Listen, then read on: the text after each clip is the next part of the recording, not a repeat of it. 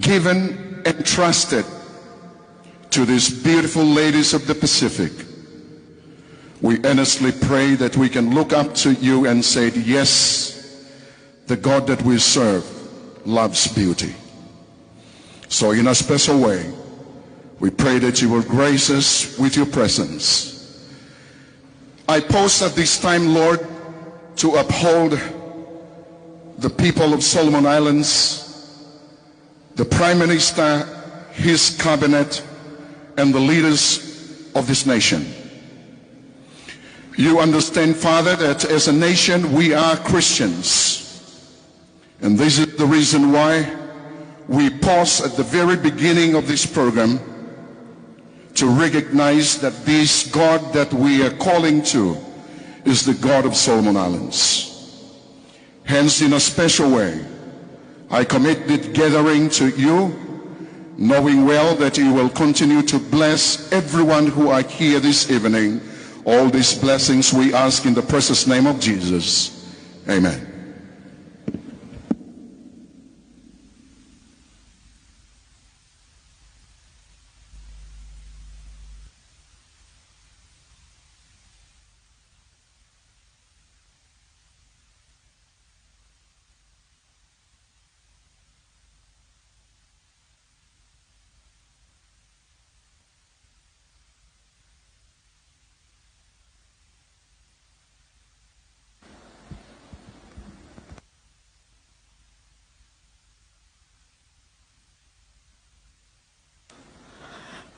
Once again, welcome everyone to the Miss Pacific Islands Pageant 2025.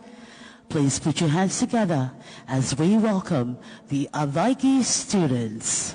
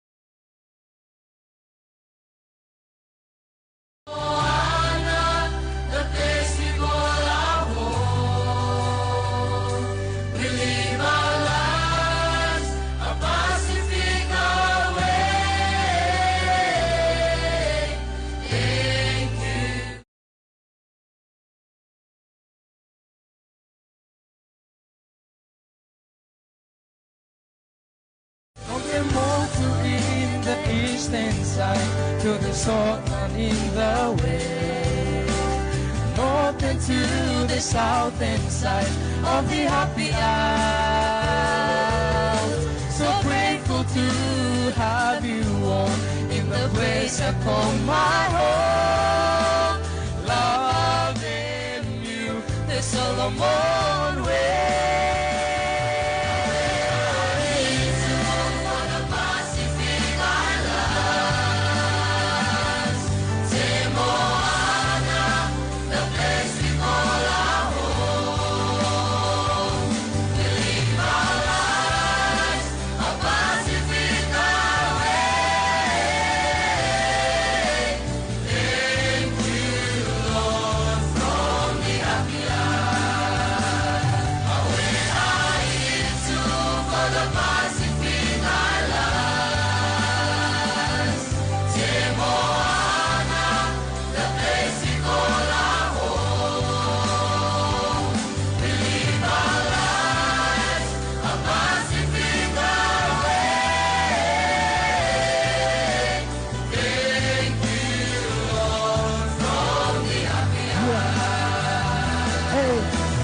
The S-O-L-O-L-O-N. Give me praises to the Elohim. Extend a hand when you see your friend. Next time when you see your friends, let's go. Now we here, it's nice to meet you. Hello, one talk, it's nice to meet you. But we can't run different colors. We can be sisters and brothers. From the mountain tops to the ocean, movers running the deal with motion. Work for a better day. Thank you the Lord, cause he's the way. G-O-D, pour down his blessings. Love and peace, yeah, that's the message. Welcome to the happy house. Reach out with a happy smile, hey!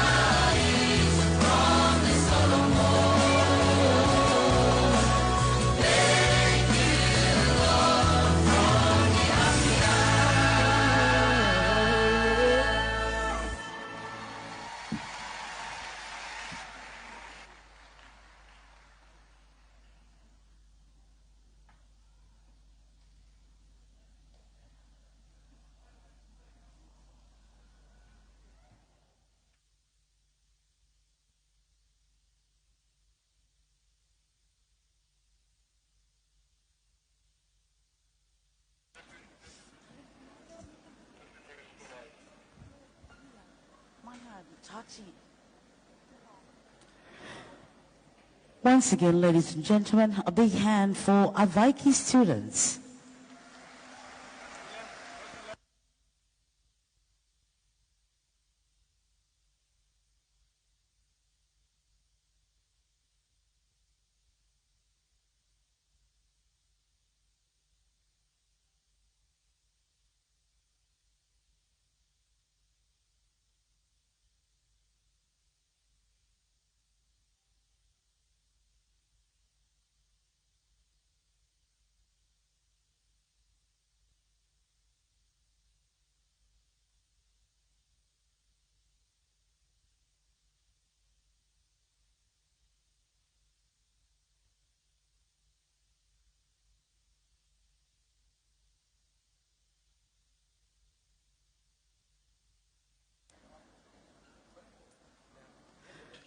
Once again, ladies and gentlemen, thank you for being part of the Miss Pacific Islands Pageant 2025, proudly hosted here in Honiara, Solomon Islands.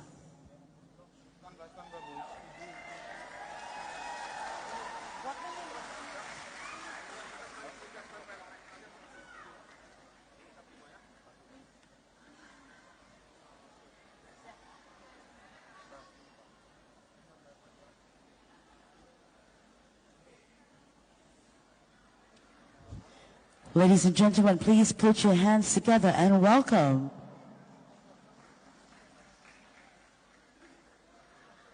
Taffy Vaka dancers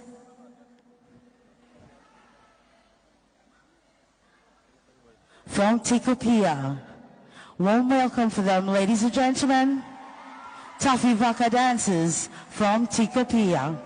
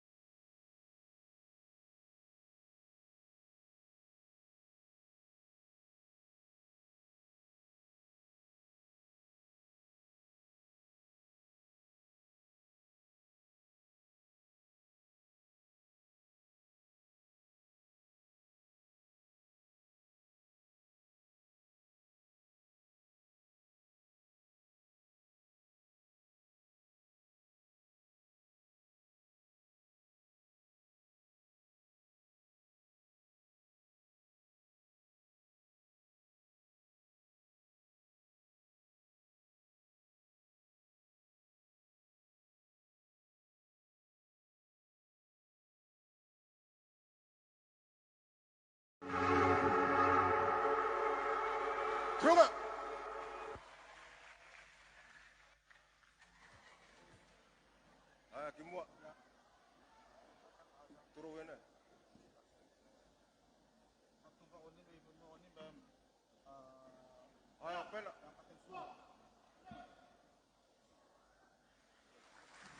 Ladies and gentlemen, round of applause for Tafi Vaka dancers and Tina G from Tikopia.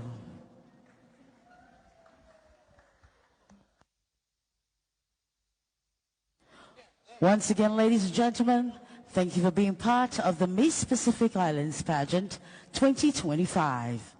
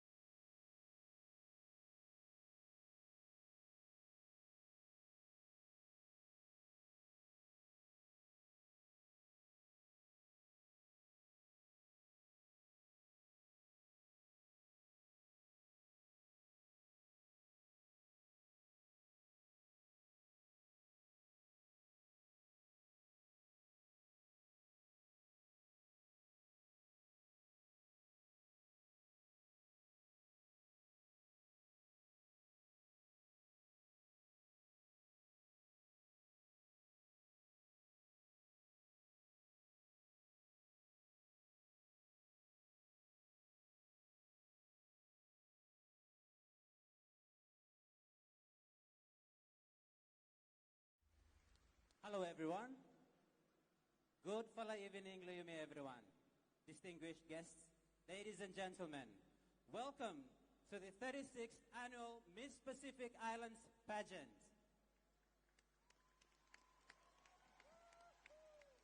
And introducing my co-host and TV and live broadcast anchor for tonight, a journalist and broadcaster with over 20 years in the media industry, co-director and owner of Tabuli News, news anchor and football commentator, ladies and gentlemen, the beautiful Miss Lisa Osipelo.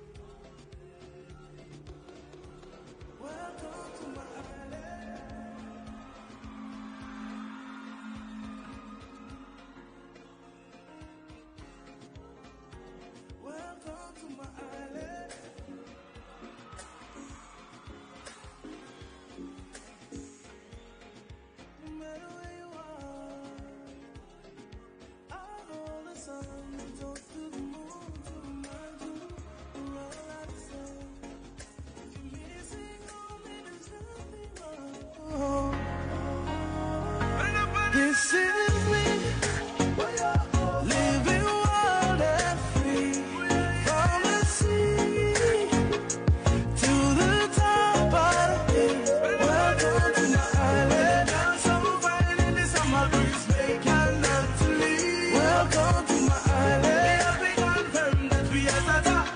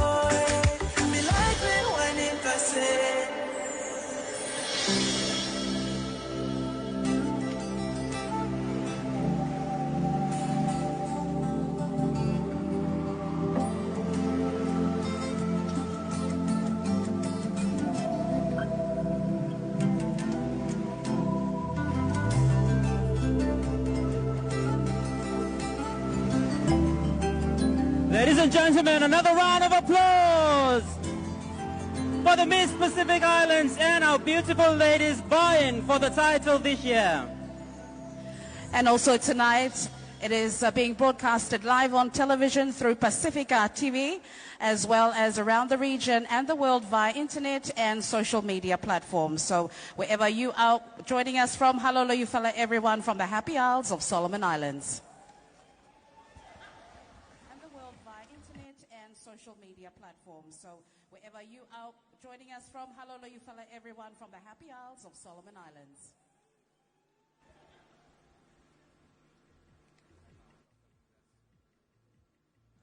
It has been a wonderful week. Individual introductions.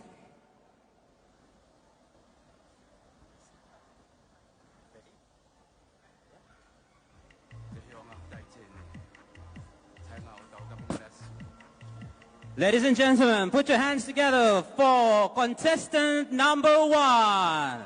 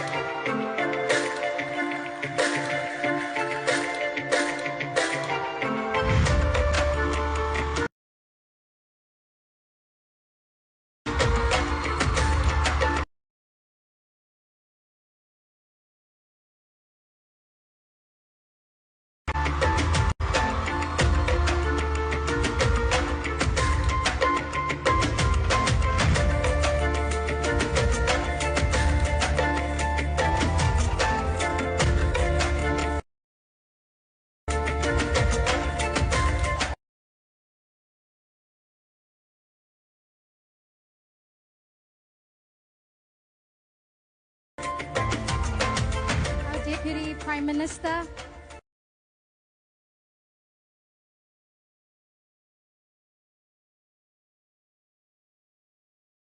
Honourable Bradley Tovosia, other government officials,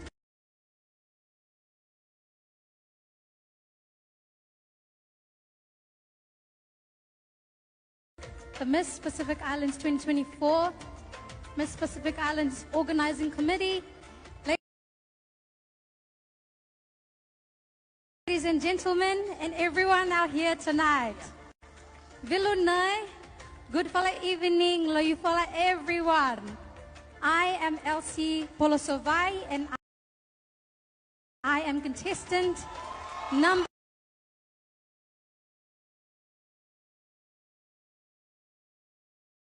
1. She contributed to her understanding of diverse traditions, values, and perspectives. She holds a Bachelor of Science degree in Human Nutrition and has worked as a microbiology technician at the Awanui Labs in Dunedin Hospital, New Zealand. Miss Solomon Islands is a trained actor with experience in physical theatre in New Zealand, and her leadership roles include serving as the Secretary of the University of Otago Pacific Island Student Association and as the National Coordinator of the Melanesian Youth in Aotearoa, advocating for Melanesian voices. Ladies and gentlemen, contestant number 1, Miss Solomon Islands.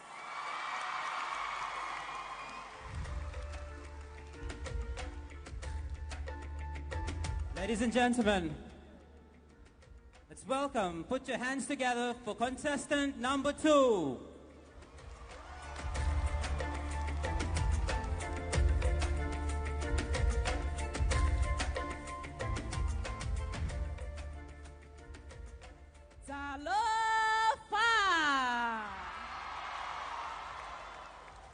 Good evening, ladies and gentlemen. My name is Litara Loma Leilani Yermia Allen.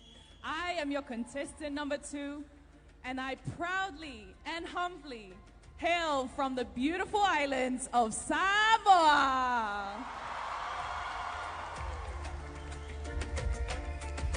Miss Samoa embodies the unwavering spirit of the Tamaitai Samoa.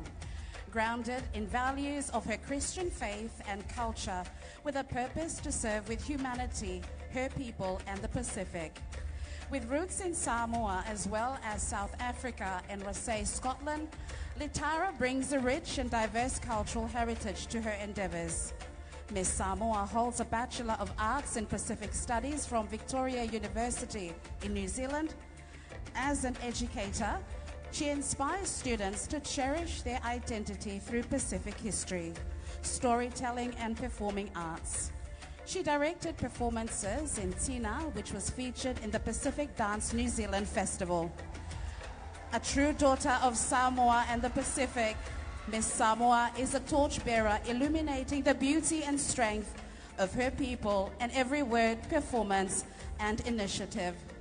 Ladies and gentlemen, contestant number 2, Miss Samoa.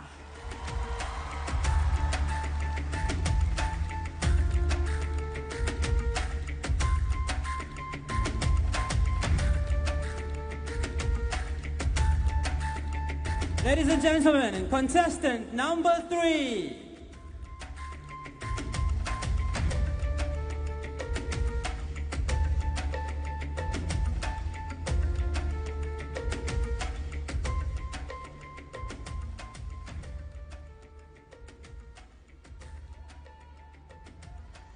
Hello, Solomon Island.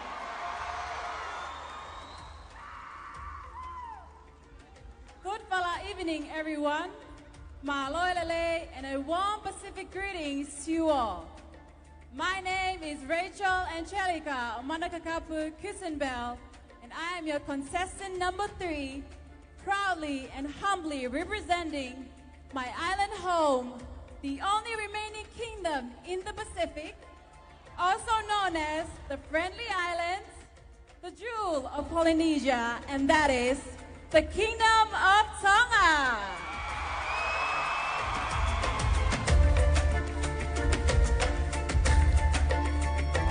Miss Tonga is a third of 7 children. She holds a Bachelor of Law and a Bachelor of Commerce, majoring in Human Resource Management. She is also a proud member of the Tonga Bar Association as an admitted lawyer. She is currently employed as the Marketing Officer at the Tonga Tourism Authority. In addition to her professional aspirations, Miss Tonga enjoys dancing, singing, swimming, drawing, modeling, exercising, and exploring the world.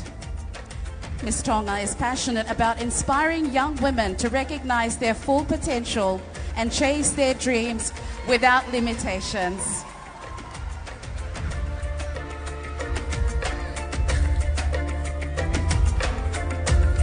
Ladies and gentlemen, your contestant number 3, Miss Tonga.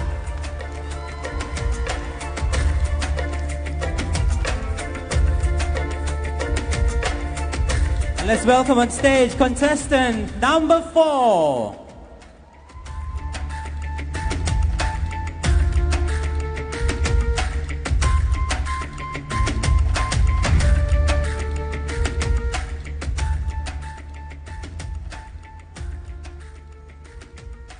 Hello, Keta, Ekamuriamo, Kiorana, Maori, Maloelele. And where I'm from, we say, Talofa! My name is Pollyanna, angel from heaven, Felice Vitali. Your contestant number 4. From the pristine shores of Manua to the majestic mountains of Tutuila, I am proud to represent my beautiful home, the Motu of Fiafianga, the islands of paradise, American Samoa!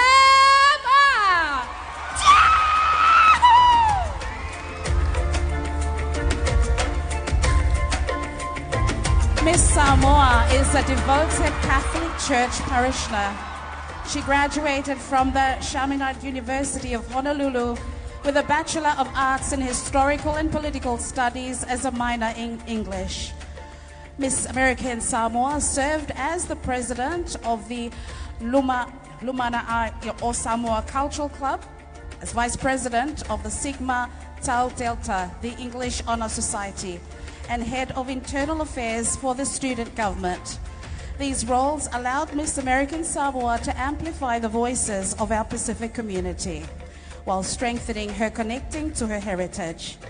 Miss American Samoa founded the Fa'asoa Mai, a platform dedicated to creating safe spaces for talks, focusing on mental wellness for youth, and hope to encourage open conversations and build resilience in her community.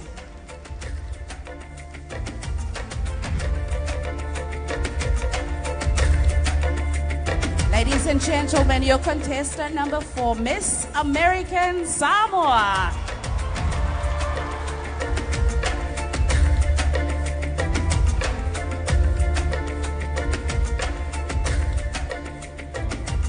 And ladies and gentlemen, put your hands together. And let's welcome contestant number 5.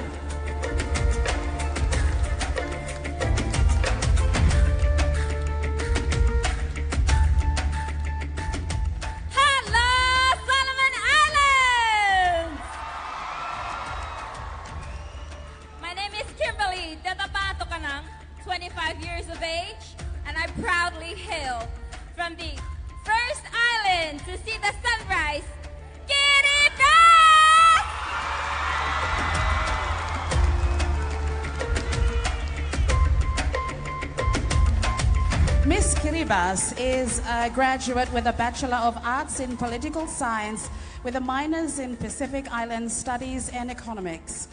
Miss Kiribati is employed at the Te Toa Matoa, Kiribati's only non-government organization supporting persons with disabilities.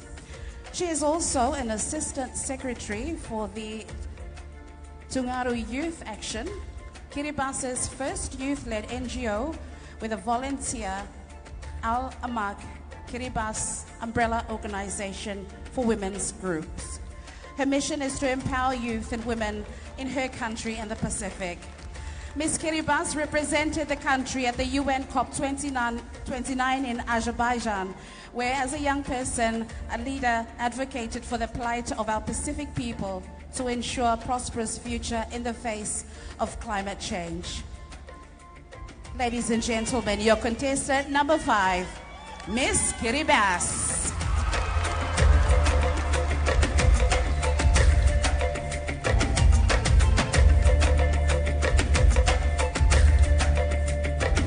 Ladies and gentlemen, introducing our contestant number 6.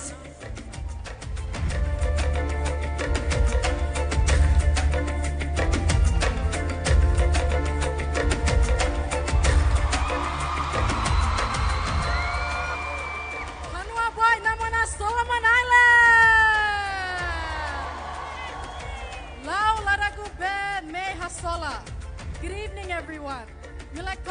Thank you, Loyupla Olgata, tonight for allowing me the opportunity to stand before you all. I am a proud daughter of my people, representing our values of equality, respect, prosperity, unity in diversity, and the strong families that connect us, not only in our country, but with our wider Pacific community. I am honored to stand before you all as contestant number 6, representing the beauty and the strength of Papua New Guinea!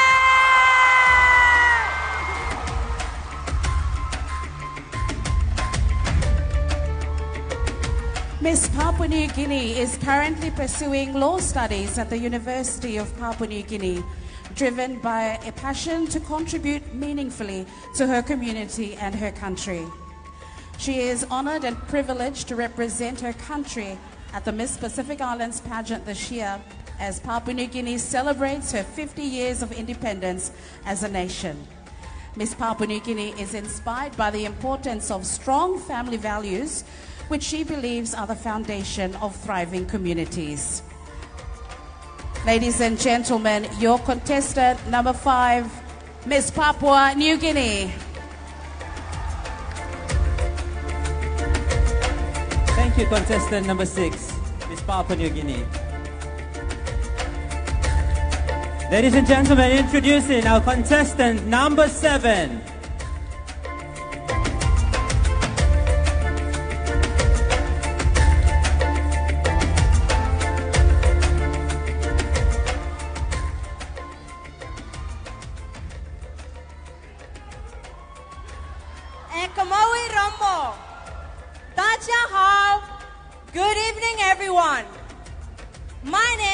is Shale Andriana Deye, and I am humbled to represent the smallest island nation in the world. Home to the strongest record-breaking powerlifters and weightlifters, my pleasant island, Nauru! Miss Nauru is the second eldest of 4 children. Born in Fiji and raised in Nauru, she completed her early education before moving to Brisbane, Australia to finish high school on scholarship. She received another scholarship to pursue a bachelor's degree in Taiwan before returning to her home country. Miss Nauru is actively involved in youth empowerment through the Pacific Australia Youth Association, working with young leaders to strengthen Pacific community connections. Miss Nauru enjoys designing, fishing, and reading. Miss Nauru is from a line of beauty queens in her country, with her mother and older sister having the privilege of serving Nauru as their beauty queens in 1996 and 2020, respectively. Ladies and gentlemen, your contestant number 7, Miss Nauru.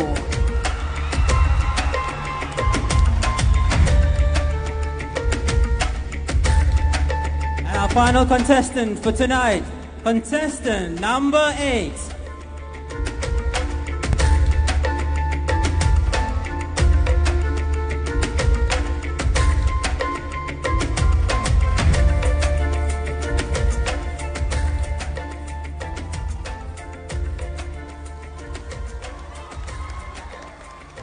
Hello, Okita Solomon Islands!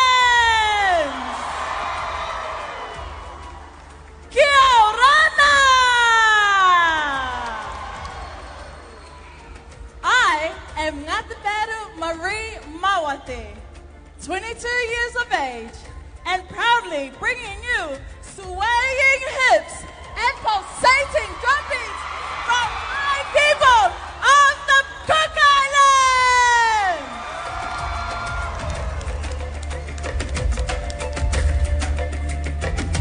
Miss Cook Islands was born and raised on the island of Aitutaki in the village of Nikopara, where she spent a lot of her time with her families and friends, learning the language, culture, sanctuary, church, and faith. Miss Cook Islands believes that her faith has kept her grounded and encouraged her to explore experiences she would probably never attempt without her faith, like participating in the Miss Cook Islands pageant and now the Miss Pacific Islands pageant. Miss Cook Islands hopes that she can inspire other young women to push themselves and pursue their dreams. She currently lives and works in New Zealand as a full-time youth support local worker for social housing with Kahui Tukaha. Ladies and gentlemen, this is your contestant number 8, Miss Cook Islands.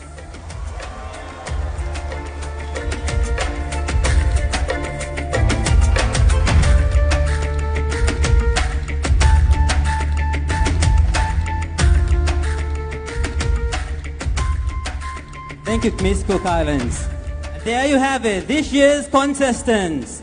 I have to say the judges will have a very difficult task on their hands tonight, and we do not wish to be in their seats now. And just before we come to another very important part of our program, just before we continue the show, I would also like to make mention with the opening routine and the dance we just saw, I would like to acknowledge Paranga Collections for the outfits of our 8 beautiful contestants. Thank you very much to Paranga Collections. And now, Colin, it's time to introduce our 2 panels of judges.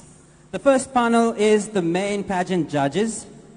The main judges are responsible for the selection who will be crowned Miss Pacific Islands. They will be looking for the contestant who is outstanding in all her appearances and categories. 5 main pageant judges. As you are introduced, please stand for the reference of the audience. Our first main judge, who is also the head judge tonight, is Mr. Jerry Blunt. Mr. Brunt, can you please stand? Thank you very much. Jerry Brunt of Korean Samoan heritage Mr. Brunt is a seasoned Samoan lawyer with 29 years of experience as both a barrister and solicitor. He serves as honorary consul to Samoa for the Republic of Korea. Alongside his legal career, he and his wife co-own and operate Orator Hotel, a 15-year-old boutique establishment where he also works as an executive chef, a role that he earned him a spot on the Robert Oliver's TV show. That's the Pacific Islands Food Revolution.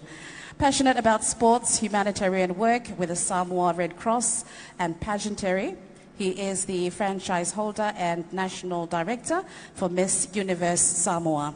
He is a proud father to 3 children. Please welcome Jerry Brunt.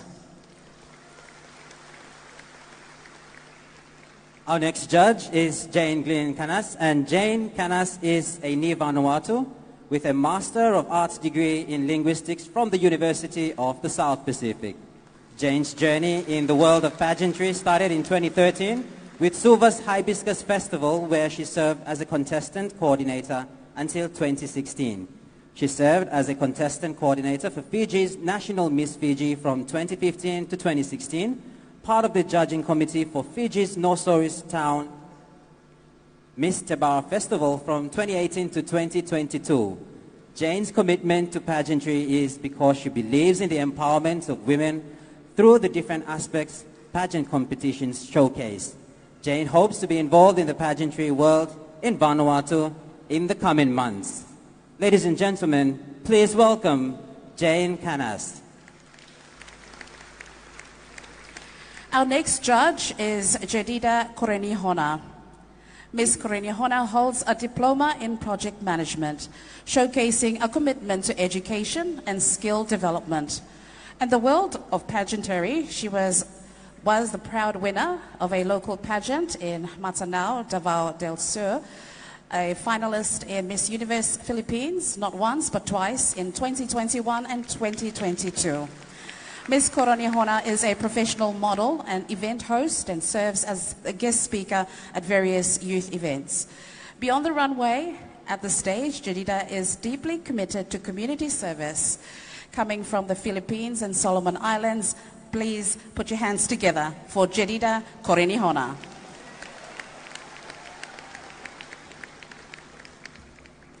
Our 4th main judge is Mr. Pakop Sovo, a lecturer in education at the Pacific Adventist University, specializing in teacher education, curriculum students, and STEM education.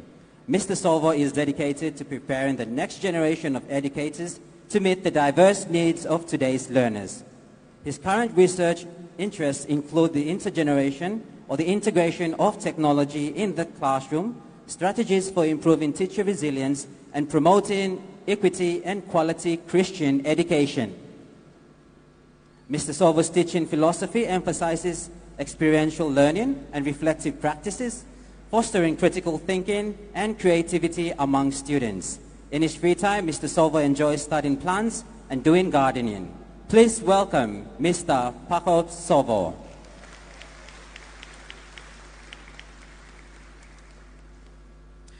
Ladies and gentlemen, our next judge is Mrs. Tupou. Hails from the friendly islands of Tonga and has been in the beauty industry for more than 30 years. She has 6 beautiful children, and in addition to family commitments, Anna is a successful entrepreneur and operates her own spa and beauty salon right here in the heart of Honiara. One of Anna's greatest achievements is making history by being the first ever Tongan to be crowned Miss South Pacific 30 years ago in 1995.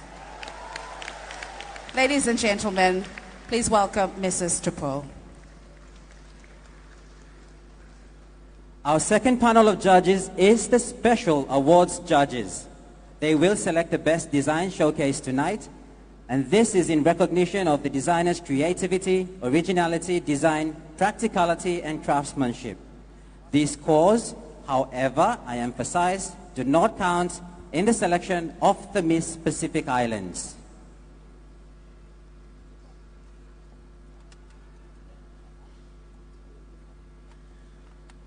Our first special judge, also the head judge, is Hufel Evers Hoda.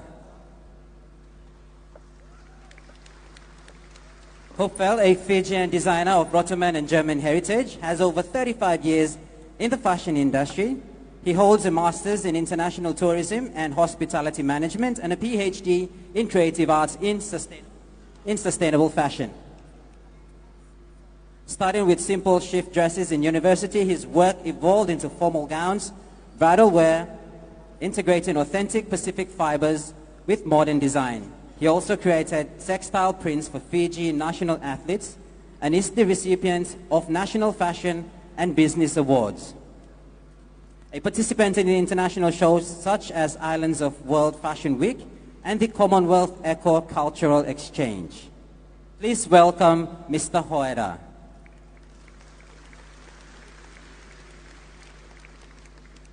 Our second special judge is Kitty Williams Saunders.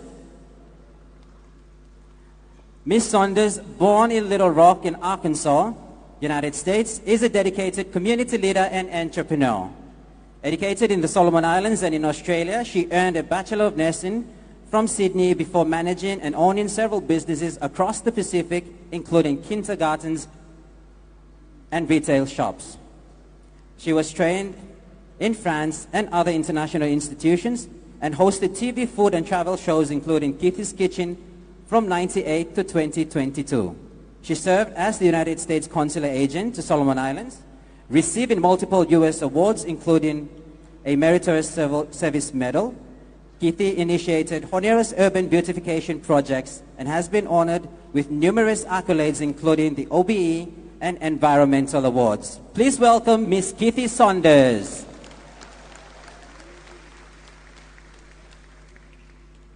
Our third and special judge is Mr. Alex Kaukura, born in Rarotonga, Cook Islands, and of Mauikian and Aitutakian descent.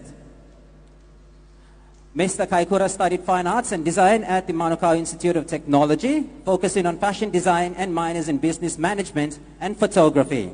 Mr. Kaukura gained recognition by winning national competitions in Rarotonga and blending national and traditional Cook Islands materials with modern techniques as showcased in the Plumes of Paradise gallery installation. Now as the Design Business Director at Dressed by Dashin Group, Australia's leading fashion retail design agency, he directs creative and strategic projects for major brands like David Jones, Kathmandu, Sports Girls, and Just Jeans Group.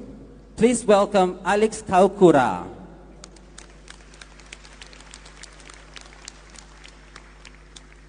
And just in case, one of our judges is unable to proceed with the task of judging, we have what we call an alternate judge. Spare tire type, yeah? Oh well, one fellow side, yeah? So our alternate judge is Fiona Teama. Ms. Teama holds a bachelor's degree in tourism and hospitality management from the University of South Pacific and is an alumni of the prestigious U.S. State Department-sponsored Tourism Professional Fellowship East-West Center. Please note that our other special awards are determined by the public at large, the committee, and contestants. This includes Miss Photogenic, Miss Personality, the People's Choice Award, and the National Tourism Award. So we have other awards on the side. And on to our scrutineers. We have scrutineers in the house to make sure that we run a very transparent show. Introducing our scrutineers who will be tallying our scores tonight. Our first scrutineer is Pamela Neisel, CEO of the Institute of Solomon Islands Accountants, ISIA. She worked as a professional accountant with Morris Chartered Accountants prior to taking up this role at the Institute. Apart from her professional work, she is a strong advocate for women empowerment, who firmly believes that empowering women is not only a call for equality, but a prerequisite for good governance and sustainable development. Ladies and gentlemen, a round of applause for Pamela Neisel.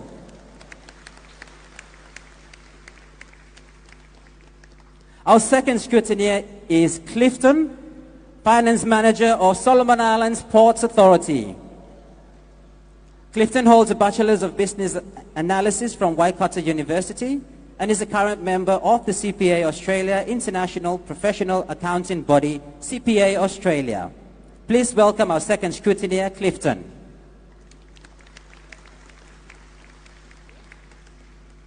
And there you have it, our judges and our scrutineers.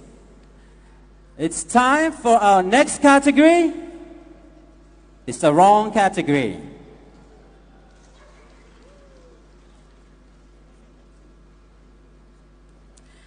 Ladies and gentlemen, that's right, it's time for the next, the first category, sarong. And the sarong must be a one-piece, 3-yard fabric, practically tied in a creative way for wear to the beach and culturally sensitive to society. Be worn in time to swim in and must not be held together by any buckles of any kind. And now please welcome the contestants in their sarong swimwear.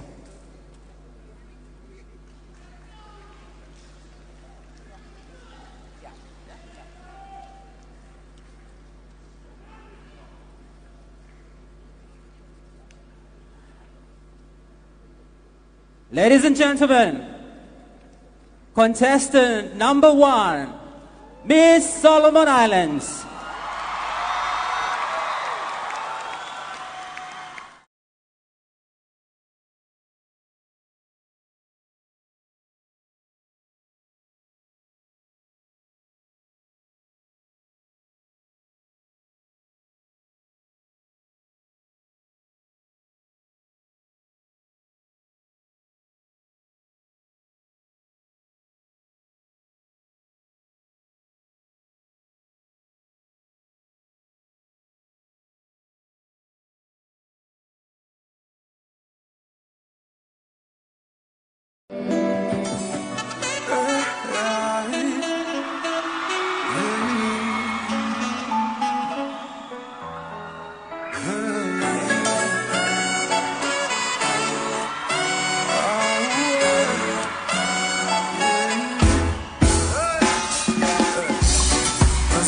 Beneath the sun, a golden embrace, the Pacific whisperers, with timeless grace. A sarong dances in the ocean's breath, giving life to Pacific women. Miss Solomon Island sarong is a reflection of many adversities and challenges that women in the Pacific encountered in their lives. This begins with a cape, shielding her face from the tropical sun heat, preserving her beauty and allowing her to care for herself amidst the daily demands of being a Pacific Island woman. With a simple twist, the sarong transforms, preparing her for a refreshing dip in the turquoise sea. Shimmering in the waters, her sarong reveals a mosaic of broken glass, jagged, imperfect, yet undeniably beautiful. Each fragment reflects the struggles of Pacific Island women, symbolizing resilience and transformation. Removing the cape from her head, she unveils her face to the golden light. With a twist of fate, from her back across her left shoulder, tied to the first knot at the chest, followed by another tie at her right hip, an emblem of simplicity, practicality, and elegance. Broken glass serves as a reminder of life's impermanence, turning challenges into catalysts for change and reminder of the beauty in oncoming adversity. The deep blue mirrors that vast ocean that unites Pacific women, while vivid red, yellows, and greens celebrate the rich diversity of Pacific cultures and races. Together, twists and knots of the sarong signifies powerful leadership through diversity and adversity. Finally, she untwists the back of her sarong, letting it drape loosely, revealing a sunset through the horizon, indicates that even though many challenges we have encountered in life, there is strength within to strive. This signals the end of her day and her return to the village to rest and unite with her family. The sarong has adapted with her from work to water, from the sun to the sea. It is the rhythm of her guided by seasons and the tides, mirroring the strength of the Pacific Island women who navigate diversity and adversity with adaptability and grace.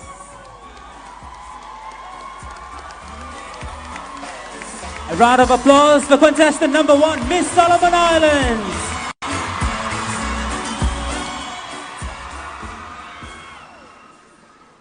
Introducing contestant number 2.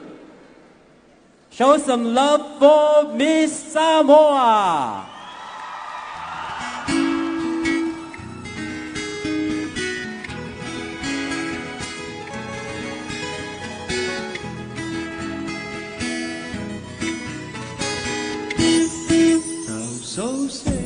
Miss Samoa Sarong is a tribute to renowned women leaders of Samoa who embody the theme of this year's pageants, leadership in adversity and diversity. They are an example of the resilient spirit of Samoan women and their significant role in shaping, nurturing, and developing our families, communities, churches, and our nation.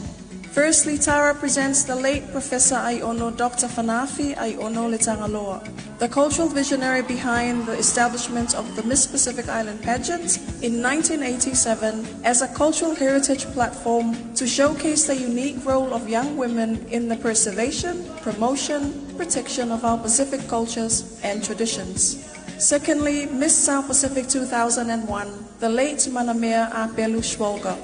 Manamea is a beacon of light and hope in the region with her advocacy on breast cancer awareness and the promotion of early detection. This is an example of the reach of this platform to not only inspire, but to educate young leaders about the importance of health and well-being. Litara twirls her sarong to reveal the late Tifilele Ya'alama Yeremia, her beloved grandmother. For Miss Samoa, her grandmother is the first example of leadership as a mother, as a falitua and spiritual leader who planted the seeds of love, faith, and peace in Litara's heart. Miss Samoa reveals the outer layer of her sarong to showcase the Honorable Fiame Naomi Mataafa, Samoa's first woman prime minister, the epitome of political leadership that young women can aspire to. Ladies and gentlemen, presenting Miss Samoa Sarong and the embodiment of leadership in adversity and diversity. Pafitai Telelava, Miss Samoa.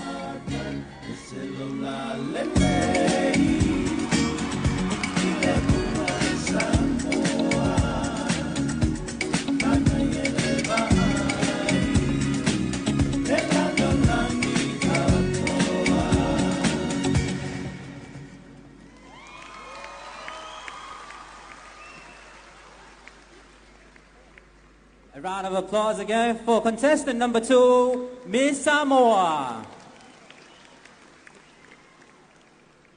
Ladies and gentlemen, introducing contestant number 3, Miss Tonga.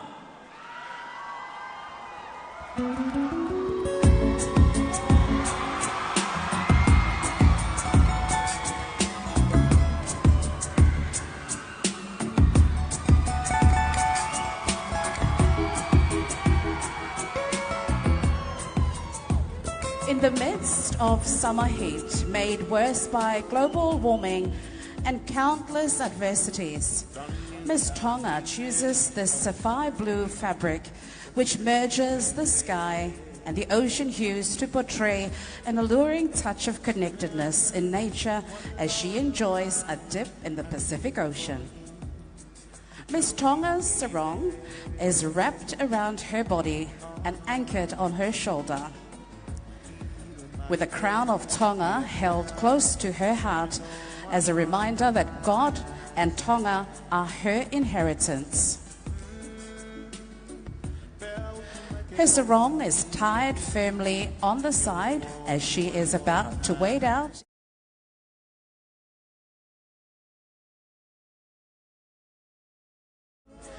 just as loosely as the knots are tied around her.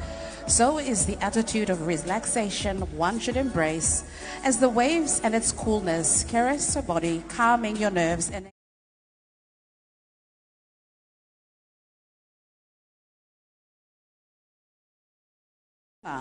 unites a knot to reveal a stunning and rare creature which Tonga claims as its own, as was born in its waters the albino calf.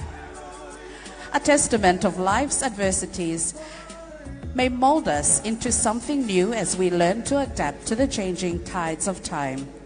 As the mother whale leads her newly born in a journey to the unknown, so should we, women of the Pacific, stand ready to lead younger generations as they face challenges. As the sun sets and it's time to head home, Miss Tonga changes her outlook with the final twist that firmly anchors her belief and trust on traditional values of her ancestors. As she releases the fear and restrictions often induced by culture and public opinions on women, and allow her strength and confidence to soar, with a dove clinging to every hope to carry us to new insights, new heights of strength and resilience, overcoming any obstacles.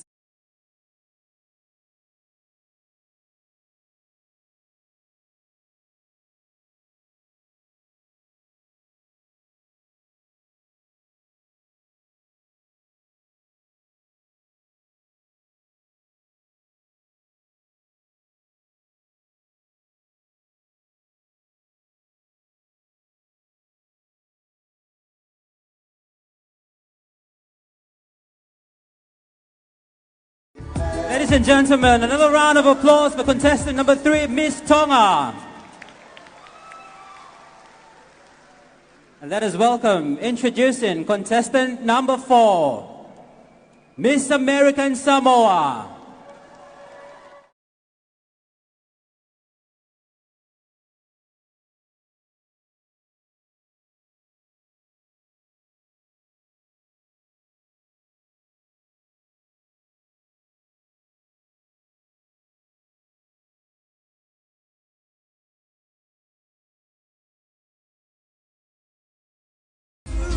Inspired by the legendary seafarers of the Pacific, Poliana Sarong is a tribute to the Ngaualofa, a double-hulled Polynesian voyaging canoe, which symbolizes resilience, wisdom, and the unbreakable spirit of our ancestors who navigated the vast Pacific waters, seamlessly blending ancient canoe motifs with modern craftsmanship.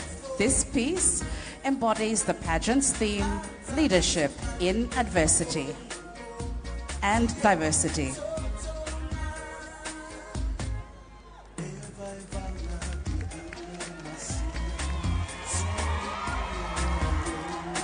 Miss American Samoa Sarong is intricately tied, mirroring the strength and adaptability of a leader in uncertain waters, crossing over her chest and wrapping firmly around her torso.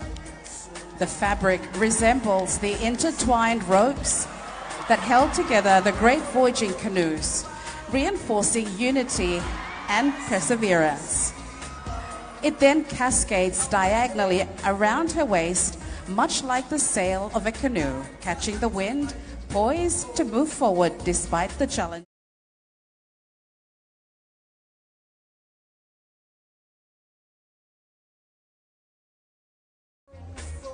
Poliana Sarong transforms under the moonlight as hidden luminescent details emerge. The glow mirrors the guiding stars that Pacific wayfinders once relied upon, symbolizing wisdom and clarity in the face of adversity. Like them, a true leader shines brightest when the path is unclear, lighting the way for those who follow. As she moves the sarong begins to unfold, revealing the full story woven into its design. A celestial sky stretching across the fabric, the Gualofa gracefully riding waves, and the depths of the ocean alive with marine creatures. Each element reflects the journey of a leader, navigating unknown waters, embracing the vastness of possibility and guiding others with courage. Miss Poliana Sarong was designed by Miss American Samoa as a wearable testament to navigating life's oceans with vision, strength, and the wisdom of our heritage. To complete her ensemble, her hair is adorned with delicate local flowers that are also wrapped around her waist. Ladies and gentlemen, let's navigate the Pacific Ocean with American Samoa.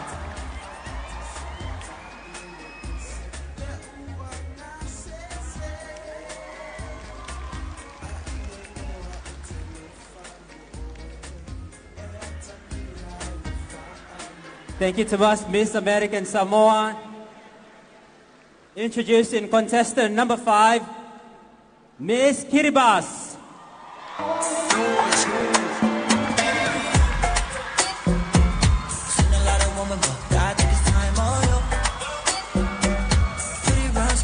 Ladies and gentlemen, witness the grace, strength, and symbolism woven into Miss Kiribati Sarong wear, a tribute to the resilience and love of Pacific women. Draped in pure white, Kimberly embodies simplicity, faith, and a deep connection to family. A bold knot on her right shoulder speaks of a woman's unwavering strength, nurturing, comforting, and standing resilient through every challenge. A delicate spider web graces her chest, symbolizing the intricate web of life that women weave. Like a mother fostering harmony, she unites differences, guiding her family towards peace. With every step, the sarong flows behind her, mirroring the ocean waves, fluid and unstoppable, just as a mother's love knows no limits. Then, with grace, she lifts her left hand, revealing a painted image, a man setting sail in his canoe. A reminder that men and women are partners in life's journey, each playing a vital role in their community. Behind him, the sunset glows. It's not an ending, but a promise of renewal, where wisdom and tradition pass on to the next generation.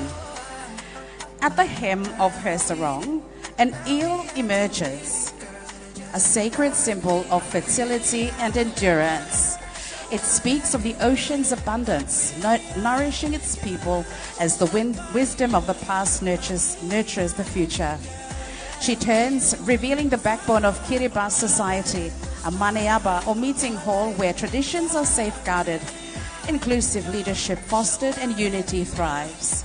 With deliberate grace, she ties a knot below her bust, an honored tradition marking a young woman's coming of age, embraced with pride. Now Kimberly is ready for the ocean, where she dances with the waves and rides the rhythm of the tides. This is the same ocean that her forefathers and mothers navigated and made their home. This is the fun-loving and boundless spirit of my Pacific people.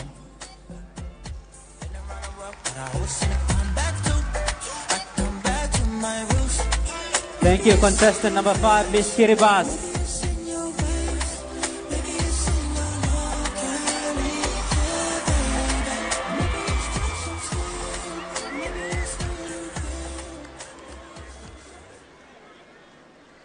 Ladies and gentlemen, let's welcome contestant number 6, Miss Papua New Guinea.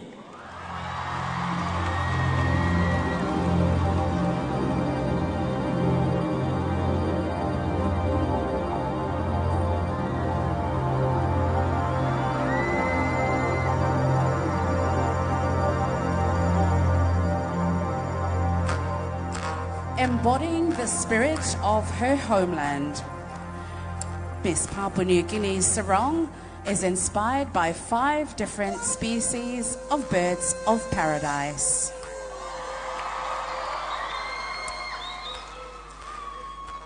Each look a symbolic representation of leadership. She dedicates the sarong to the late Sir Julius Chan, a founding father of Papua New Guinea who passed away at the start of the pageant week. The first look channels the Princess Stephanie Astrapia. With its distinct shimmering feathers, and flowing tail. This one-piece outfit, through simple, exudes elegance, and it's perfect for a walk by the beach or a quick swim in the ocean. Like the Astrapia, this look reminds leaders to walk in humility, transforming the tail of the sarong. Her next look highlights the King of Saxony, bird of paradise, famed for its ribbon-like plumes. The creative loops that resemble the bird plumes transform the outfit into another dynamic piece. This tie symbolizes creative vision, showing that leaders must think innovatively. Inspired by the flame bowerbird, Miss Papua New Guinea again changes her outfit to create a functional tote she could use to collect fruits during a stroll. This look honors the bowerbird's passionate craftsmanship and embodies dedication and purpose, reminding leaders to pour their passion into creating a sarong inspiring foundation. The superb bird of paradise, famous for its transformation into an oval of black and blue, inspires the fourth look, creating a cape that doubles as cover from the climates of our nation. This look symbolizes adaptability and dynamic presence. Like this bird, leaders must transform and rise above adversity. Finally, Miss Papua New Guinea becomes the Rajana bird of paradise with its grand display of beautiful plumes. Her final look symbolizes collaborative leadership, reminding us that unity and harmony are key to overcoming adversity. Draped in the essence of the birds of paradise, Miss Papua New Guinea in her sarong.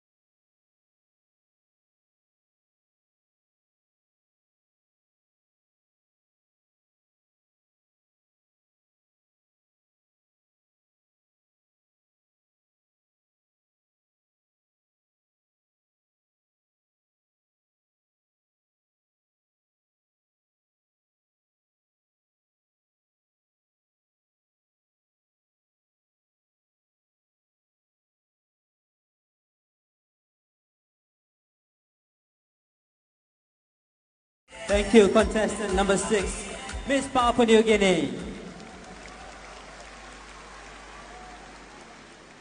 Introducing contestant number 7, ladies and gentlemen, Miss Nauru.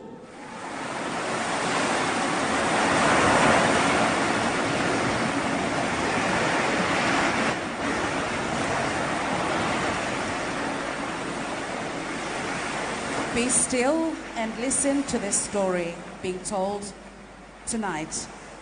Miss Nauru wears a lava lava design that tells a story of how the lava lava came to being in the Pacific Islands and how it has evolved with the changing times. It also delivers a strong message advocating for climate change, our biggest threat. Miss Nauru's sarong this evening is called the Ego Ko Oyo, meaning threads of resilience. Miss Nauru wears the sarong, a simple fabric that is well known across the Pacific.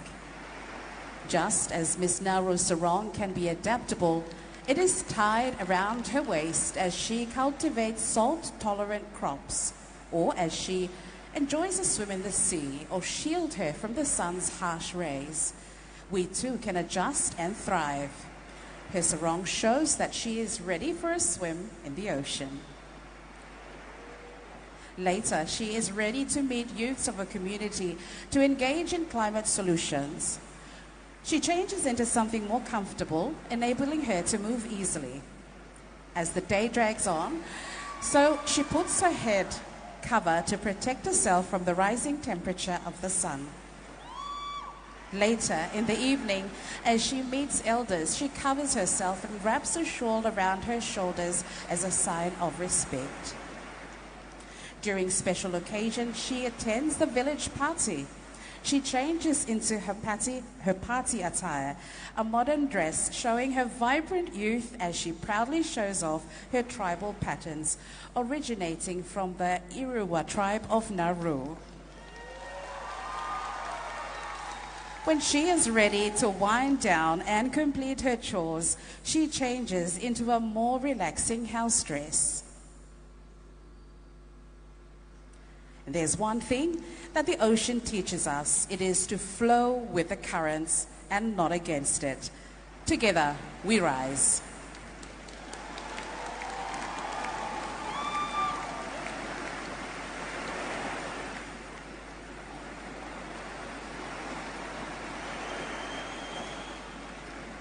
Thank you, contestant number 7, Miss Nauru. Let's welcome on stage contestant number 8, Miss Cook Islands.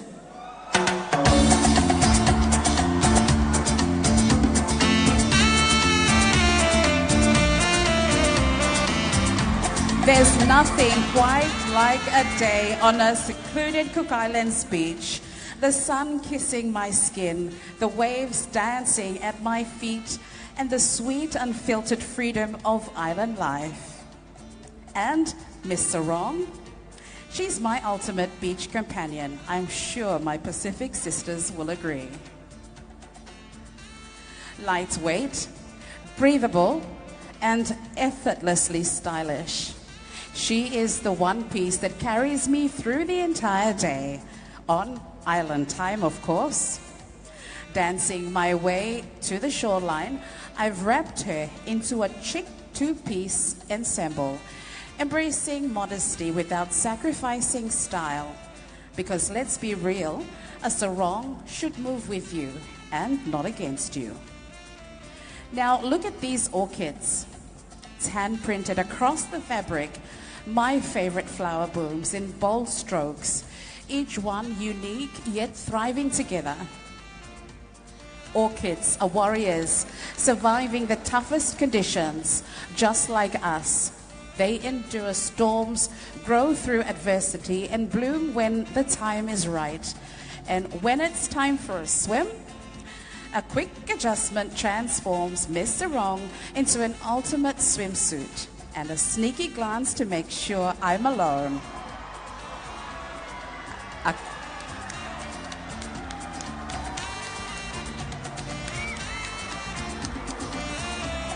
A swift tie and voila. It stays put,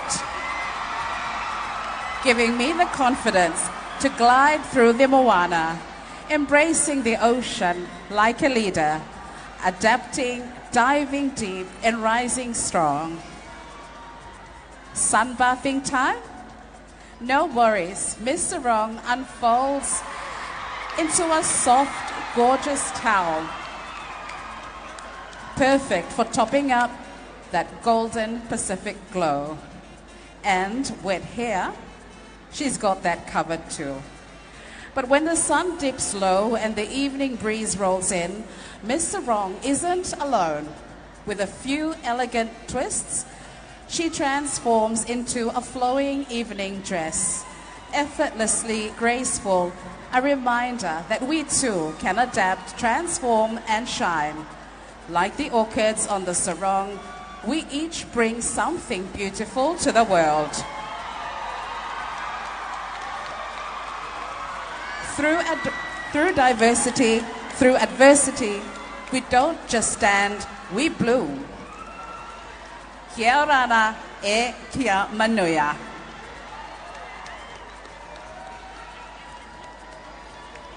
Thank you, contestant number 8. Miss Cook Islands.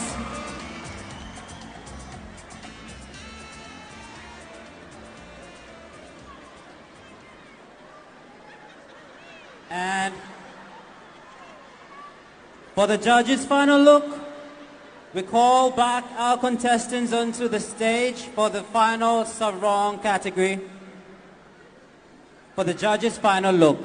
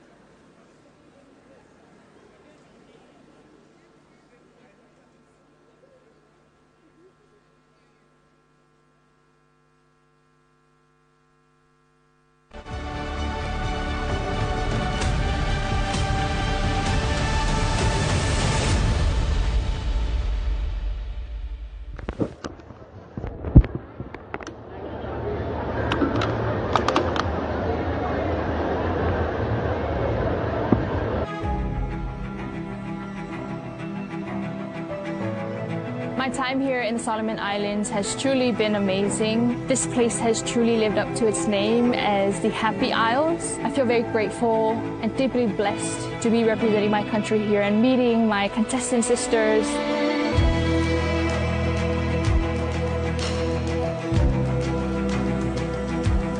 We had the privilege of visiting quite a few of our public institutions, and these visits have been very insightful, and it's more meaningful that I get to do it with 7 other beautiful sisters from the Pacific.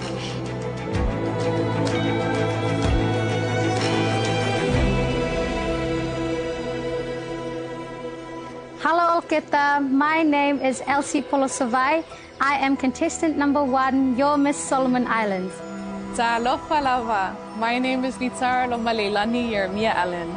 I am your contestant number 2, and I hail from the beautiful islands of Samoa. Hello, Yufala everyone. Mahalo Lele, and a warm Pacific greetings to you all. My name is Rachel Angelica Omanakakapu Kittenbell, and I am your contestant number 3, proudly representing the Kingdom of Tonga. Talo Falava, my name is Pollyanna, angel from heaven, Felice Vitale, your reigning Miss American Samoa and your contestant number 4. Kamnabinani Maori, everybody. My name is Kimberly, and I'm your Miss Kitty Best and also your contestant number 5. Hello, Algeta Nagutla Abinon. My name is Meha Sola, your Miss Papua New Guinea 2025. Ekamawi Ramo Yakumime Mac, and the warmest Pacific greetings to you all. My name is Charlotte Andriana Deye, and I'm proud and privileged to represent my pleasant island, Nauero. I am your contestant lucky number 7. Kia orana. My name is Natapairu Marie Mawati, and I am Miss Cook Islands, your contestant number 8.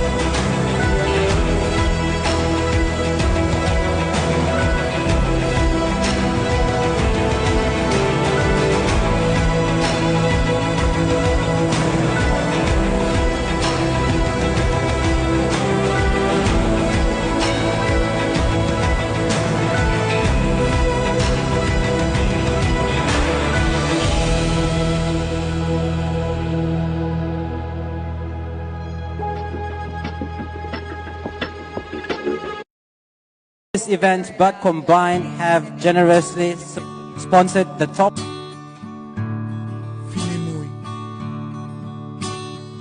Haula ofora tukuai pela si faka ofafa enova o mate Prizes for tonight as well. Kua alu ke loa si temi mole te I fai he fela veki Ke pepa pe kohina telefoni Au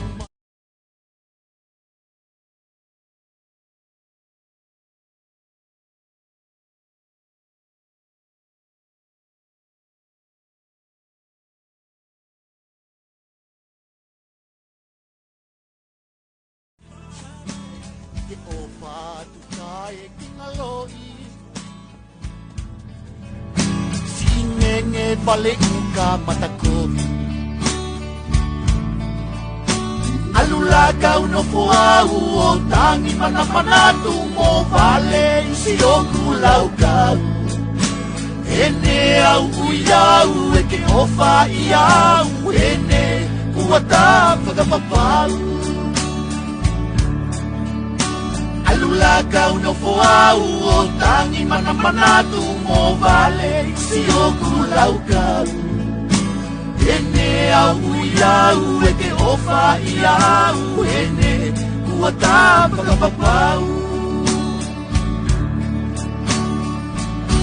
Ai aho musi aku no fobe Whakaamu amu kia koe La vasia moe Ua ua tua kia koe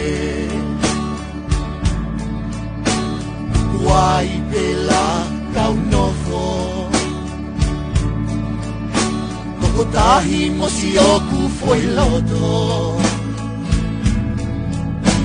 Iau ui au e tano nofo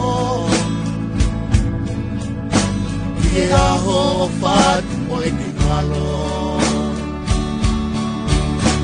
Alula kau no poau o tangi mana manatu mo vale si o kulau kau Ene au iau e ke ofa iau Ene kuata whakapapau Alula kau no poau o tangi mana manatu mo vale si si o kulau kau Ene au iau e ke ofa ia Ene ua tapa ka papau Tuku ai pela kau nofo Toko tahi mo si o ku foi loto Iau e tano nofo Ie aho Alula kau nofo au O tangi mana manatu Mo vale si o kulau kau Ene au iau e ke ofa iau Ene ua tapa ka papau Alula kau nofo au O tangi mana manatu Mo vale si o kulau kau Ene au iau e ke ofa ia Ene ua tapa ka papau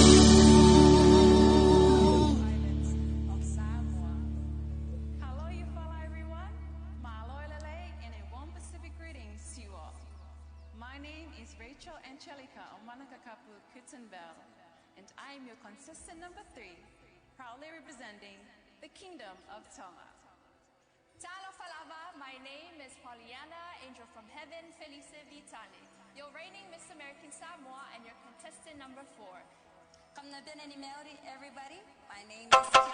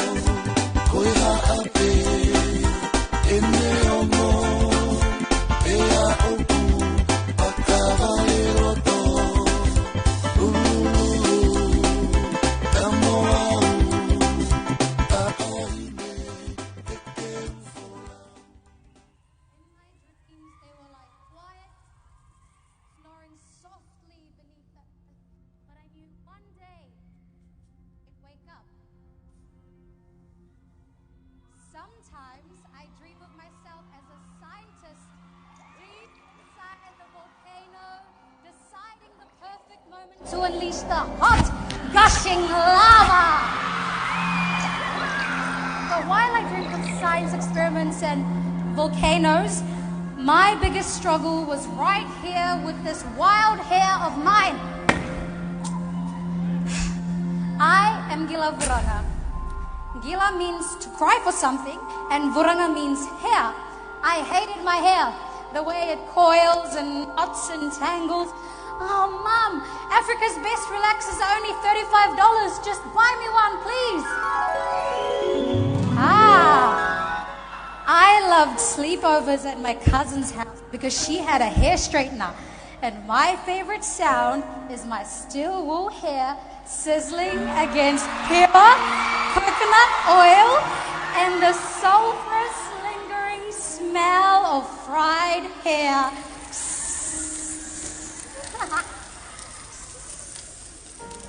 And then I realized that sometimes taming the chaos isn't about forcing something into something that it's not. It's about understanding its power. Because little did I know that my wild hair battle was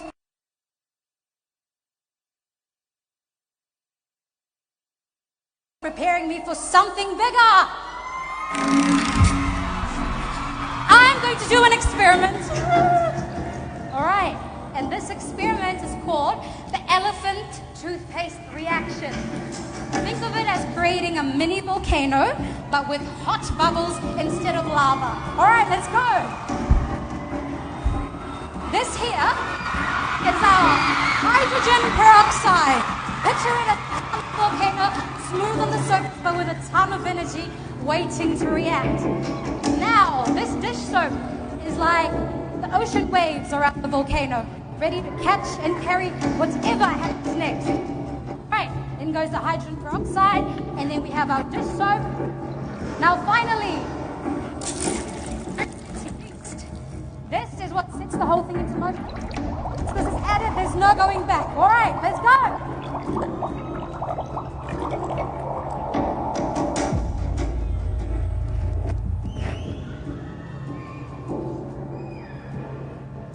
Right, what's happening here is that the yeast is breaking down the hydrogen peroxide into gas and water molecules, and then the dish soap catches the water molecules, and we have this eruption of bubbles. It's almost like a volcano right here on stage. Let's give a big round of applause for Spence!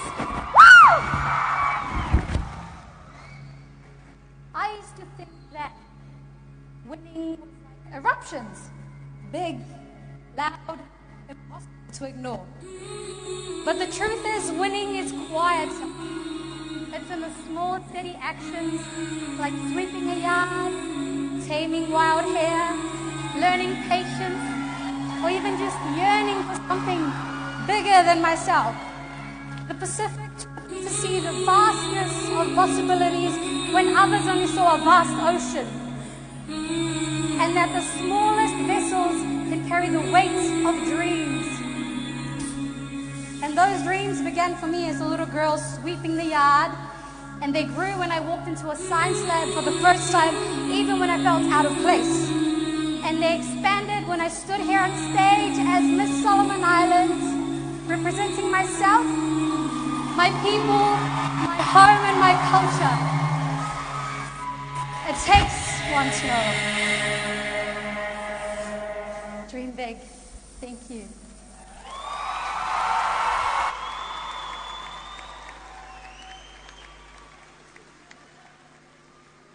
Thank you to us, Miss Solomon Islands.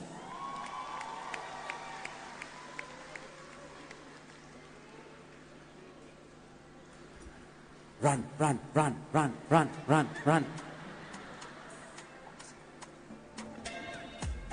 Ladies and gentlemen, our talent category. Introducing contestant number 2.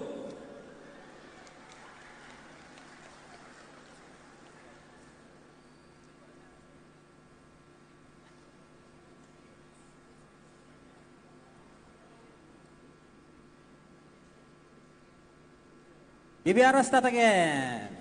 Ladies and gentlemen, introducing contestant number 2, Miss Samoa.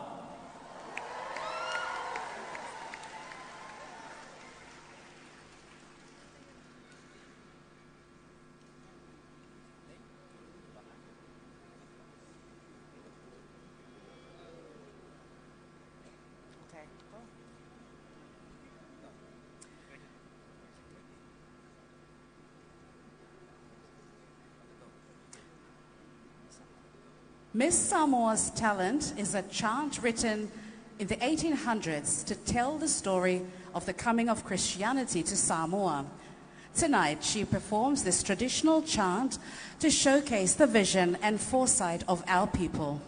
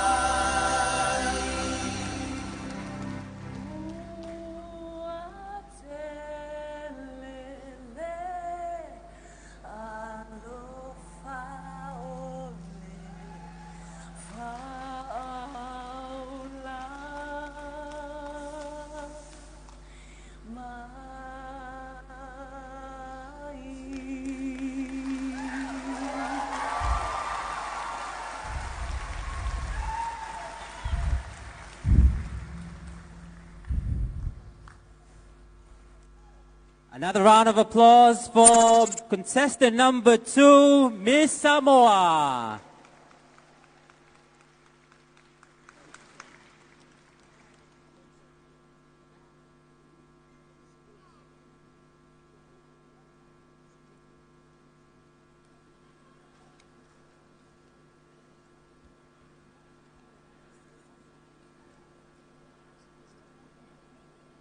Ladies and gentlemen, please put your hands together for our contestant number 3.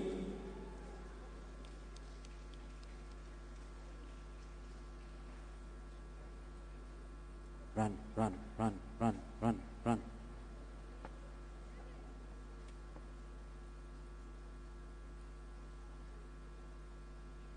So after the talent category, we will have the traditionally inspired attire. And straight after that, we will go into the judging phase.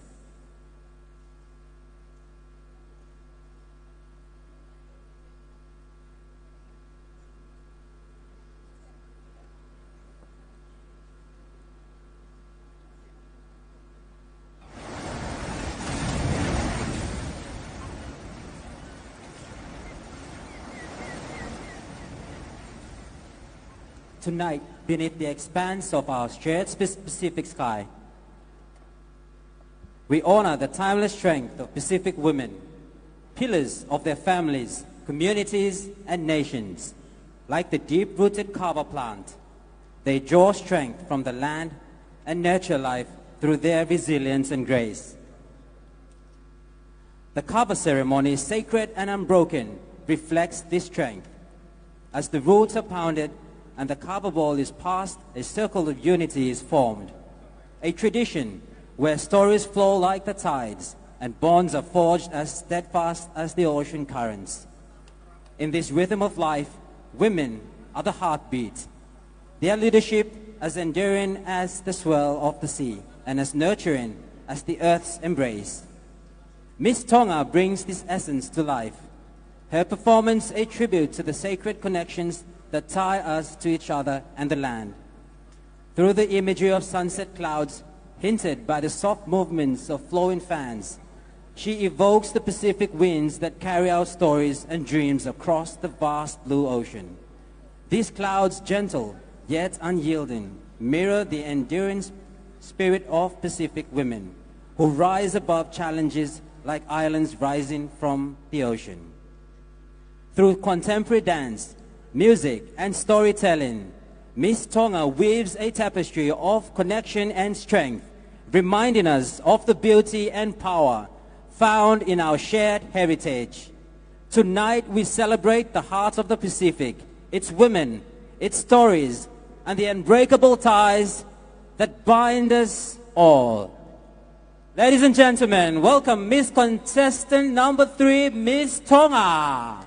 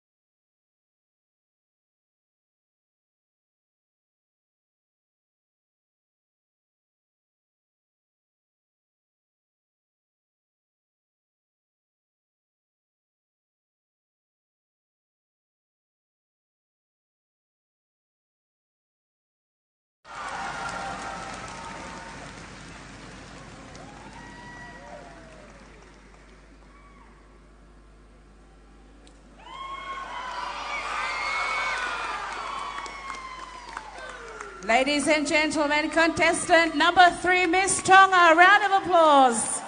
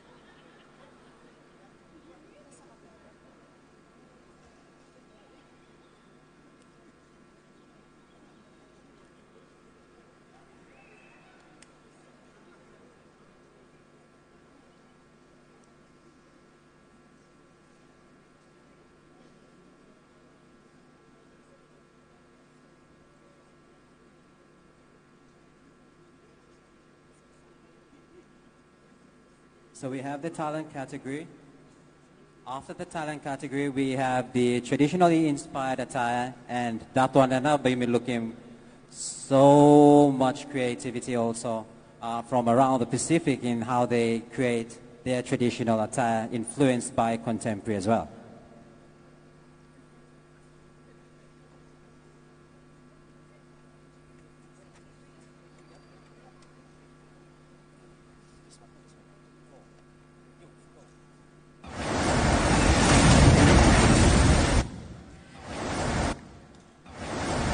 Ladies and gentlemen, introducing contestant number 4, Miss American Samoa.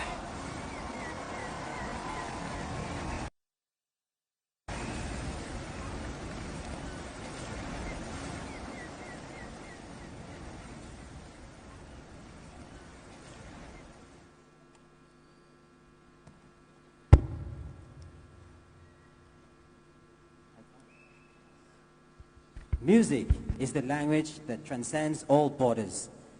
It is the only universal language. It is the only universal tongue capable of inspiring hearts, healing wounds, and binding us together across time and space. In the Pacific, music is more than just an art form. It is the heartbeat of our people, a living thread that connects our past to our present and preserves the stories of our ancestors. Tonight, Miss American Samoa will share her talent as a testament to this unbreakable bond, bringing forth the diverse and soulful sounds of the Pacific. Deeply moved by the spirits of the 13th Festival of Pacific Arts, she took it upon herself to learn how to play a selection of Pacific instruments, immersing herself in the rhythms and melodies that defined our Pacific heritage. With each note, she seeks to celebrate the unparalleled beauty of our music, honoring the distinct voices that make our island traditions unforgettable.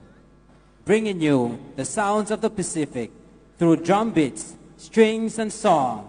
Here is Miss American Samoa, your contestant number 4.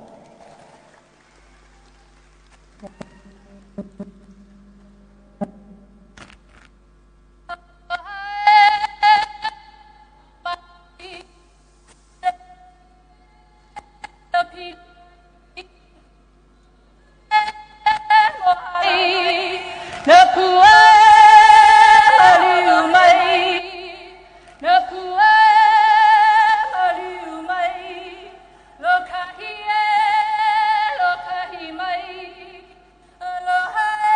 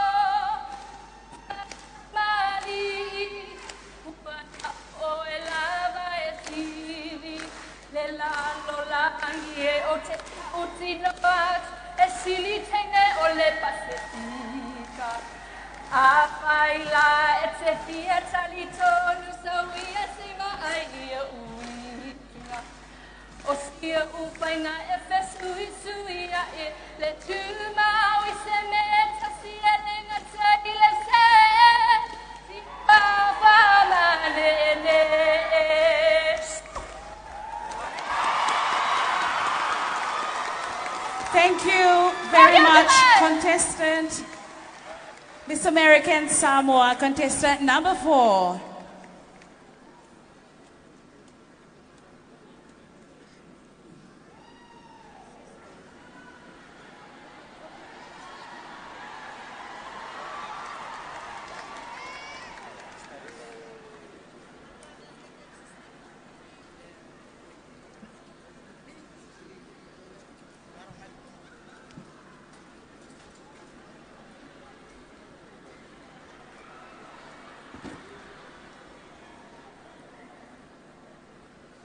So ladies and gentlemen, this is the talent category, which the 8 contestants will make their appearance in showcasing their talent and skills that was very carefully thought out to be presented especially for you tonight.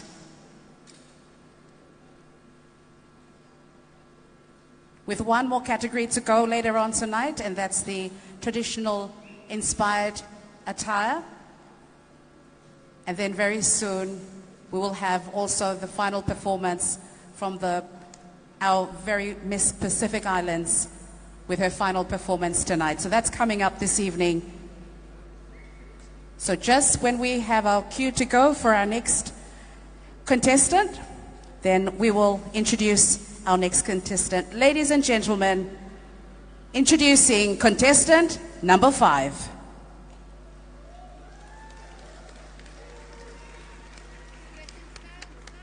Hello, Geta. I take you on a journey through the heart and soul of Kiribati, our traditional dance, Te Maye, history told through movements, values expressed in every step, and a deep connection to land and ocean that have sustained us for generations.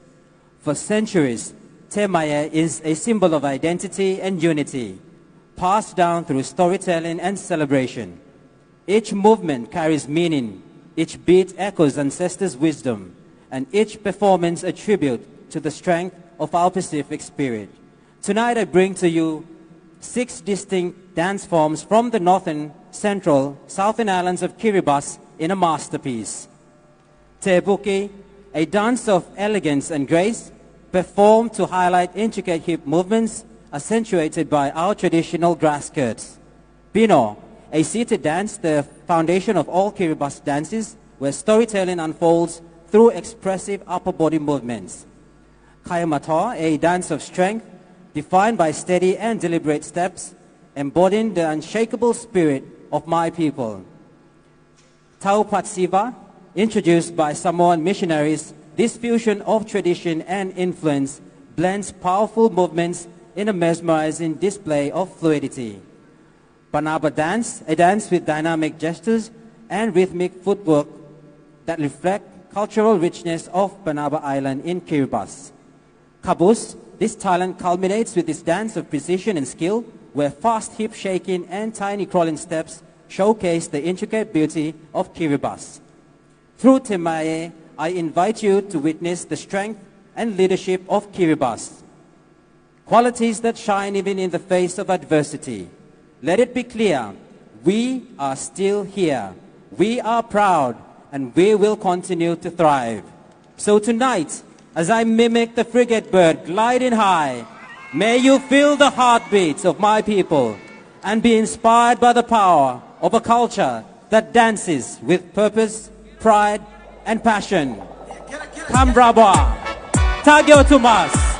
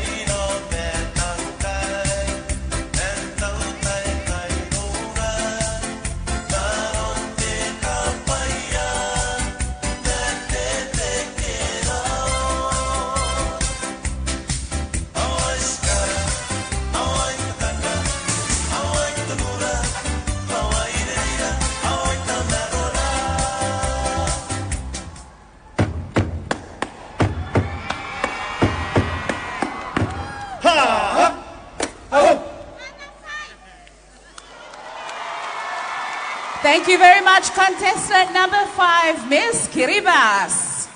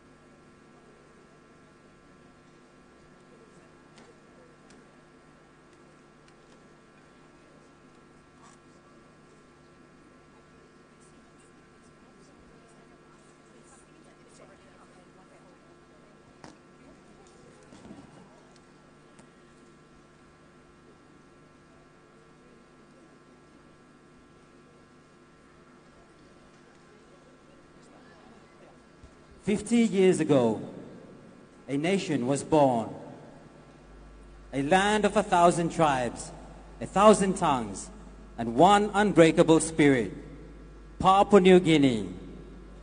Tonight, Miss Papua New Guinea will celebrate not just history, but identity, not just independence, but unity. Miss Papua New Guinea's talent is a dramatic monologue titled Pikinini Mary Bilong Peles, which translates to Daughter of the Village. As she prepares for a celebration, she carries with her a simple basket. Yet within it lies the heartbeat of a nation.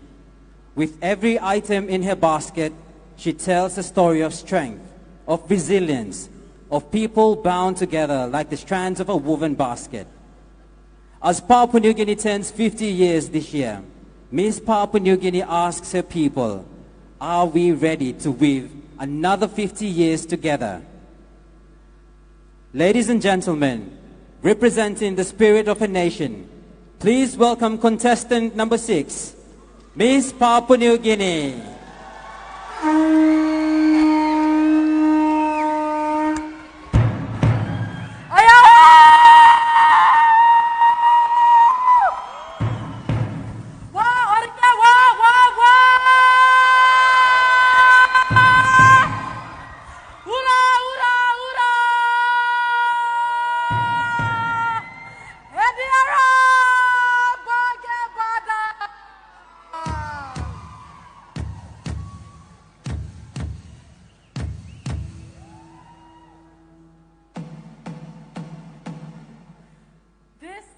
Shell. We blow the conch to call our people. It is the voice of the sea, reaching across islands and shores, calling us to unity. Today I carry it with me to call my people, to celebrate, to remember, to stand as one. This basket, it is for food, for carrying the bounty of my land. But as I look at it now, I see it holds something greater. It is for stories, my story, your story, and the story of the land we call Papua New Guinea. This basket, it isn't just something I wear, it is my identity. It sways with me as I move, carrying the rhythm of the earth, the waves, and the wind. It reminds me of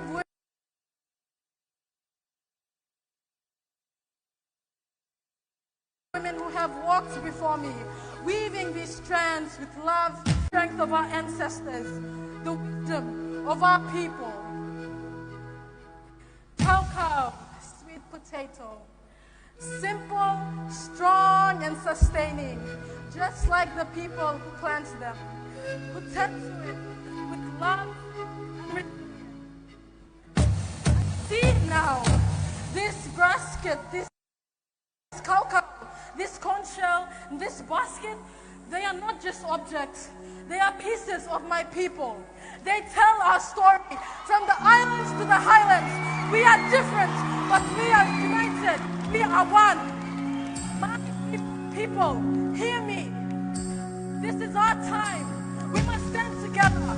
Today we celebrate not just 50 years of independence, but 50 years of unity, of strength, of resilience. This is us. This is Papua New Guinea. Are we ready to weave another 50 years together, carrying the strength of our ancestors, the dreams of our beautiful children, and the heart of our nation?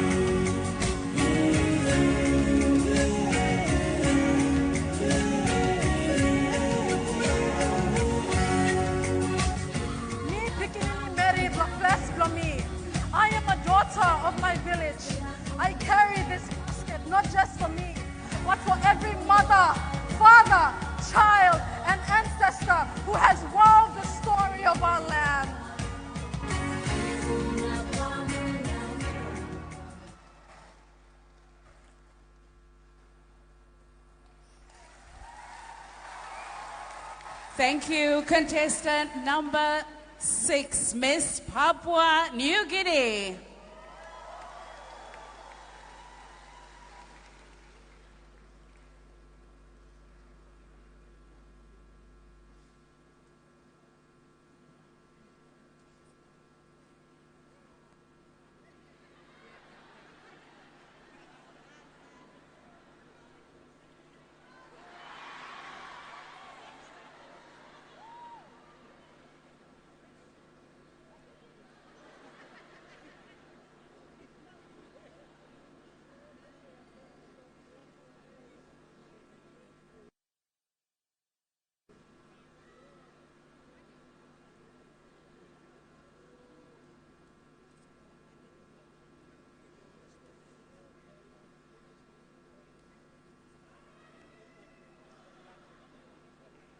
So we have completed the first category, the sarong.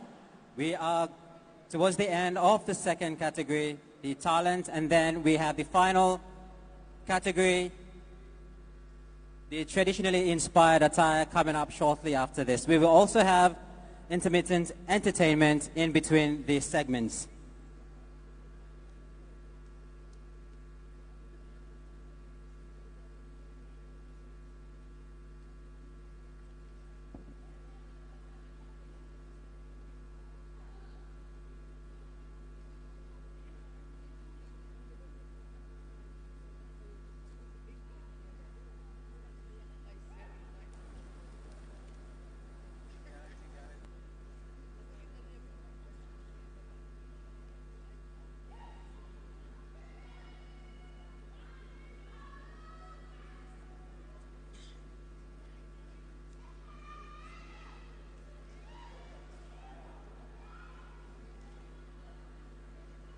Ladies and gentlemen, introducing contestant number 7.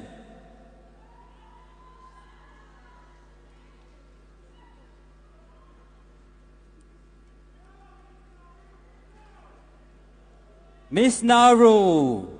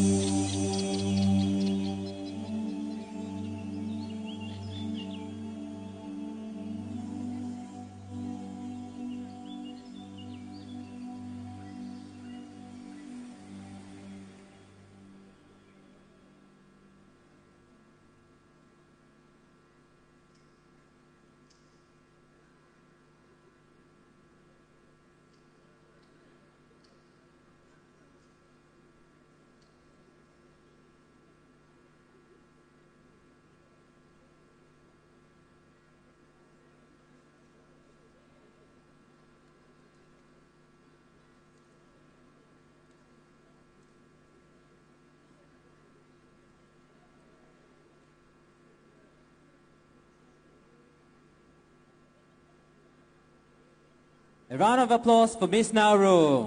Welcome, contestant number 7.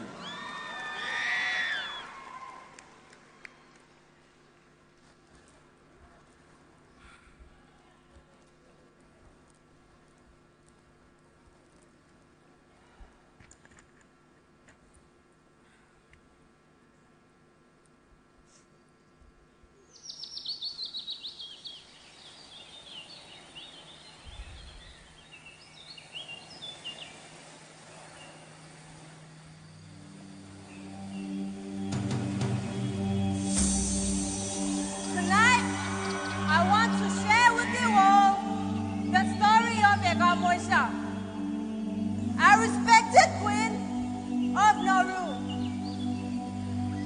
Long ago, the arrival of foreign influence to my island brought weapons, which resulted in feuds and disagreements amongst the tribes. The villages of the north and the south fought brutally against each other, which became more frequent and extremely bitter. This turned into a 10-year tribal war. One night,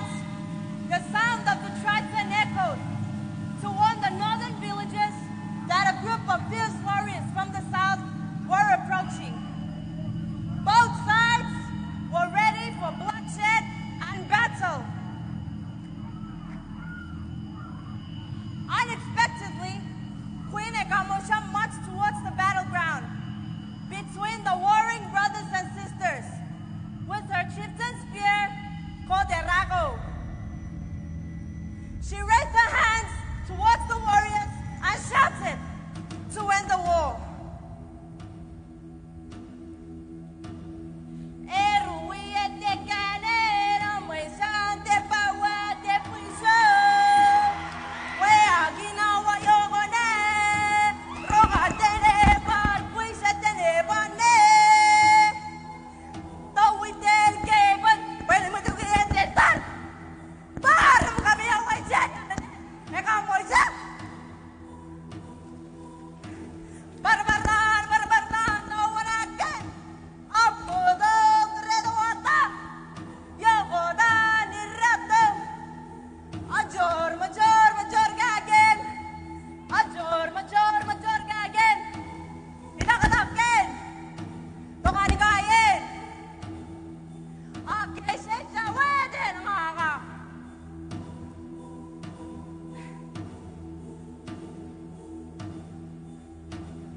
Respectfully,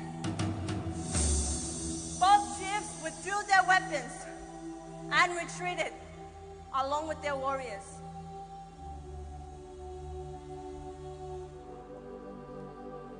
This moment in our history emphasized the respect for women, and the Irago became a symbol of authority. This traditional spear is a reminder of Queen Egamoisha and the tribal war. The moral of the story is that the voice of a woman was heard and respected since ancient times. This special weapon is dedicated to the voices of the women of the past, the present, and the future. We are courageous. We are strong. And we are resilient. We are the women of the Pacific.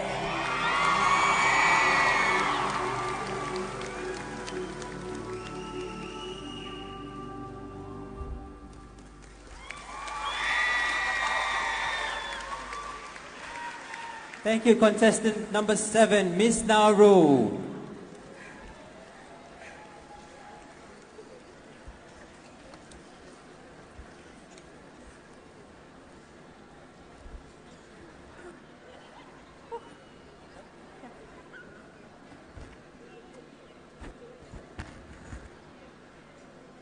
We have one final contestant before we complete the talent show, the talent category, after which we will move over to the traditionally inspired attire.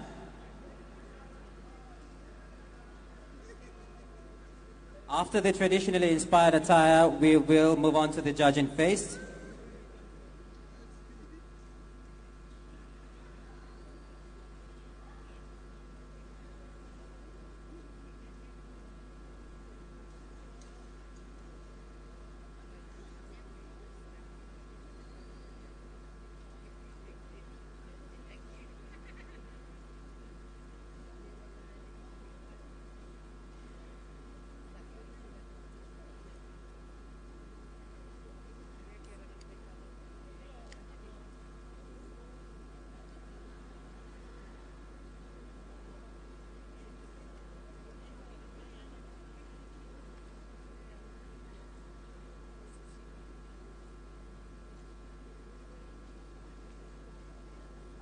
We would like to thank first and foremost, to extend our deepest gratitude to the platinum sponsors of the show, the Solomon Islands government through the Ministries of Culture and Tourism, Women, Youth, and Children's Affairs, and Home Affairs.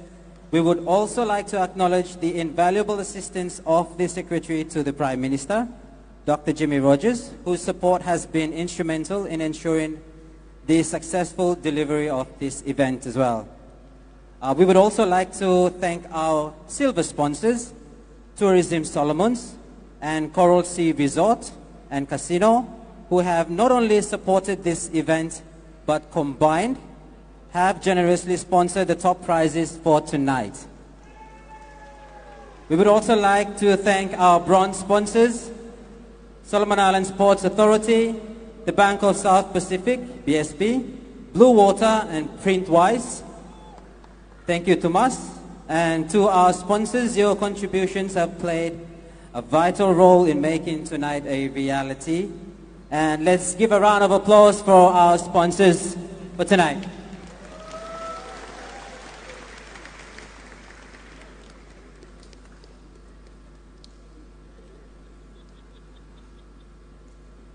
So shortly we will be having a new Miss Pacific. Crowning of the new Miss Pacific would be in the next hour. We should have the crowning after we have the traditionally inspired attire and also the judging face.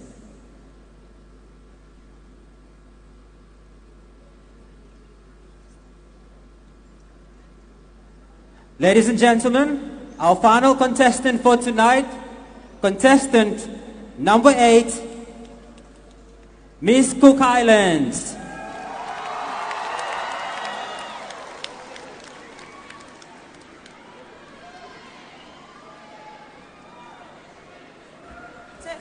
I need it on now. Thank you.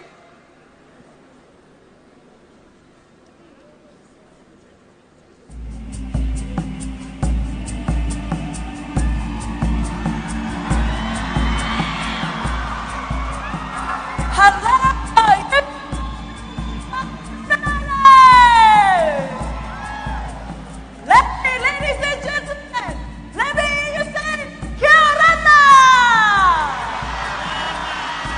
Let me hear you say, Kia ora!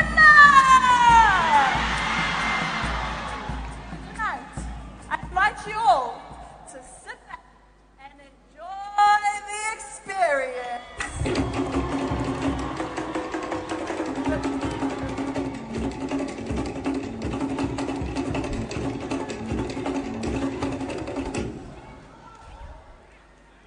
I share with you one of my favorite chants from my home island. Do oe toku purotu, noroto ite kuti kuti o te rangi e. He rongo e, ka turuturu o te kawari kikirunga. Ka turuturu o te kawari kikirunga.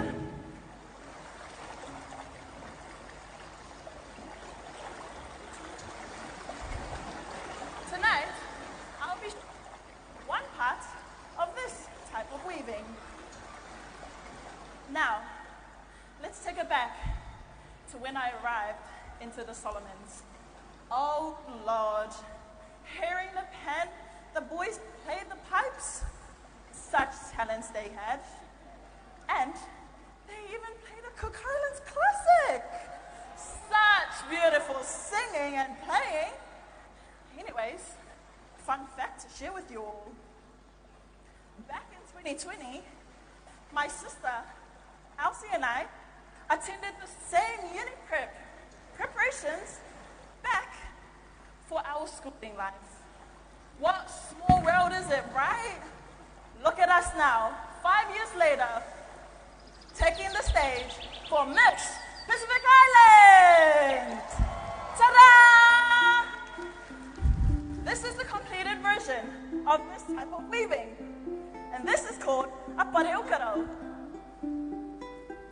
Growing up in a household full of siblings, number 4 of 6 children, you can imagine how alive our household was. Our household was full of chores, from feeding the pigs. Yes, this girl fed the pigs, to working in the plantation. Worked in the plantation? Yes.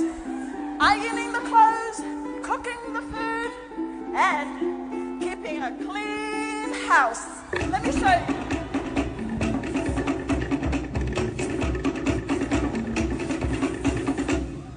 Now, we all know that this nickel broom has other purposes, right? Let me show you again.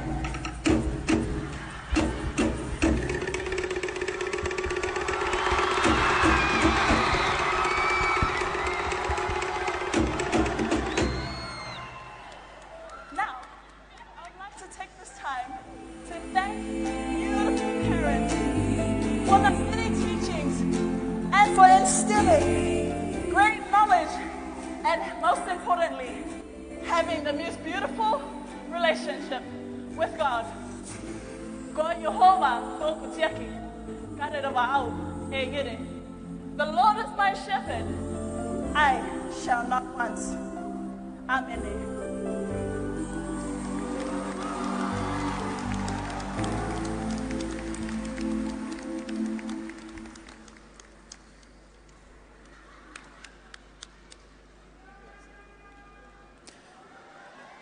Ladies and gentlemen, that was our final contestant for the talent category. Contestant number 8, ladies and gentlemen, Miss Cook Islands.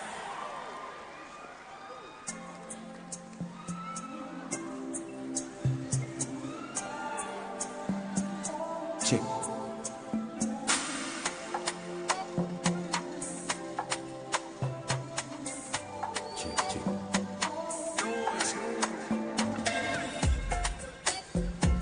Ladies and gentlemen, that concludes our second category. That is the talent category we have for tonight.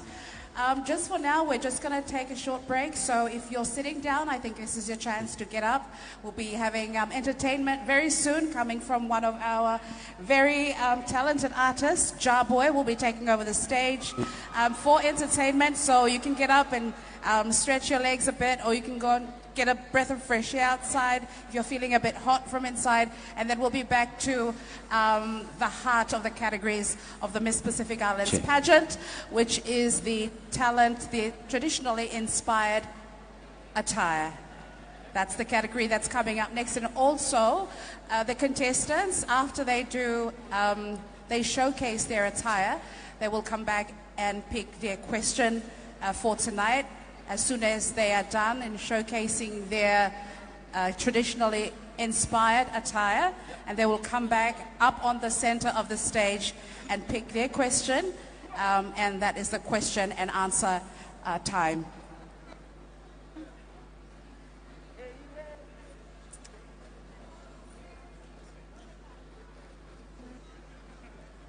So thank you very much, ladies and gentlemen. Also, we are a big shout out as well going out to our Pacifica family who are also watching us as well from all around the Pacific. Big good evening and hallelujah fala everyone. As we are just about to take a short break with some entertainment, and then we'll be back with our traditionally inspired contemporary attire. Thank you. Okay, let's welcome on stage Jarboy and Jamin. How we feeling tonight, everyone? All right? Hey, yeah. Well, as I lie down to rest, I heard a voice keep saying, I tell my sinner, stay away from me. Later my time. Can't you see me? Oh, yeah, I'm drowning in love. It's a moana. I'm taking night. I'm going back down. I am where. Yeah, let's go, everybody, sing with us. Yeah. You cut my heart into pieces. You put a spell on me. You make my mind go crazy.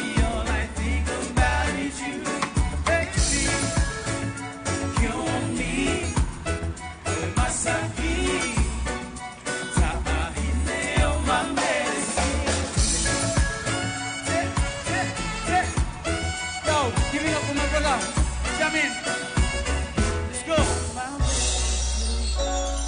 Hey, what's up, good people? This song is called Gallery by Jamin. Check. Here we go. Tell me, but you me how. Yeah. You say we go back now. You me I don't go back now. No, ya tengo no. You not tell him so me no sad. I go more baile. No matter us, but we no lose things long. Yo, oh, I tell you, simente kayo sakit sa'yo sana sewa sina no akalele hindi natin kasi mente yeah. And if you're gonna leave memories baby give me long gallery to sabe don't give you got no more pulong or get out something you want to me now find them is stuck long and I'm crying in my bed cause it's missing with mine now by me sit down thinking you not give you long gallery you sabe don't give you got no more pulong or get out something you want to me now find them is stuck long and I'm crying in my bed cause it's messing with my head now by me sit down thinking you not you long got light yeah. Yes check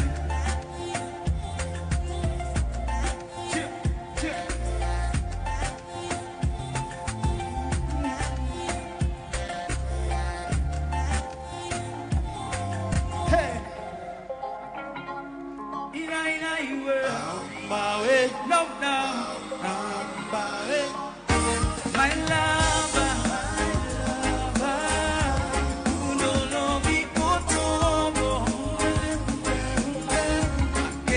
take us to sky.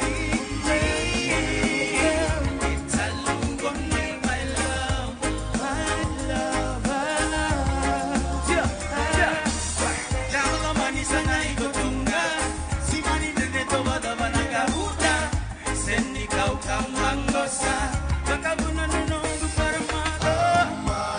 Bakutalu odigo. Bakundolo vigo. Bakutalu odigo. Bakundolo vigo. Thank you, Thomas.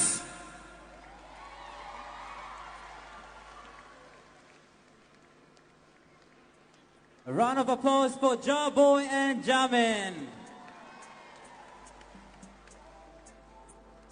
Our next category is the traditionally inspired attire. And the traditionally inspired attire will also be followed by a question. We have 8 topics that reflect the issues in our Pacifica. And each contestant will pick their topic and then they will answer the topic answer their question straight after their traditionally inspired attire performance.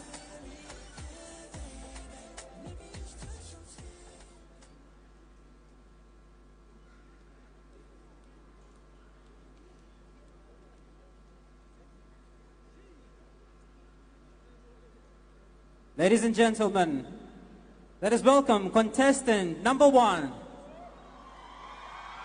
for the traditionally inspired attire, Miss Solomon Islands.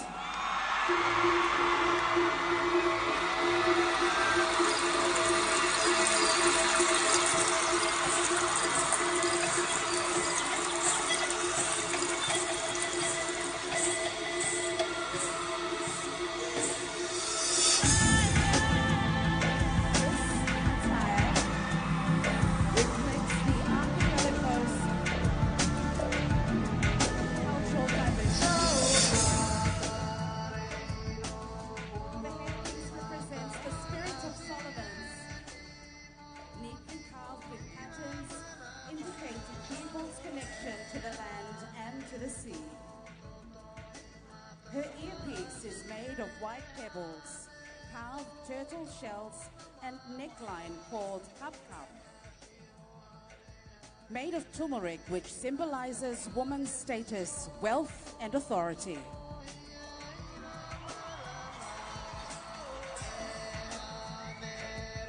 The yellow and orange colors symbolize strength, warmth, and creativity of island women. Hand-printed design on the front cape is the Onga Ana Bupulu, the northern star used to navigate. Back of her cape is a frigate bird, symbolizing good fortune. Her waist is adorned with patterns printed using tree carbon ink with limestone.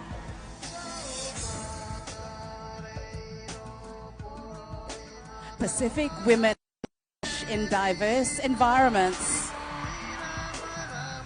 Like the varu flower, which speaks of our strength and resilience.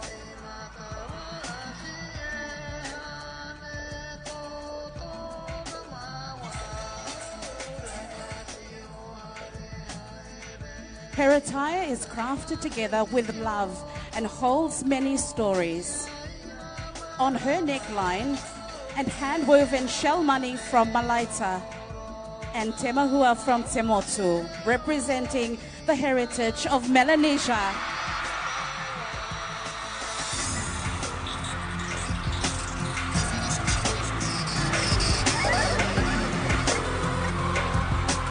The costume is made of tapa, coconut shells, and kusa intertwined with different materials. The woven mat which flows along her body reflects the journey of our ancestors.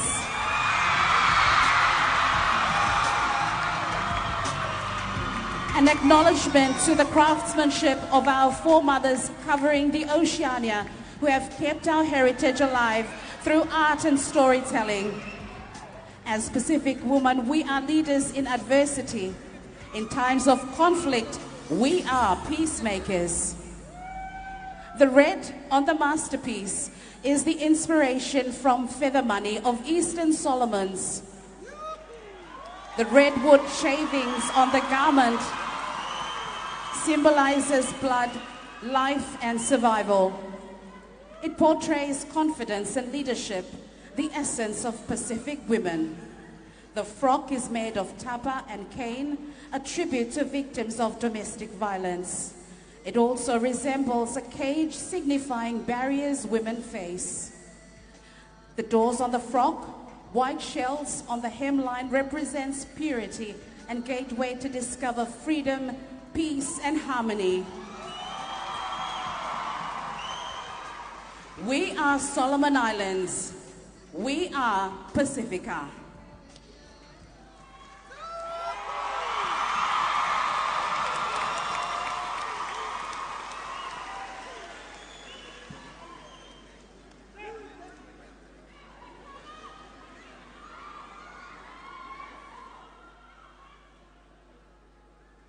Contestant number 1, Miss Solomon Islands. Pick a question.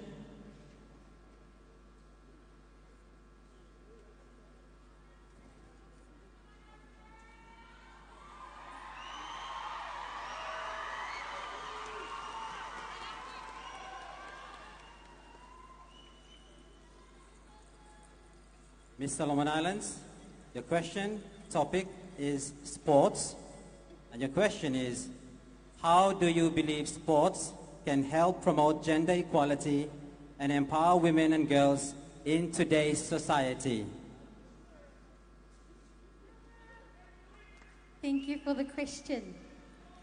I believe sports can empower women and girls in today's society because it is the one unifying thing that all Pacifica people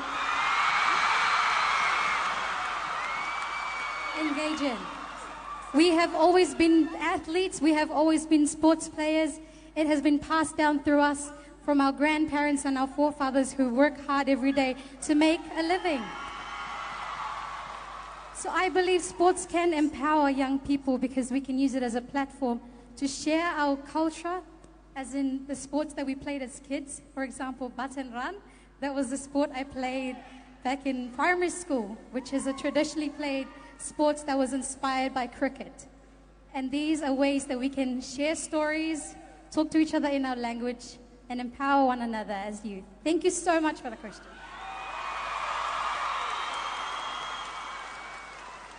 Ladies and gentlemen, there you have our contestant number 1, Miss Solomon Islands.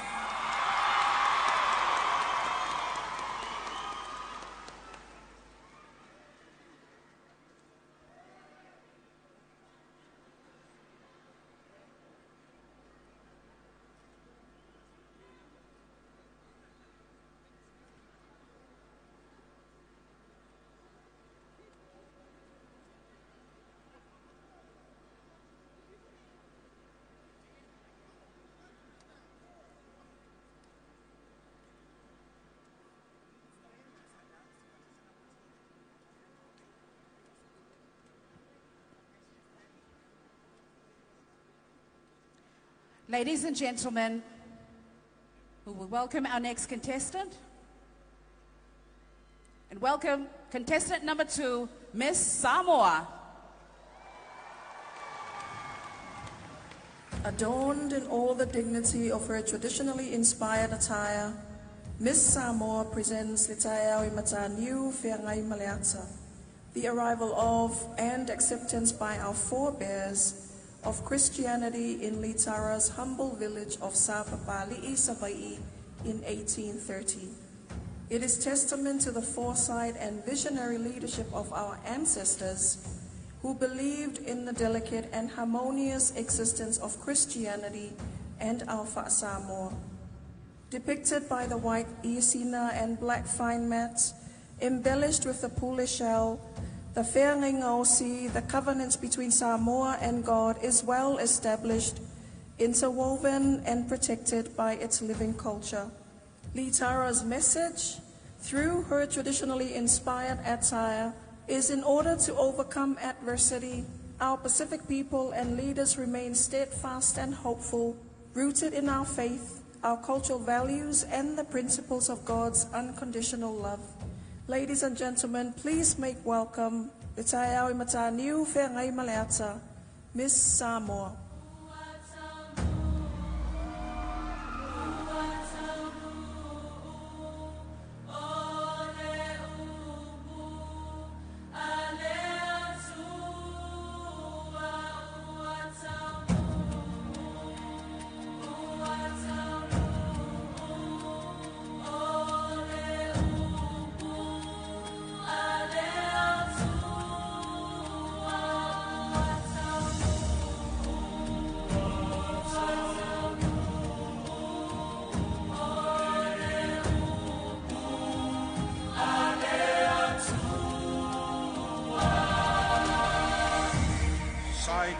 Tanga le upu, sai le tua le upu, o le tua fo'i le upu. O ia lava sai le tua i le amatanga, le ia whaia mea umalawa. Ia i fo'i si mea tasi na whaia i le i whaia e ia. Sai a te ia le ola fo'i, o le malama lama leo tangata.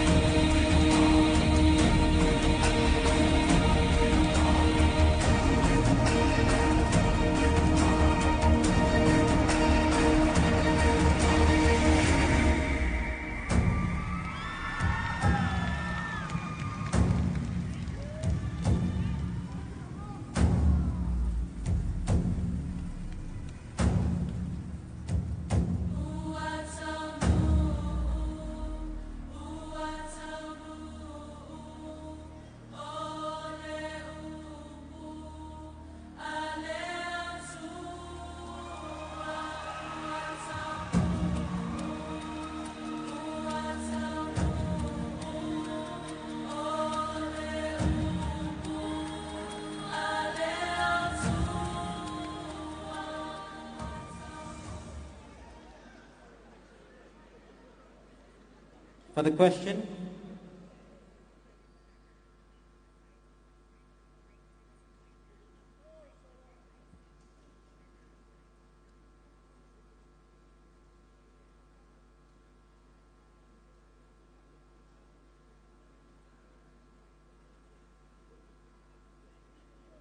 your question, Ms. Samoa, the topic is health. Mental health is seen as another prevalent health concern in the Pacific. It is a very sensitive issue due to pride, shame, and denial. How do you believe societal attitudes towards mental health can be improved?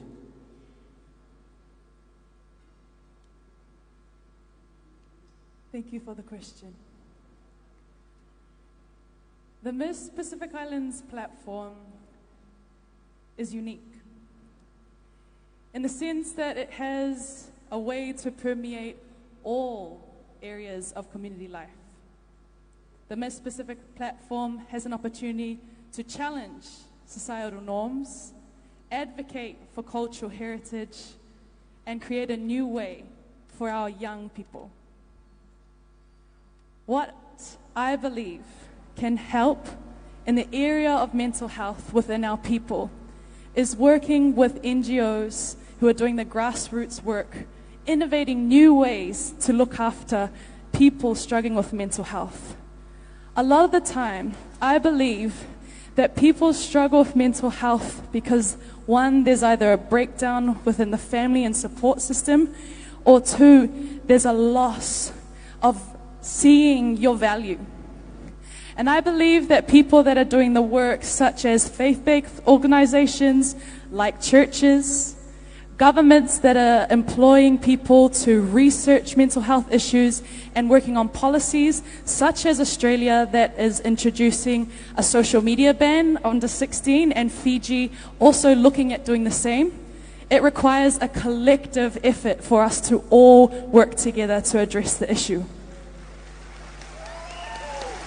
Lastly, I would like to say that the Miss Pacific Islands platform stands for raising your voice. This week we have tried our best as 8 contestants, as well as our beautiful Miss Pacific, to raise awareness about issues that are important for our people. We stand for unity when we share our stories, and I believe that is the way where we can raise our voice to help our youth. Thank you very much. Thank you very much. Contestant number 2, Miss Samoa.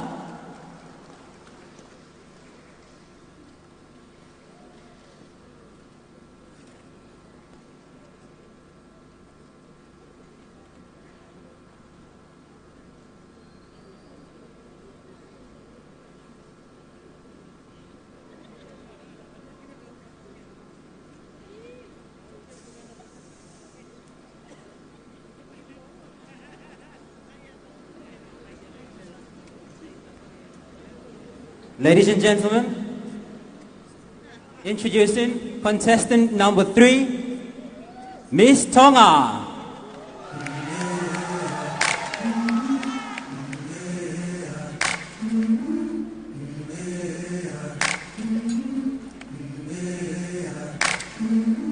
I've been walking with my face turned to the sun.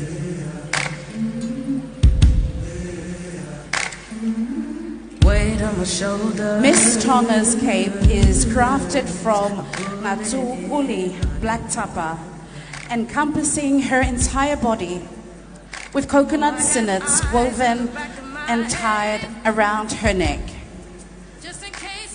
depicting Hikuleo, the goddess of Tonga, disguising her true identity as she makes her way out of Pulotu with her hook.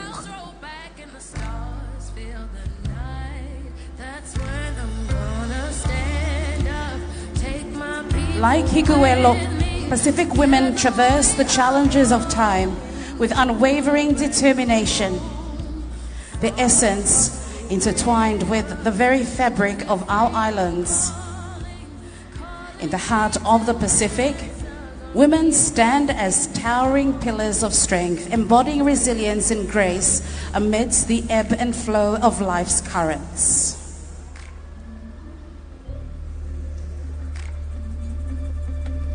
Her teki teki, the headpiece, features Tonga's coat of arms, symbolizing national pride and heritage.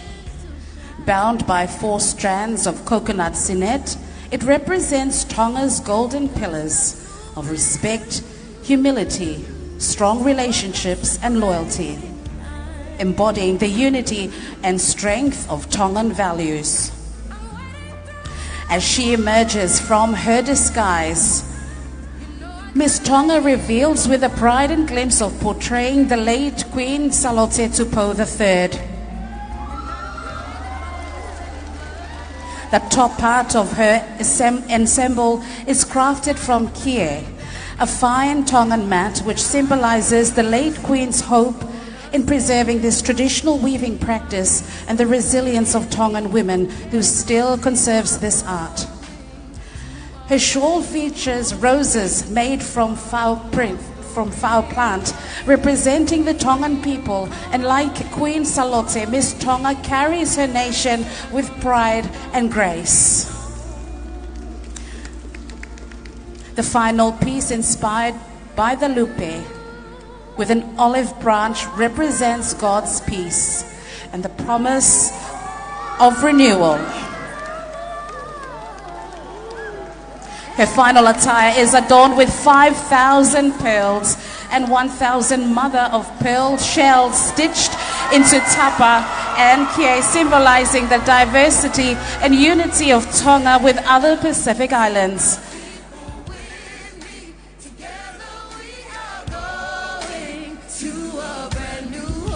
The shell's resilience mirrors the strength of the Pacific people, especially in the aftermath of climate disasters. As we fight together to preserve our resources, land and heritage through unity and good leadership.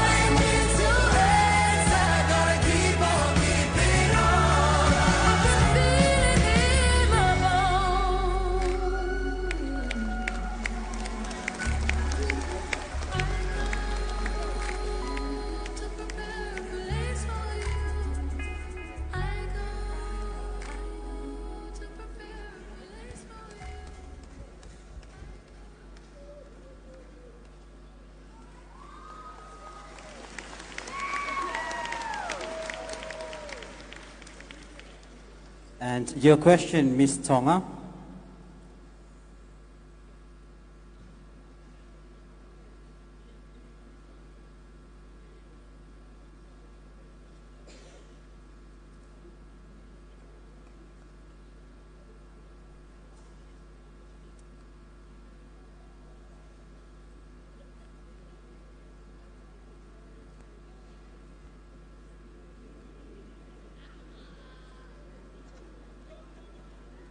Okay.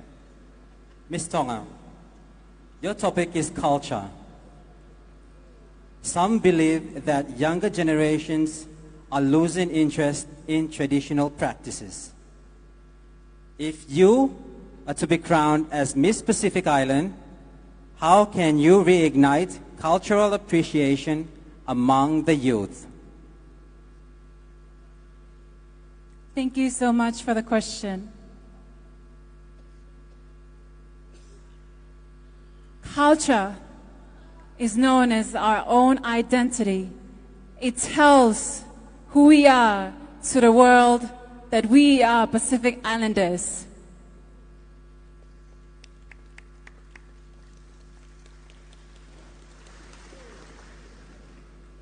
To me, I would advocate to include our youth and all the people in every communities in the Pacific and in my own country, so that they will be able to learn, to educate them, train them, invite them to all cultural events, local festivals, and most importantly, It's good to push them to cultural exchange.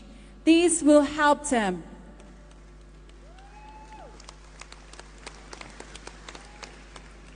I remember being part of Genesis program back in Fiji, where they push cultural exchange, where we all come in our own cultural traditions all around the Pacific to show and exchange our cultures to Japan.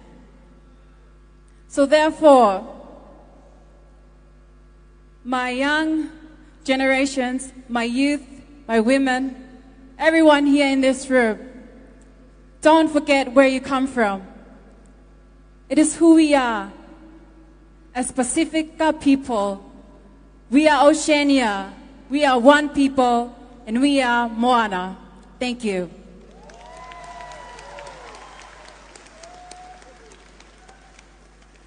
Thank you very much, contestant number 3, Miss Tonga.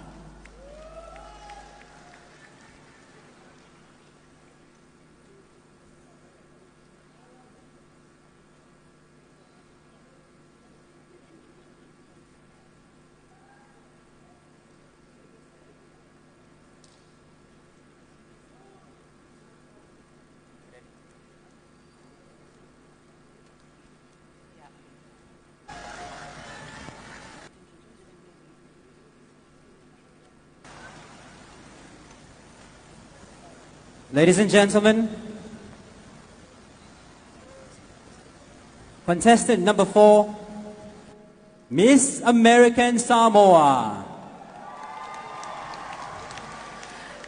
Let us embark on a journey this evening as Miss American Samoa presents her traditionally inspired wear depicted on the themes of leadership, adversity, and diversity. And that through ingenuity we preserve against any and all odds. A Samoan legend recalled the journey of twins as they gained the knowledge of Tatau and upon returning to their homeland were distracted by a giant clam. As they dove to see it and resurfaced, their song had changed. Tattoo men, not women.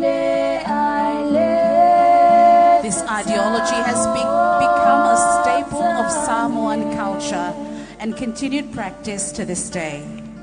Miss American Samoa pays homage to the symbolism of this orated tale, as the most of our Pacifica cultures rely heavily on oral histories to convey our diverse practices.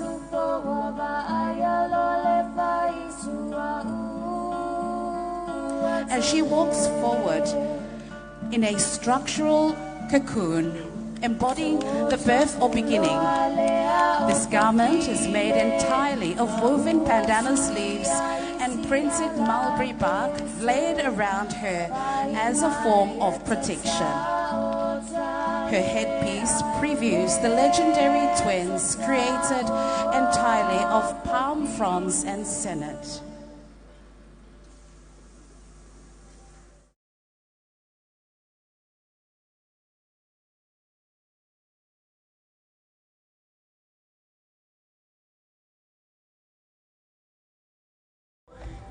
A symbol of obstacles through time and tide, as seafarers and caretakers of our lands are nod to the legends of the seas that impact our cultures, and a reminder that against all odds, our ingenuity as people is to be revered.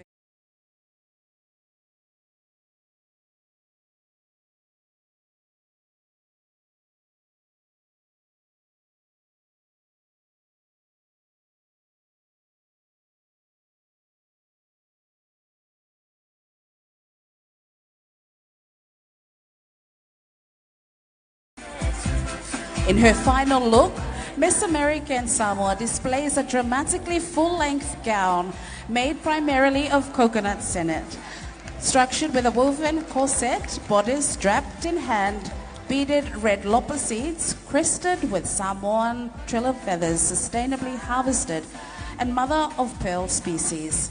Her overall garment is the representation of our interconnectedness. Although diverse of culture, we are still one people, connected by the seas. We are leaders in adversity. We are diverse. We are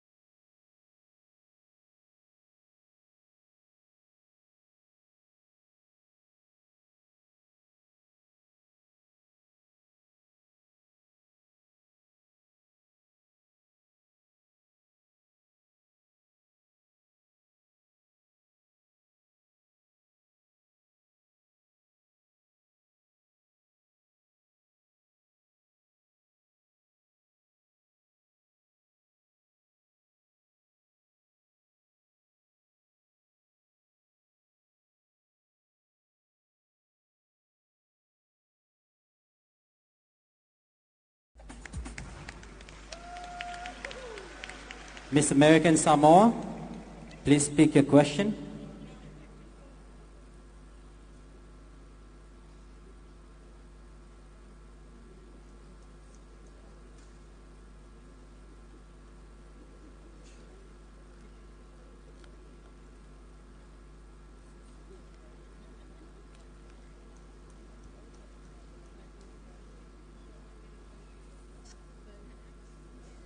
Miss American Samoa, your question topic is education.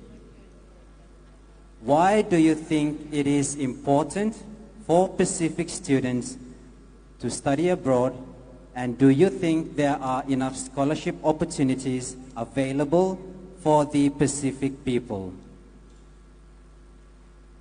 Thank you, Colin.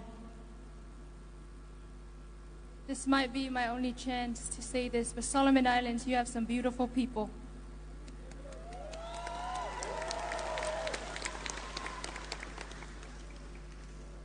Do I think that there are enough scholarships available to Pacific students? Yes, but there could also always be more. Do I think that it is important for our Pacific students to study abroad? Yes, but it is also important to foster our own in our own home countries.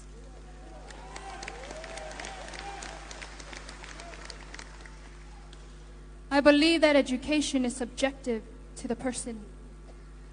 Where I'm from in American Samoa, we believe that a child's first place of education is within their families. O le whalea onga mo moa mai titi o to tonu o na ainga. A child's first place of education is within their families. So although I do believe that it is important for us as Pacifica people to study abroad, don't never neglect the teachings that we started within our families.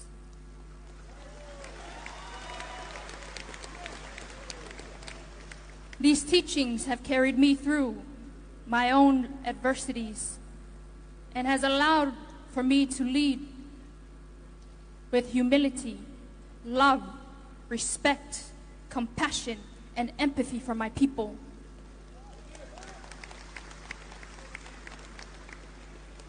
And lastly, Solomon Islands and the rest of the world and the Pacific who are watching, Western education might be the only way that workplaces see the advancement and the progression of our societies, but do not ever forget the primitive knowledge of our ancestors got us here today.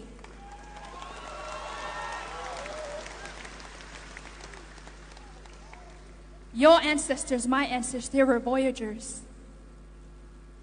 We can't get anywhere these days without a GPS, without technology. Can I get an amen? Our ancestors were so wise and so smart that they used the stars. That is the greatest form of education we could ever ask for. So in summary, do I think that it is important for our Pacifica students to study abroad? Absolutely. I did too myself. But I came home, back to my soil, back to my lands, and I realized that no knowledge is greater than the primitive knowledge of our ancestors that they have left to us. Thank you. Thank you, Miss American Samoa.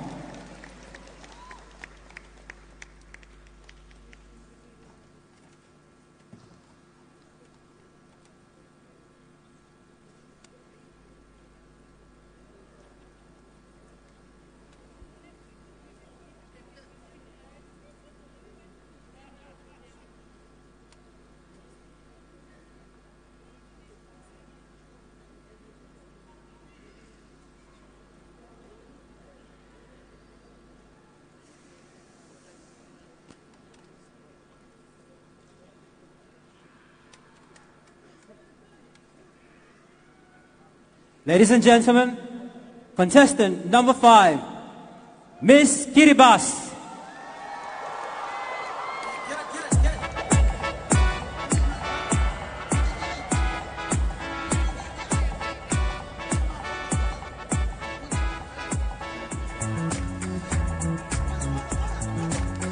Tonight, Miss Kiribati wears an ensemble that embodies the soul of our islands, our heritage, adaptability, and sacred generational ties.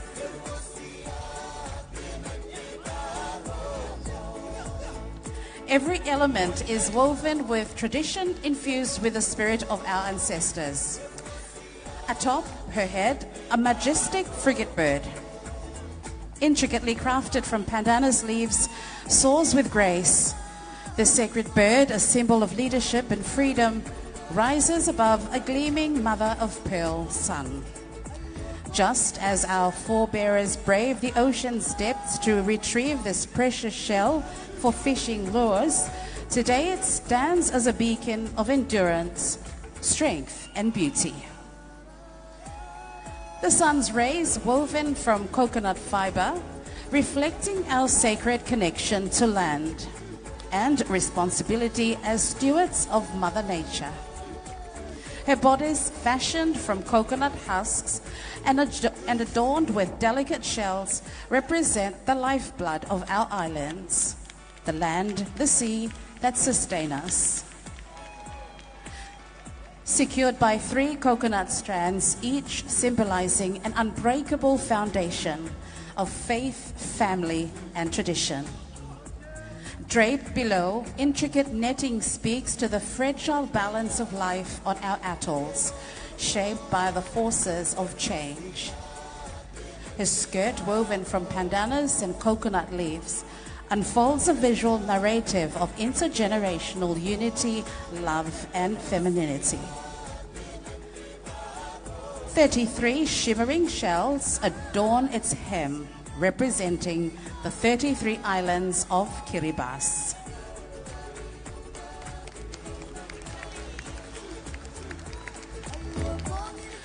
A coconut string belt embellished with a mother-of-pearl flower clinches the ensemble, an emblem of strength and grace of Kiribati women. In her hand, she wields a traditional staff lined with sharp teeth, a powerful symbol of fearless spirit of women, warriors within their homes, leaders in their communities, and champions on the world stage. This attire is a declaration of the time-tested Pacific women leadership that embraces diversity and rebounds gracefully after every adversity. Ladies and gentlemen, this is Kiribati. This is our Pacific, our identity. This is our legacy.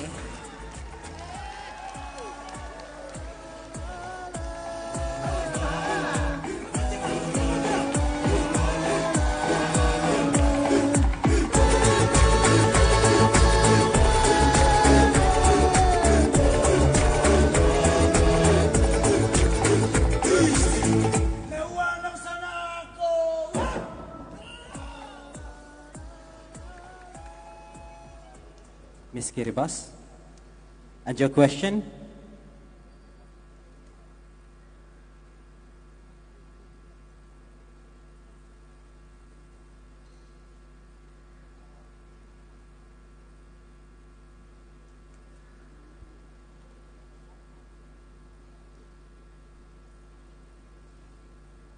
Ms. Kiribati, your topic is environment and climate change. It is often said that lack of funding is another obstacle hindering our efforts to address the impacts of climate change in the Pacific. Ms. Kiribati, do you believe that the Pacific should demonstrate greater responsibility by reducing its reliance on external funding for climate change mitigation efforts, and how?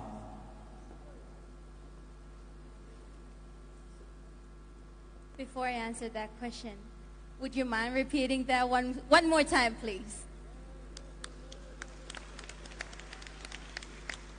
Sure. Ms. Kiribati, your topic is environment and climate change. It is often said that lack of funding is another obstacle to hindering our efforts to address the impacts of climate change in the Pacific. Do you believe that the Pacific should demonstrate greater responsibility by reducing its reliance on external funding for climate change mitigation efforts, and how? Thank you for the question.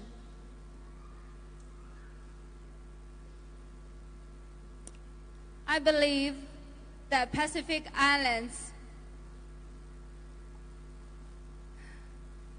should hold those who are responsible for climate change. Yes, we are resilient. Yes, we are strong. We are Pacifica. We got cultures. We got a way of life that has sustained us. But climate change, every one of us here is on the front line of climate change. Then why should we not get those who are responsible to provide, to assist in our mitigation efforts, in our adaptation methods?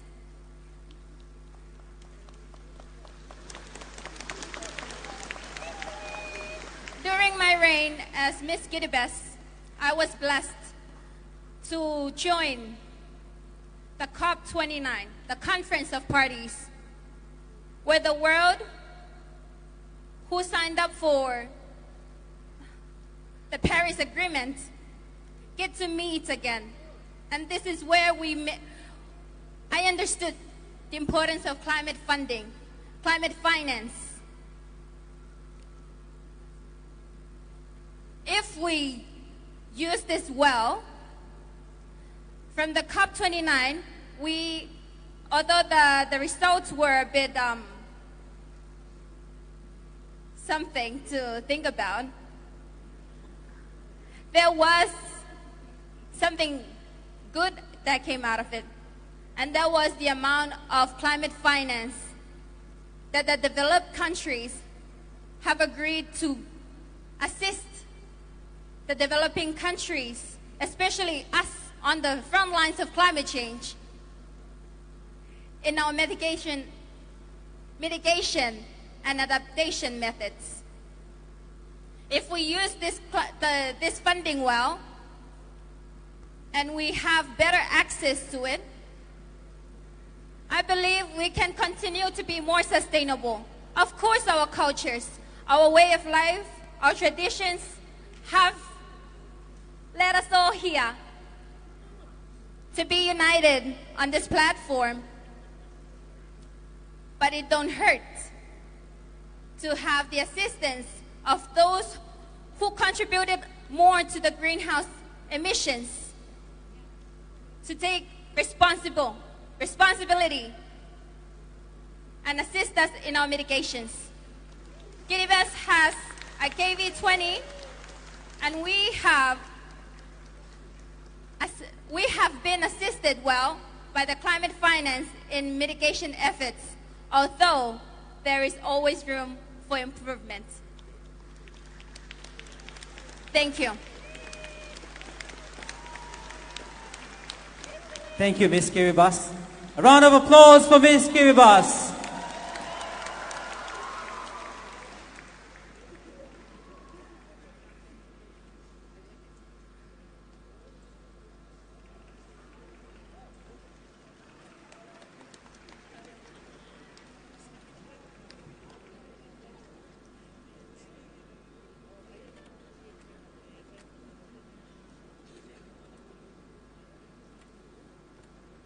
Okay, ladies and gentlemen, let's welcome contestant number 6, Miss Papua New Guinea.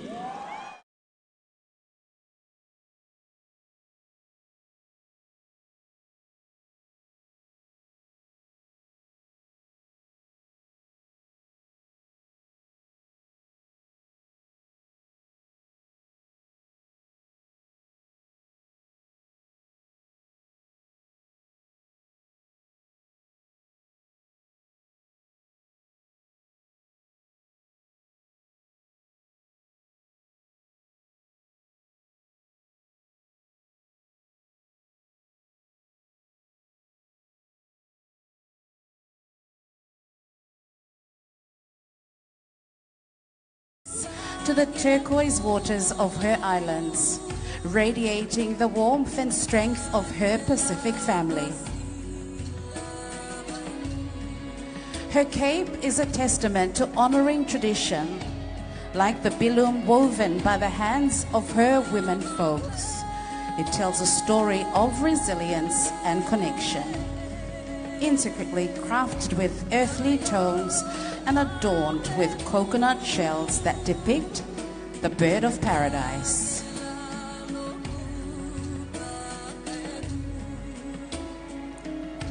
The raw bilum fiber represent the land's natural beauty, while the capes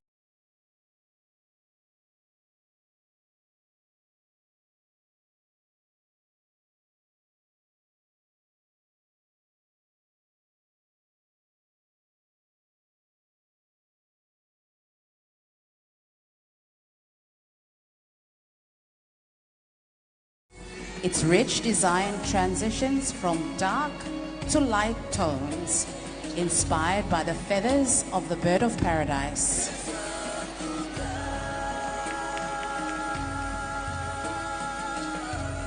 Embellished with simmering mother of pearl and coconut shells shaped into the iconic bird of paradise, the gown celebrates the diversity and artistry of her land. The blue of her gown represents her connection to the blue Pacific Ocean that connects her to her sisters, reaffirming the strength of the Pacific that lies in unity, respect, and shared culture and traditions.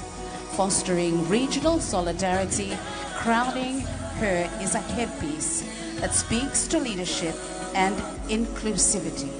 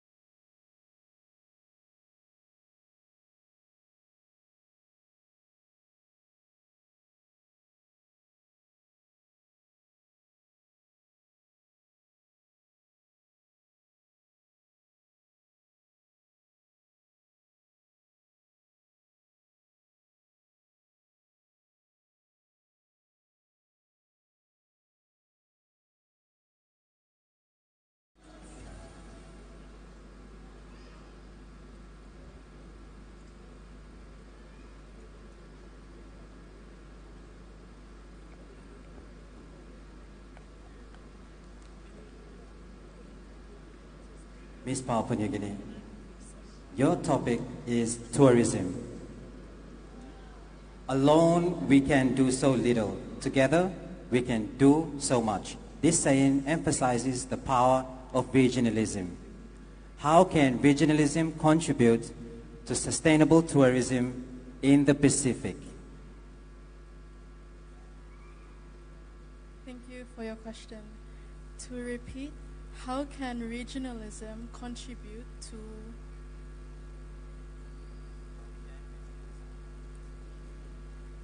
How can regionalism contribute to sustainable tourism in the Pacific? Thank you for your question. The Pacific region is blessed. We have an abundance of culture, diversity between all our islands, from Samoa to Tonga to my country of Papua New Guinea. It is important that as a region, we recognize the importance of sustainable tourism and the impacts it has on our people. I believe that together, our region should come together to promote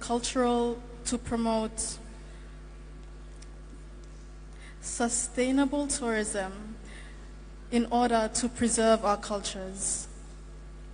Tourism is important. It promotes our people, our languages, our diverse cultures. But it is also important because it helps our people to understand their identity and what makes them unique in the world. That is why I believe that our people need to contribute to work together to promote sustainable tourism. Thank you.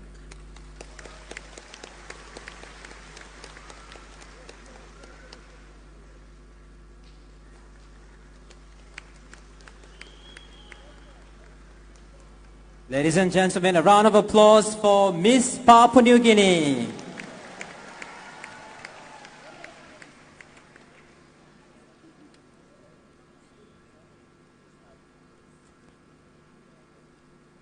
Ladies and gentlemen, contestant number 7, Miss Nauru.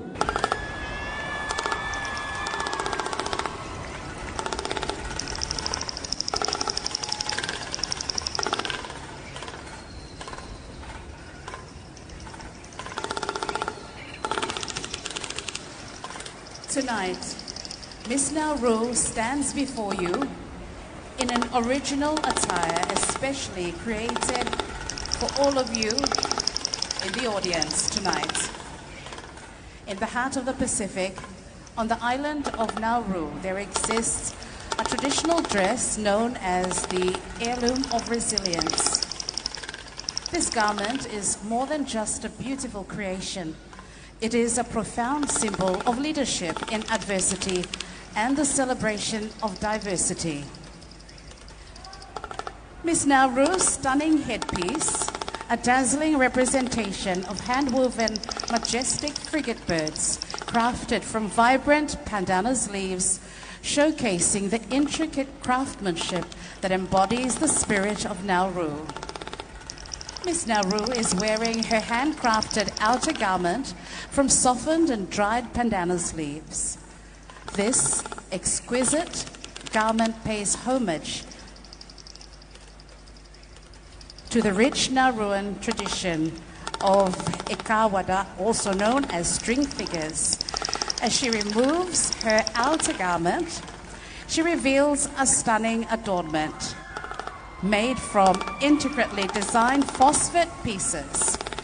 Each delicate piece of rock design is a powerful statement of our wealth.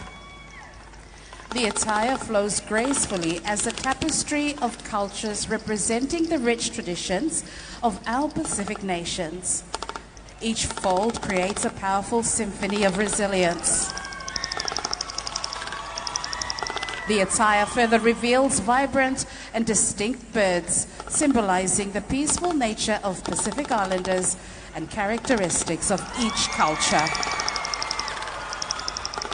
It serves as a reminder that leadership involves lifting others and recognizing the contributions of everyone in the community.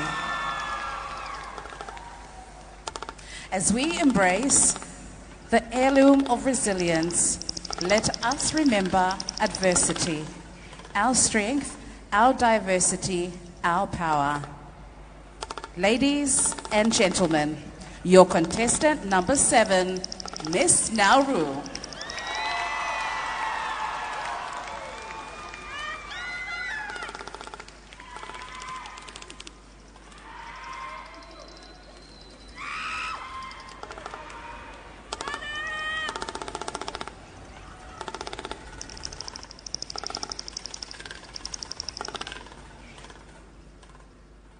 Ms. Nauru, your question?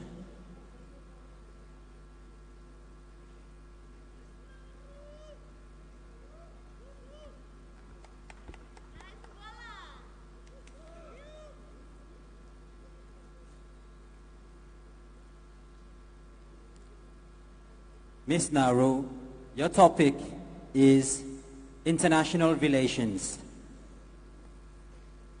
Why do you think it is important for the Pacific Island countries to have healthy international relations?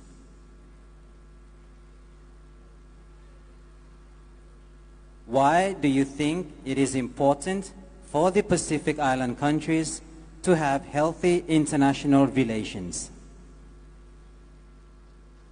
Thank you for the question.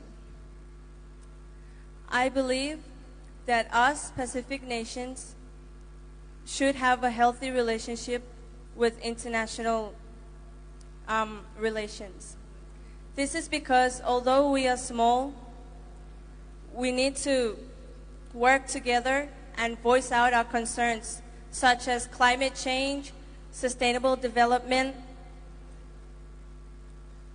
and economic growth. We need these bigger countries to help us because we are most impacted by climate change. Thank you.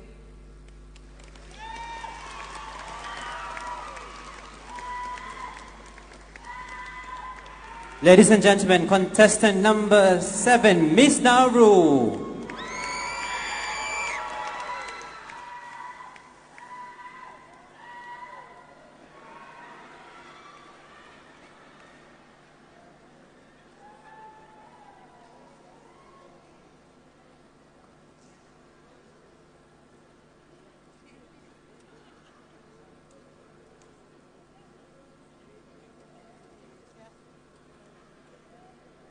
Ladies and gentlemen, our final contestant for the traditionally inspired attire, contestant number 8, Miss Cook Islands.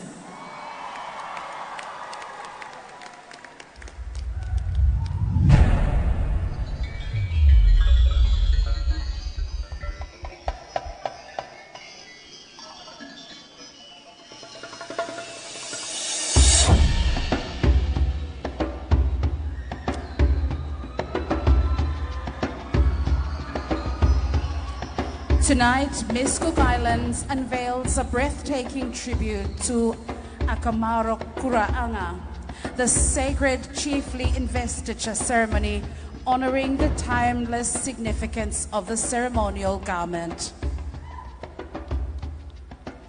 At the heart of this tradition lies the chief-elect's customary attire, an ancient symbol of divine endowment, bestowing wisdom, power, and authority.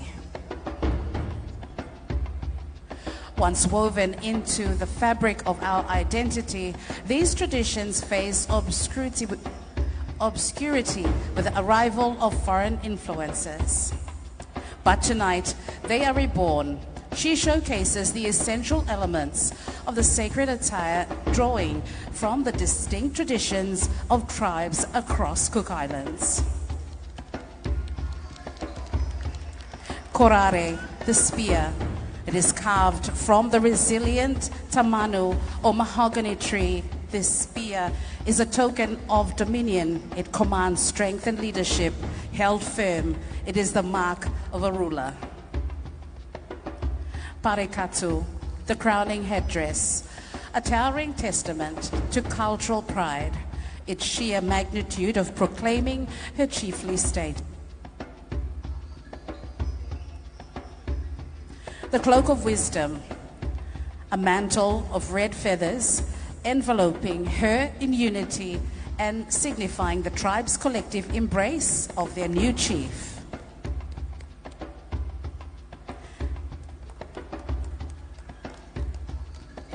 As the cloak is removed,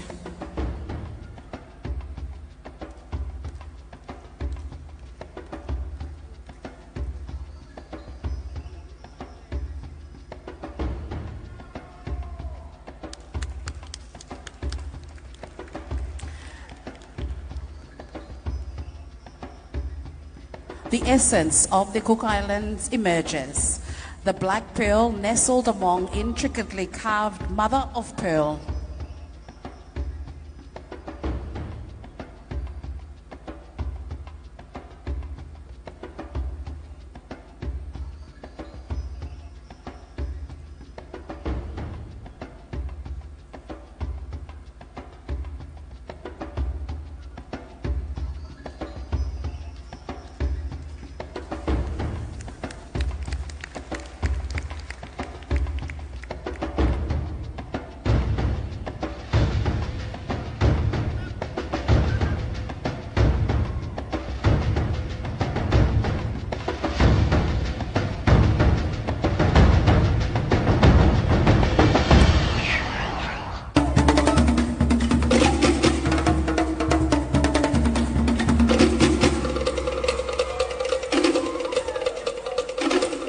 The essence of the Cook Island emerges, the black pearl, nestled among intricately carved mother of pearl, delicate rito weaving and foul or kiriao plates. This rare treasure embodies her mana, her authority and her prestige.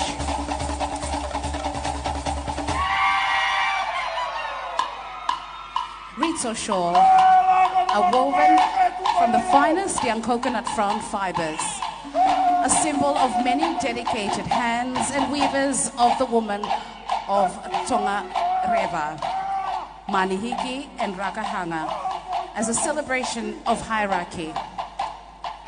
Papa and Titi, the bodice, a crafted homage to the strength and elegance of Cook Island women. Alas, the ascension of Au Ariki Vaine. Leadership is not merely a title, it is a calling, one that demands inclusivity, resilience, and adaptability. The greatest leaders embrace diversity, withstand adversity, and forge strength from challenges.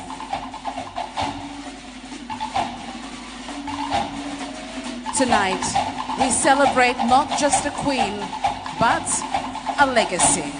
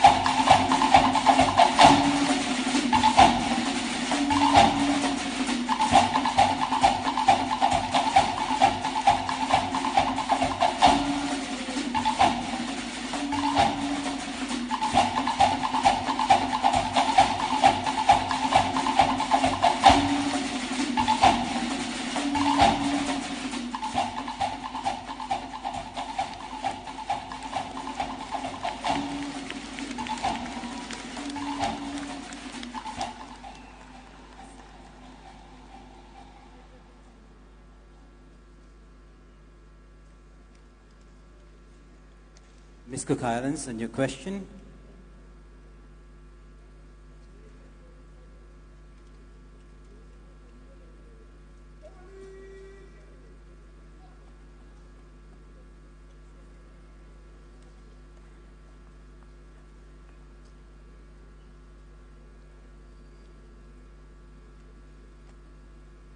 Ms. Cook Islands, your topic is social economic issues. What would be your advice to your government to ensure that all members of your community are included and have equal opportunities?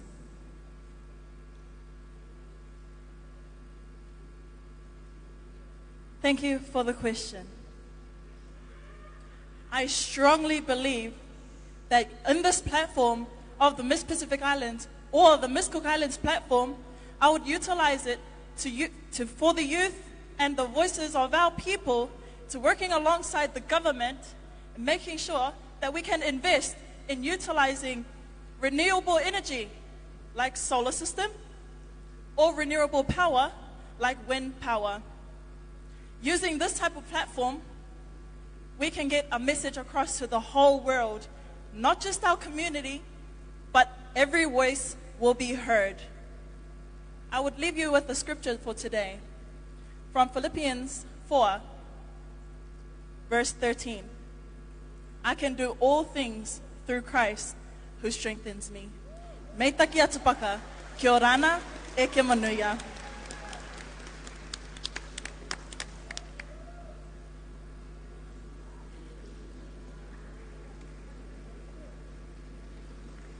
Ladies and gentlemen, contestant number 8, Miss Cook Islands.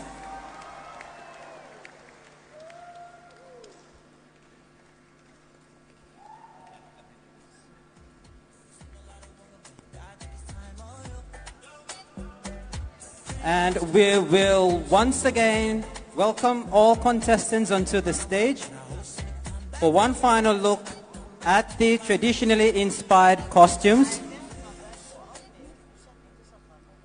We would like to call back our lovely contestants onto the stage.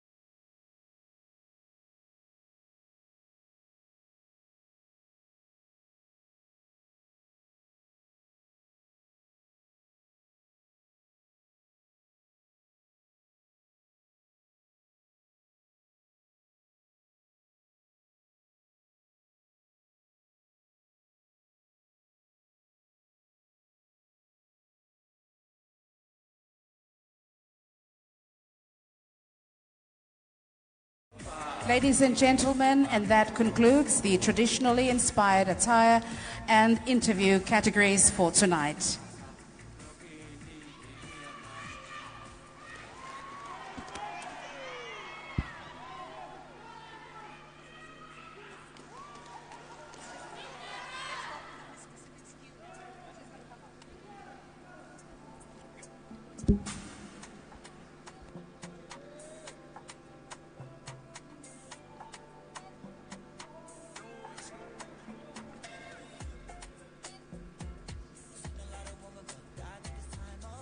Ladies and gentlemen, after a year of carrying the title of Miss Pacific Islands with grace and humility, our reigning Miss Pacific Islands, Moe Moana, will tonight conclude her reign and pass on the crown to our new or the next Miss Pacific Islands. Please welcome her on stage for the farewell presentation.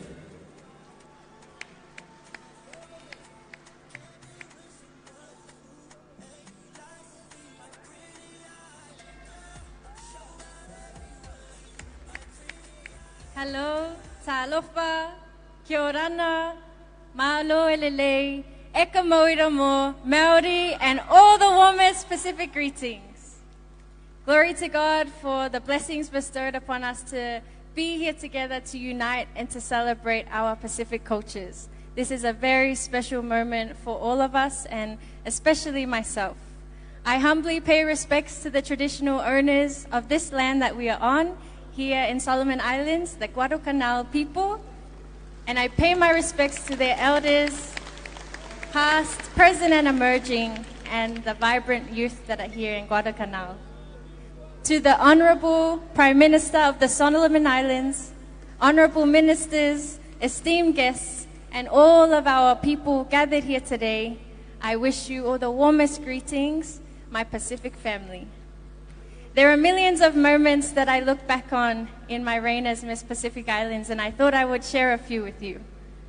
As Miss Pacific Islands, I spent time recently on one of the most smallest and most remote atolls in our Pacific region, and that was in Wache in the Marshall Islands.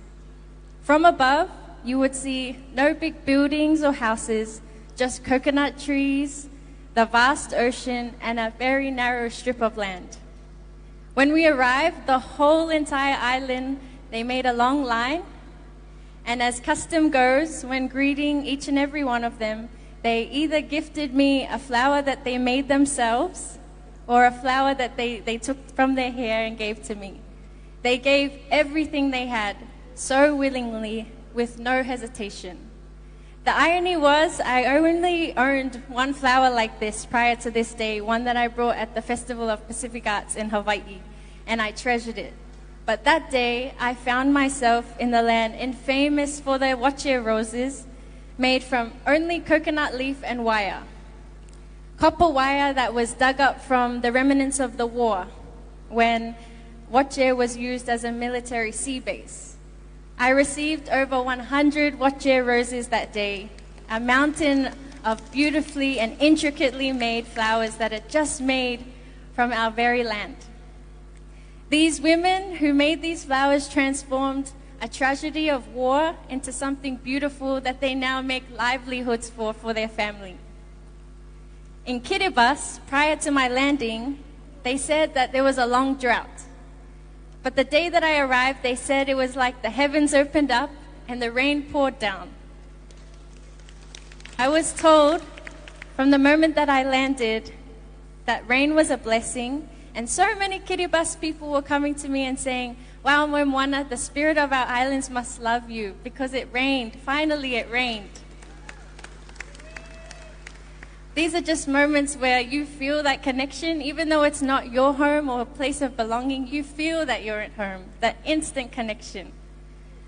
I have had the opportunity as Miss Pacific Islands to sit at the feet of the people and learn from wisdom of many traditional leaders, such as High Chief Ratu Rakambau in Fiji, matriarchs in Palau, Her Royal Highness Princess Angelica Latuifuibeka Tukuaho of Tonga, paramount chiefs in Samoa, and also the now Māori Queen Ngā Waihono i te Pō. I have been able to sit at conference tables with world leaders and Pacific leaders, and I've met people from all corners of our region at the Festival of Pacific Arts in Hawaii. My point is that what I know about this platform, the Miss Pacific Islands, is that it is a divine calling. A calling to lead and serve your people, and it's not just to love and lead and serve the people that are connected to you by blood or by island, but by ocean. The people that are connected to you by the largest ocean in the world. In the Pacific, we are so blessed because we understand that the heavens, the land, the sea speaks to us. We know as Pacific people that the Pacific is not just the beauty that we see with our eyes, but it is what is felt in the heart, the soul, and the spirit. I feel a type of a nostalgia, especially coming here to the Solomon Islands. I feel a connection as if I am retracing where my ancestors once came and traversed the sea to. I feel that I am walking in their path, and that is so special to me, and I am so grateful for the opportunity to be in this position.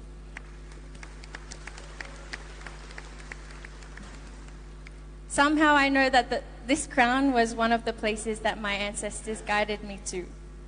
And I urge you all here, one soul water, wana pacifica, no matter how restless the world may become, never lose the essence of who we are. Stay united, stick together.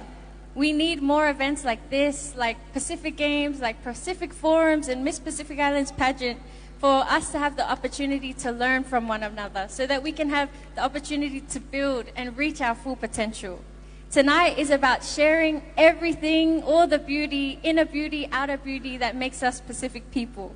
It's about uplifting our Pacific women, uplifting our environment, our land, sea, and skies, and our stories. I have seen many parts of the Pacific that sometimes to other people would be hopeless. However, there is too much good in our region. There is too much resilience to ever lose hope. The future of the Pacific also does not rest on one person, leader or messiah, with a great vision to show us the way. It requires the evolution of all of us, of a new collective vision. It is about embracing the interconnectedness of our cultures so that we can change the course of history, so that we can build a better Pacifica. We should face the future with this light and this vision. And when world leaders in the West disregard our call for action on climate change or sovereignty or getting our land back, we must not squander our energy by losing hope. The old sometimes has to fall apart so that things can fall into place. Instead, we should keep standing for our ways, our Pacific ways, our values, our morals, our traditions. The traditions of freedom, justice, love, and service to one another. Because it is when we achieve this through the power of being together that we can unite and not be controlled by the segregation that we have from one another by ocean, because our oceans are our pathways to each other. Maybe when we see, remember, and awaken to who we truly are, Pacific Islanders can move to the collective vision from just surviving to thriving. It's then that we can emerge into our true nature and fully access our capacity as Pacific people to love, to serve, and to take care of each other and the earth. Thank you to my loving, humble, and supportive parents, Mary Jane and Fred Schwenke, my backbone for everything, as well as my siblings, my grandmas, aunties, uncles, and all of the people that became like family to me in this journey.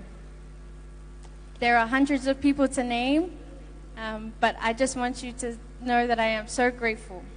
Thank you to the government of Samoa and to all the governments in the Pacific for always welcoming me with open arms. Thank you to the visionary and creative people a part of my team, specifically the lead media, Aaron, for capturing all of the videos throughout my reign as Miss Pacific. Thank you to the businesses and the artists and the youth that continue to uplift me throughout my reign. I wish my sisters, our women warriors and cultural custodians all the best for this pageant. They have made me so proud throughout the 1 week together, and I'm going to miss them dearly. And lastly, my performance today, I'll be joined by DC Reformist, also known as Dreamcast Studios. They are from Honiara, Solomon Islands, and I was only introduced to them last night, and we were able to bring something together to really showcase the brilliance and creativity that is here in the Solomon Islands. To all of our youth tuning in, you are worth every effort, every opportunity, and beyond this title, I will continue to advocate and fight for you. I love you all. Soifua Maia Manuia.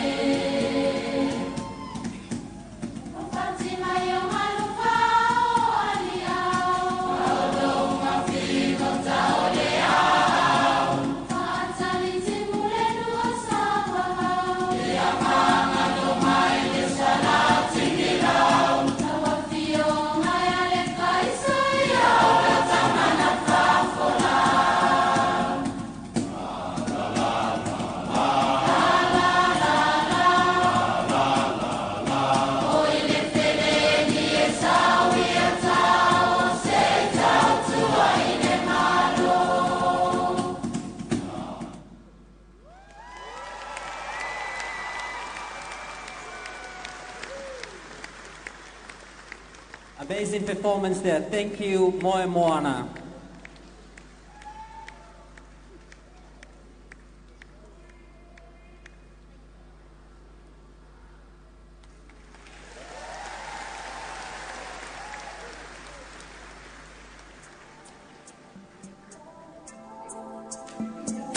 Ladies and gentlemen, up next is the presentation of special awards and the main prizes.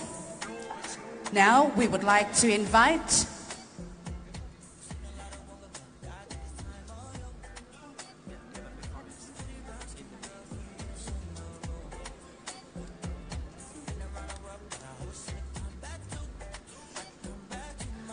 Okay, well, apologies for that. I think our results for the prizes is still being looked at. We don't have the final awards here, but while waiting and before we call back our contestants for the final look, I think we'll just have to go for another break with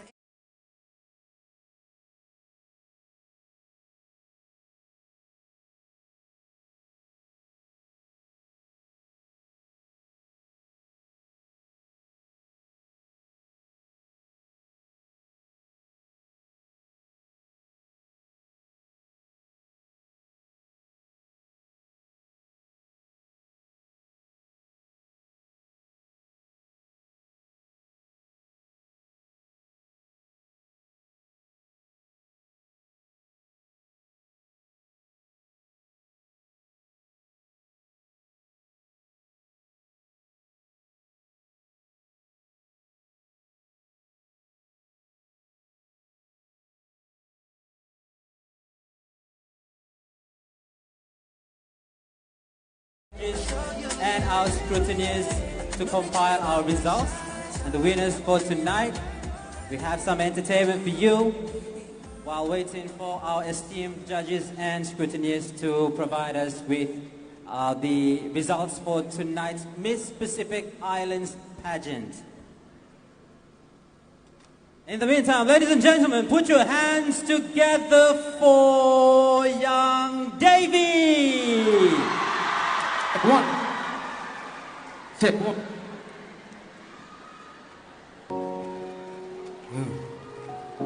Yeah, you it next.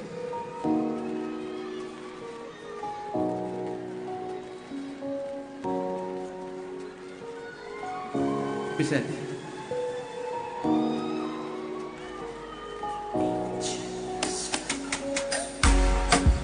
You made me sad, you made me smooth one time. Días consigo, esses por mí and you. Family me sabe, people wrong me sabe, friends know you me sabe. Ay mama, lele, practical now you me.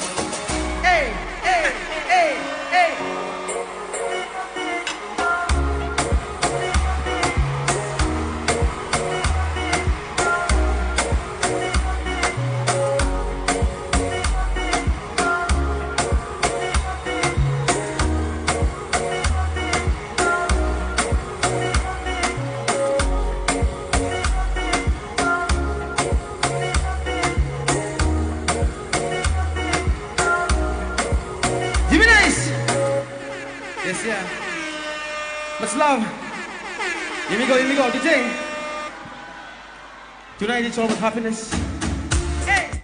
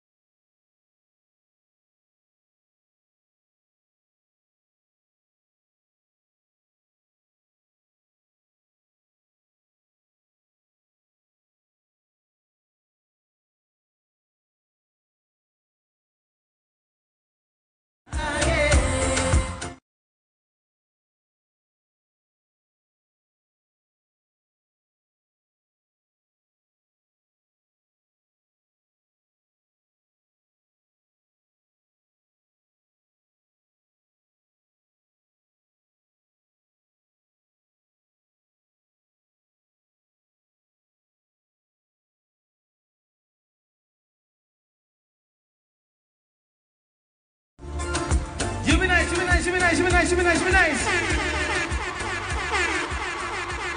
Let's love family, master family.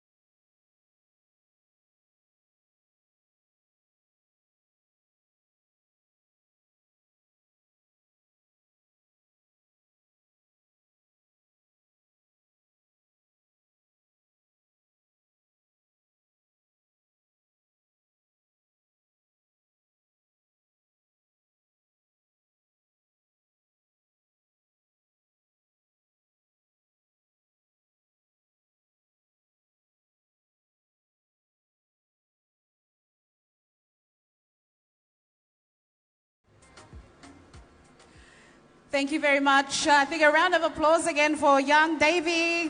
Thank you very much for the chance to have a bit of a break. But now we'll get back to the serious part of the program, and I know it is the moment we have all been waiting for. And we still don't have the results. I'm just as eager as you for the results, but we will be having our presentation for the awards very, very soon. That's the special awards and the main prizes. And so we take this.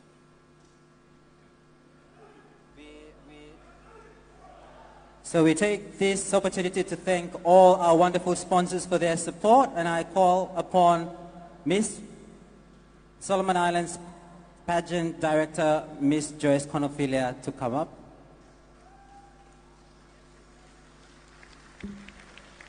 Good evening, everyone. You fella happy? Okay, good one. Thank you, Solomon Islands, for this warm hospitality to our friends from all the way from the Pacific. First and foremost, me like to say thank you to Maslow, Honorable Deputy Prime Minister Bradley Tovosia, and the government, and the Ministry of Culture and Tourism, the Ministry of Women, Youth and Children, Ministry of Home Affairs, Ministry of Finance, as part of government support for Miss Pacific Island Pageant 2025. Let's give a big hand for Government Blayumi. Thank you for believing in the empowerment of our women, not just in the Solomon Islands, but in the Pacific as a whole. Also, me like thanking to the silver sponsors Blayumi, Coral Sea Resort and Casino, Tourism Solomon Islands, Bank of South Pacific, Printwise, Paranga Designs, Blue Water, Solomon Power, our Telecom. You may thank him every supporters blow me where the supporting me fala come all throughout the journey, where me fala come through him no easy. And for this size of an event is really not an easy thing for us to do. But tonight, as pageant director, I'm so thankful. Thank you. I thank the Lord for giving me and my team the strength to keep going despite challenges when we meet him. Tonight, if I everyone witness him, the success of the pageant tonight, and also throughout the region, and to all the 20 countries that this fella pageant and live broadcasted to, I just want to thank all of you for your support, and to the National Sports Council and Olympic body too for allowing this venue for Yumi Saka Museum here. Thank you to the engineers, the lightings and everyone, the staging. And I want to thank my operations manager, Jessica Conophilia, for making this all come together. I want to thank the Secretariat in Samoa as well, Tracy and Patuvine, for making this happen for us too, for mentoring and for helping us to fulfill this and follow the protocols of a pageant, where some follow me for new name too, but we thank you. Thank you to Miss Pacific Island, Moimoana Shwenki. Thank you, Moimoana. You are such a beautiful girl in and out. We love you and we respect you and we wish you all the best in your endeavors. And to the new girl who back come up, we pray that you will be just as good and valuable to our women in the Pacific. So thank you one and all, and may God bless you.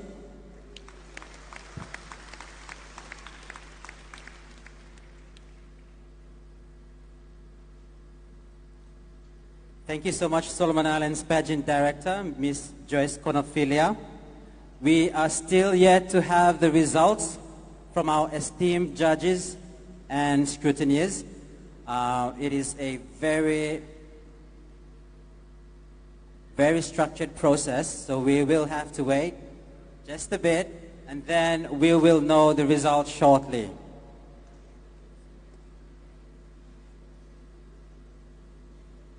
But in the meantime, we will have video highlights from a spectacular week here in Honiara for our Miss Pacific Islands pageants.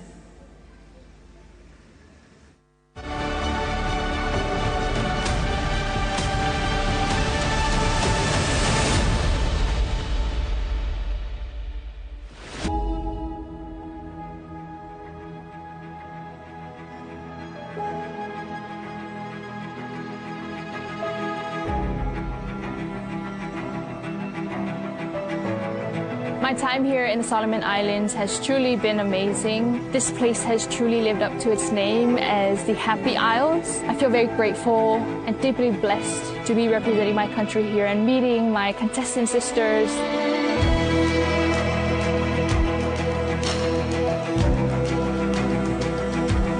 We had the privilege of visiting quite a few of our public institutions, and these visits have been very insightful, and it's more meaningful that I get to do it with 7 other beautiful sisters from the Pacific.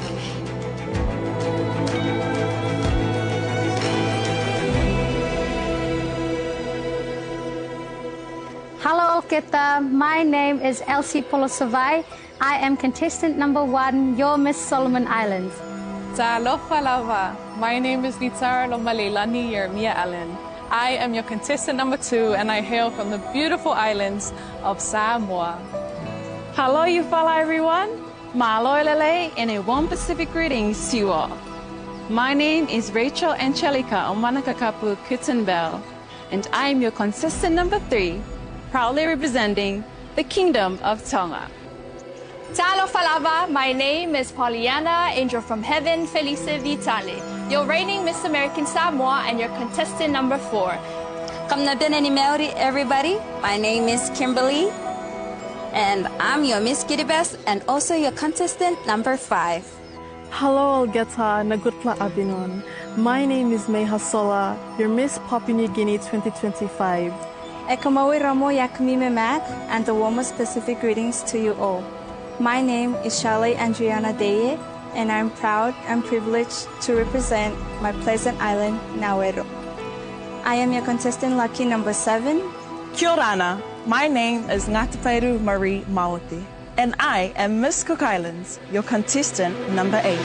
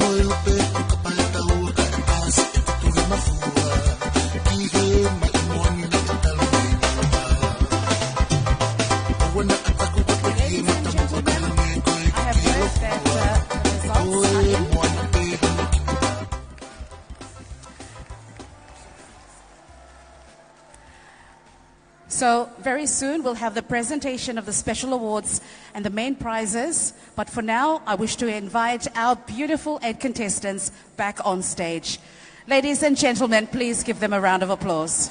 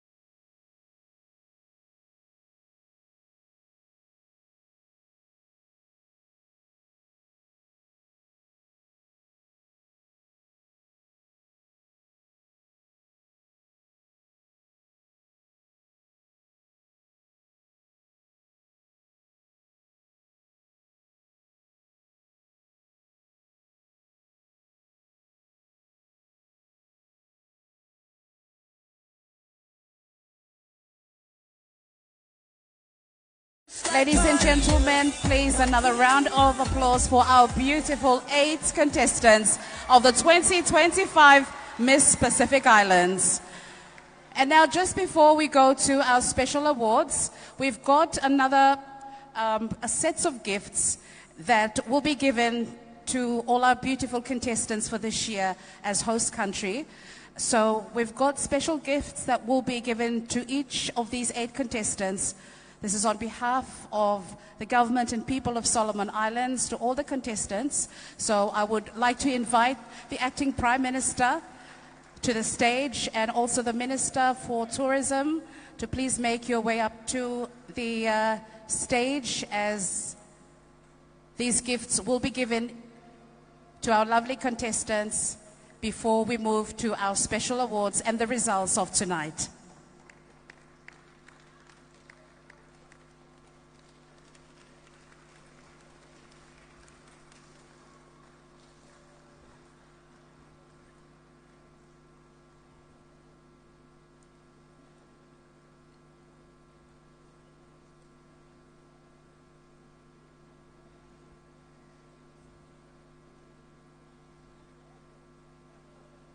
Ladies and gentlemen, the acting Prime Minister, can we have a round of applause, please, who will be making a presentation with individual gifts to our 8 contestants, also joined with the lovely Minister for Tourism.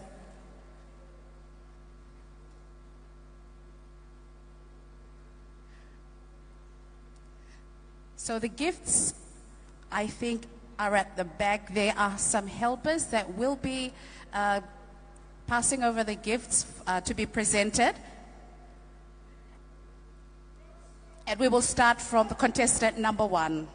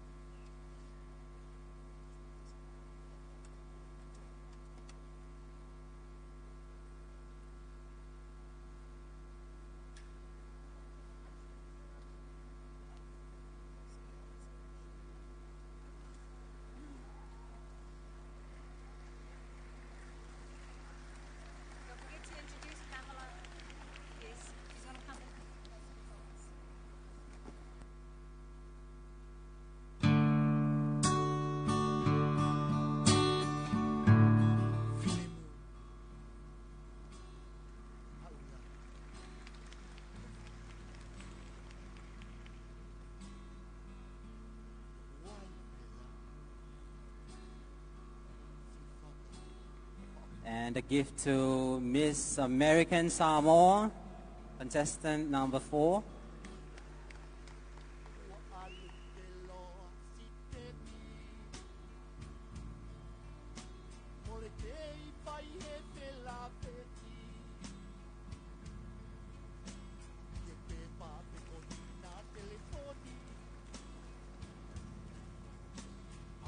And a gift to contestant number 5, Miss Kiribati.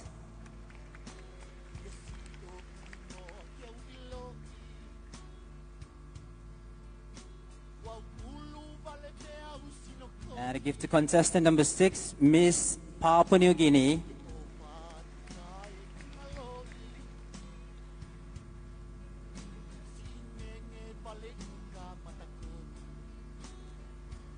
Contestant number 7, Miss Nauru.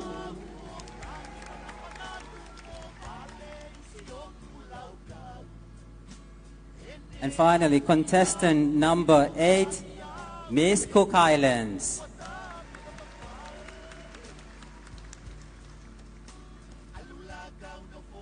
Thank you so much.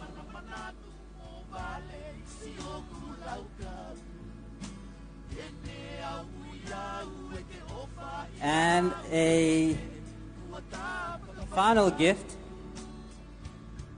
to the reigning Miss Pacific, Moana Swenky.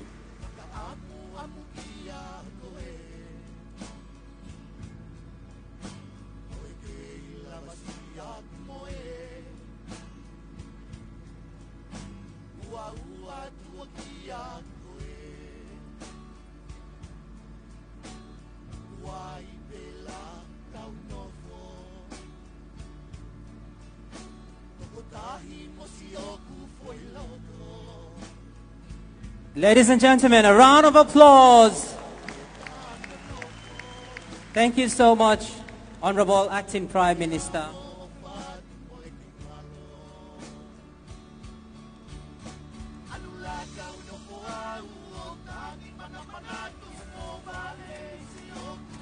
Ladies and gentlemen, it is now time for our results, which I would invite one of the scrutineers who would come up to the podium that we're standing on here and to give the results.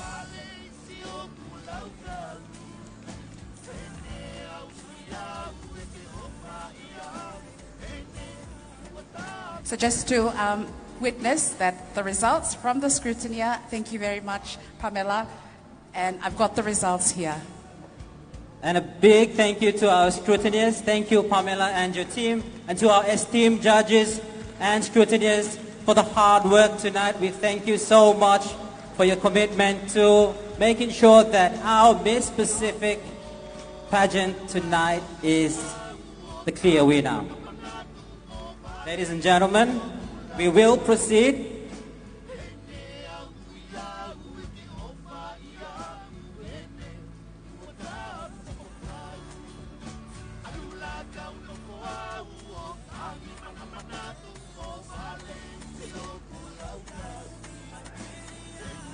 So we begin with the special awards for the costumes and design.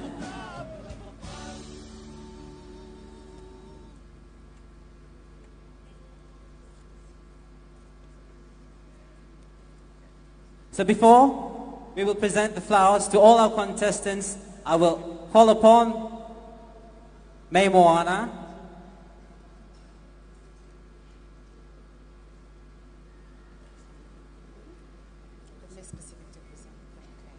the current Miss Pacific, to present the flowers to our contestants.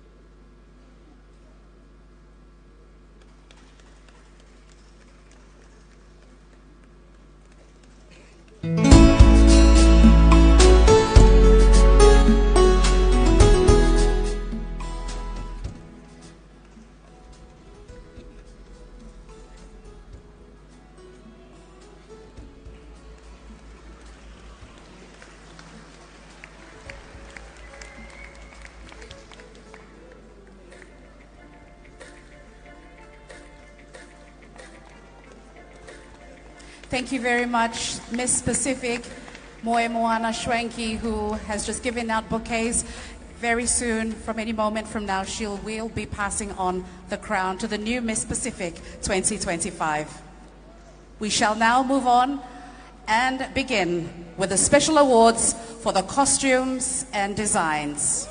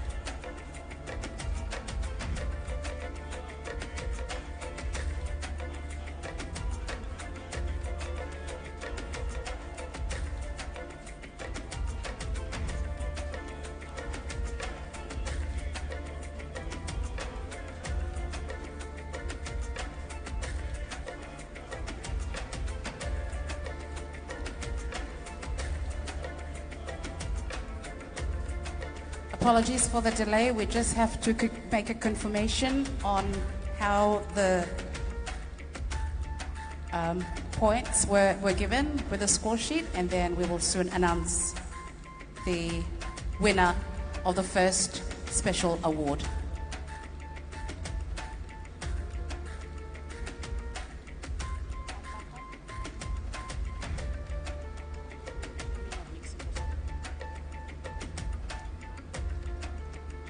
So we have decided to call upon our scrutineer again, Ms. Pamela.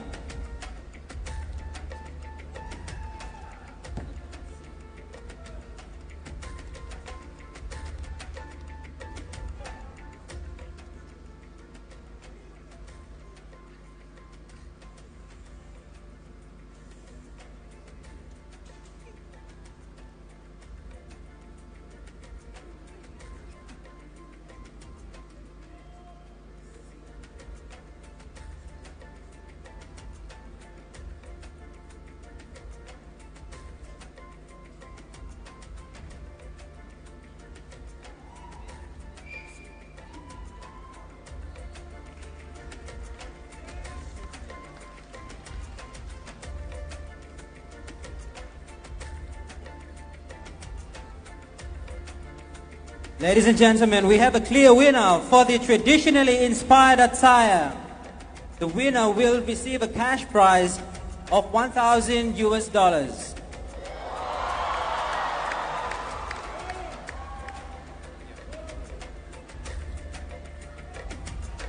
And the best traditionally inspired attire goes to contestant number 3, Miss Tonga.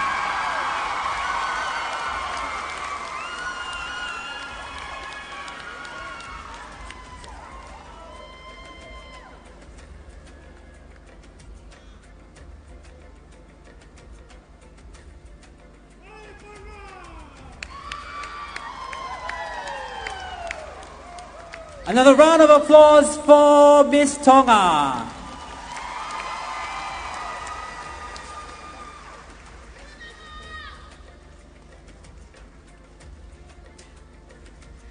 Our next special award is the best sarong, and will receive a cash prize of $350 US.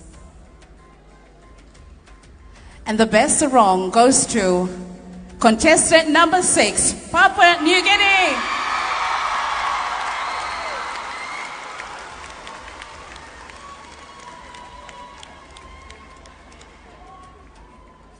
The Best Sarong Award is sponsored by Genesis Catering, A big thank you to Jency's Catering.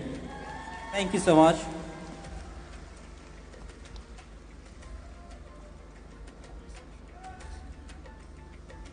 And now for our other special awards, the People's Choice Award. And this was voted by the public at large via the official Miss Pacific Islands Pageant Facebook page.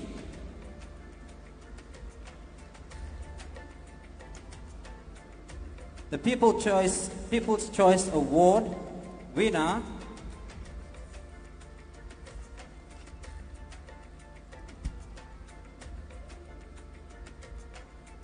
is contestant number 3, Miss Tonga.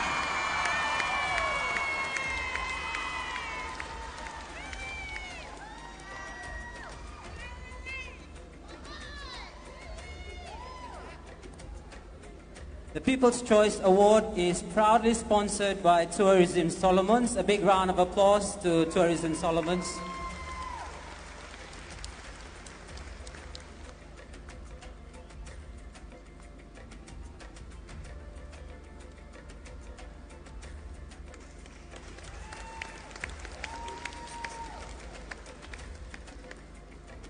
And we move on to Miss Personality.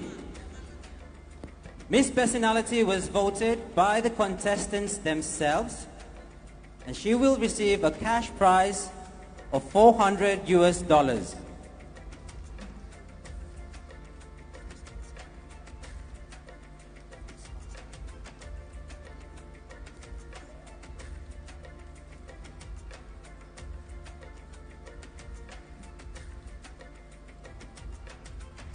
Miss Personality Award goes to contestant number 4, Miss American Samoa.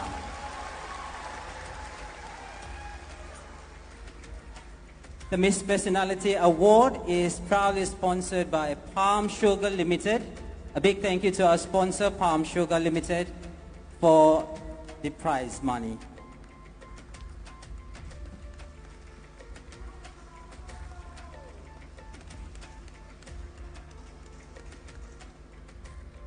We have the next award, Miss Photogenic Award. The Miss Photogenic Award is determined by the pageant's official photographer, Kevin Daly.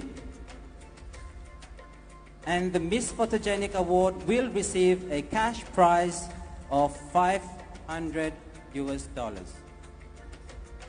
1,000, it has now been raised to $1,000, courtesy of Printwise. Big thank you to Printwise for that sponsorship.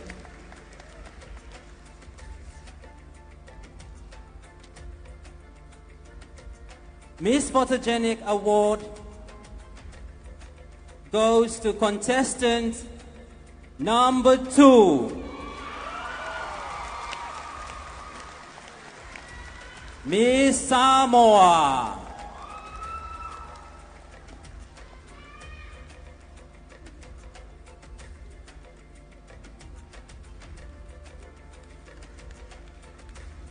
Ladies and gentlemen, another round of applause for Miss Samoa.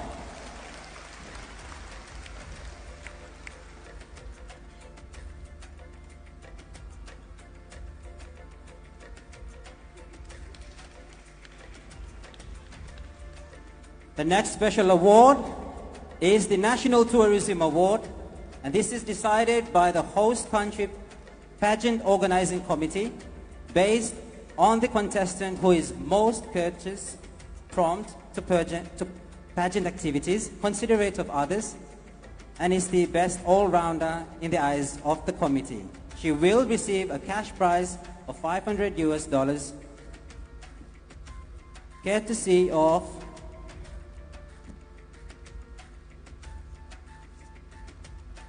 Tourism Solomons.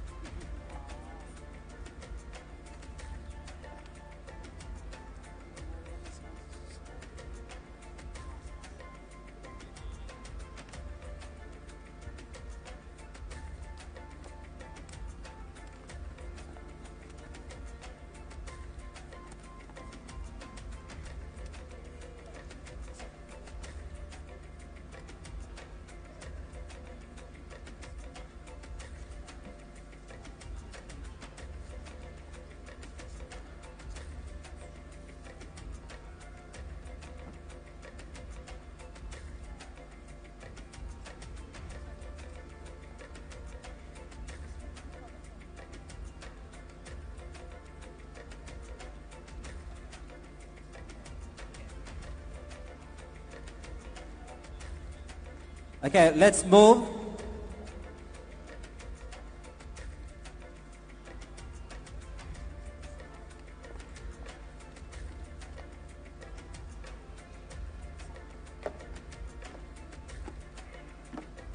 And now to the main pageant awards.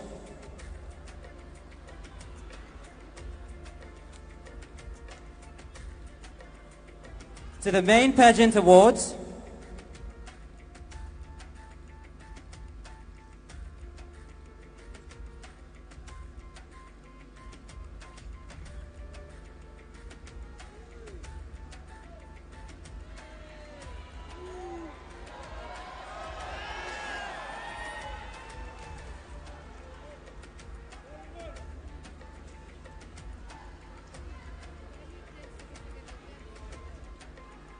Apologies. For the main pageant awards, Best Talent will receive a cash prize of 500 US dollars. The talent category goes to contestant number 4, Miss American Samoa.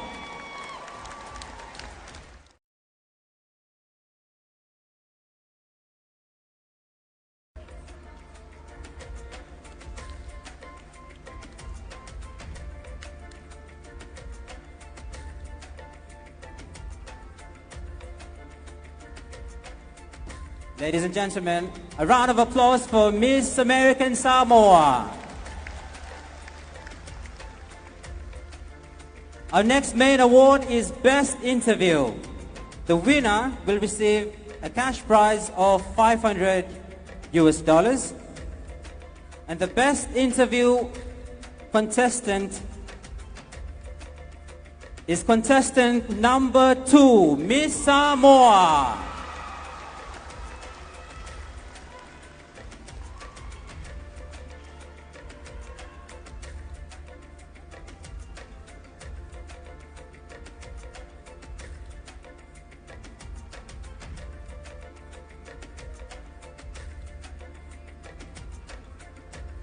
And now to our top 5, beginning with the 4th runner-up.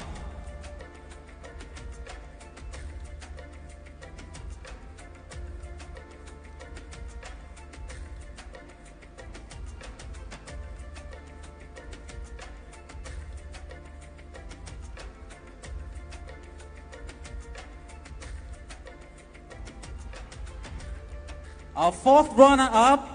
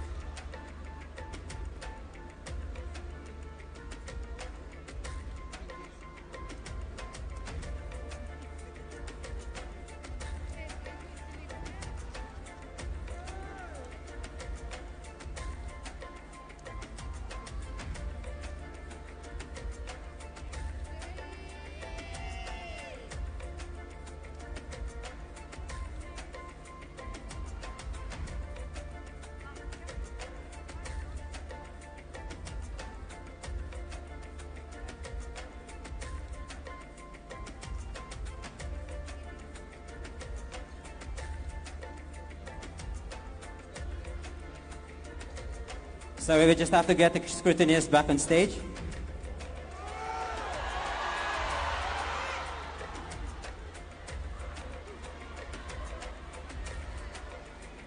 Can we have the scrutineers?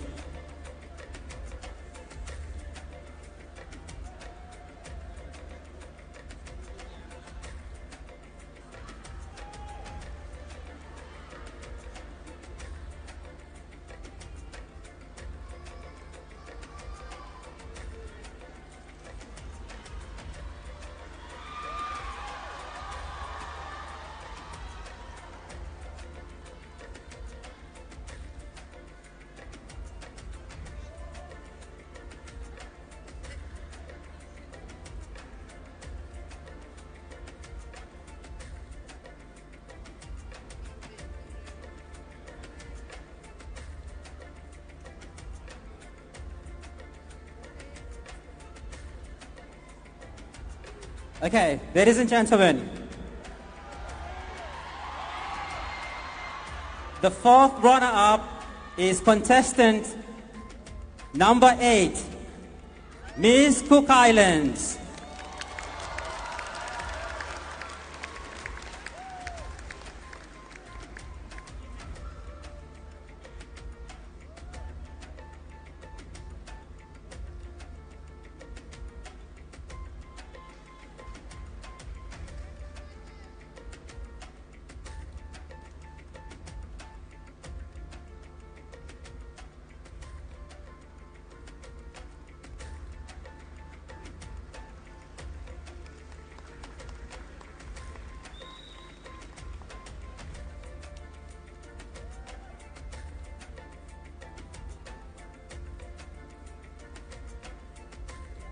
Another round of applause for Miss Cook Islands.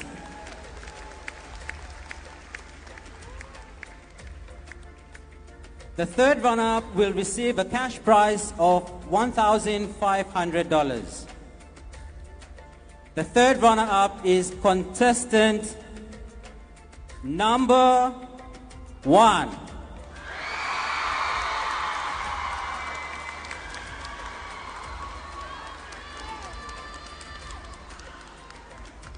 Miss Solomon Islands.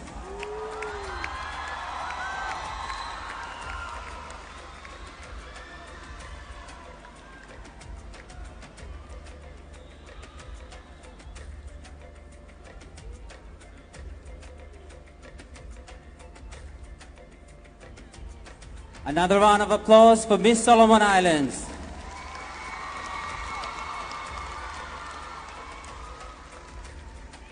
The second runner-up will receive a cash prize of $2,000 US. The second runner-up is contestant number 4, Miss American Samoa.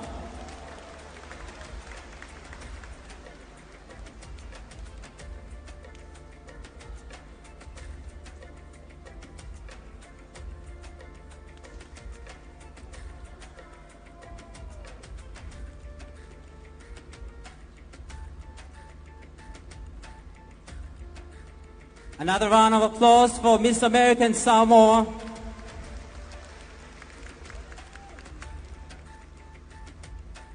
Ladies and gentlemen, the first runner-up is very important.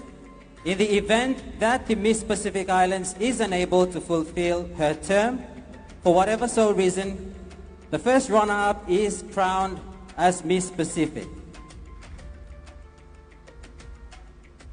The first runner-up will receive a cash prize of $3,000 US.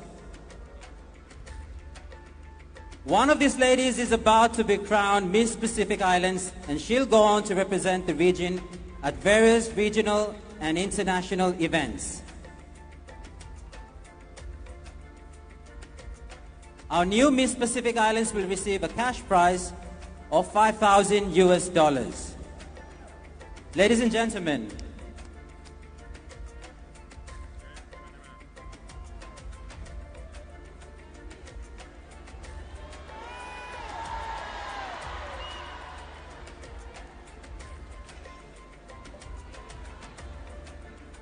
okay, so we just found the Miss Tourism Award.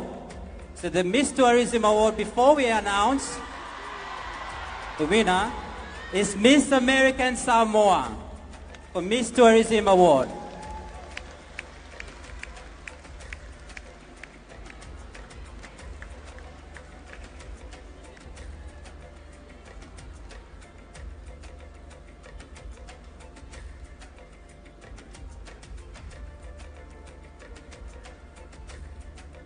So we have two final contestants. Our new Miss Pacific Islands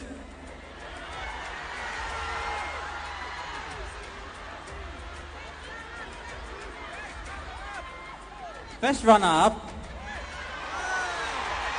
First runner-up. Silence. The first runner-up is contestant number 3.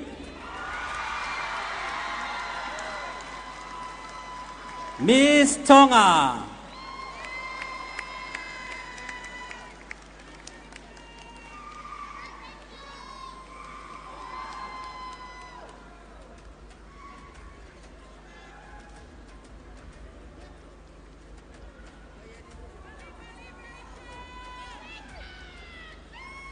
A round of applause for Miss Tonga.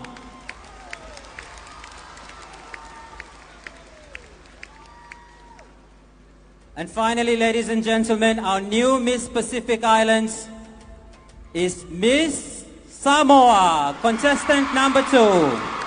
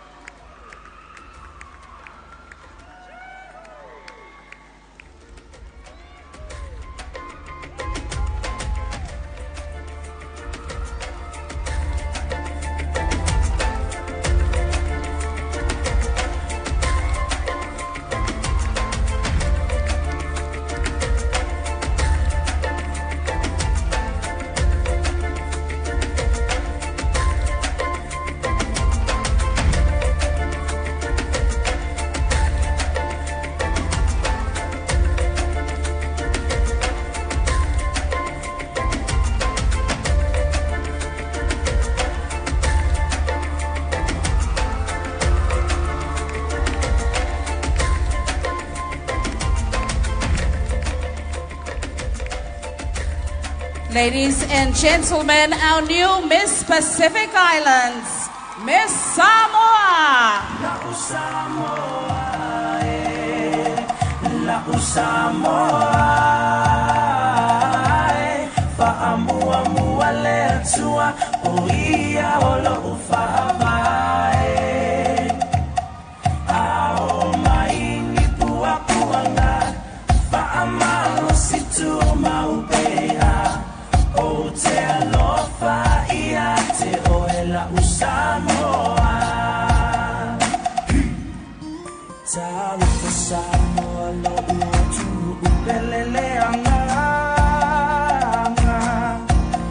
I say yo upese pese atu mafamatala Lo mtango fiele mafaya upena famatala Ua numerata sifo io ile pacifica La Samoa La Samoa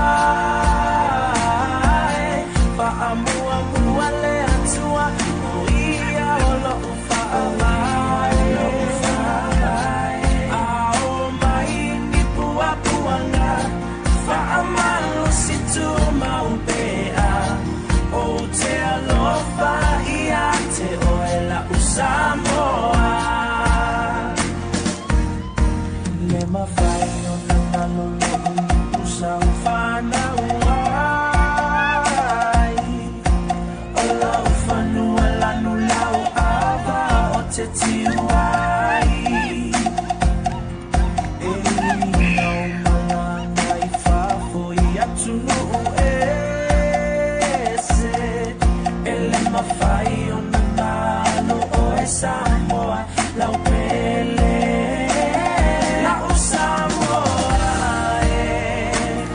la Samoa, faamua muale atua, uia olo ufaala, ao maini pua puanga, faamalo situ maupea, o te alofa.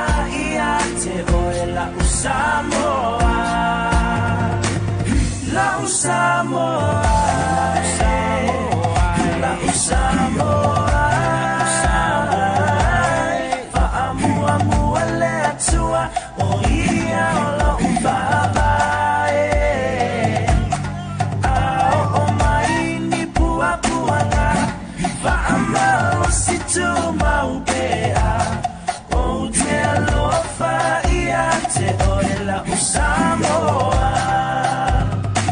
La Samoa,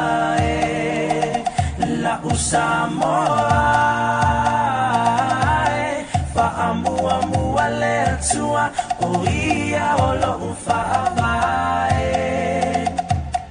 ao maini pua puanga faamalo situ maupea o te alofa ia te oela usamoa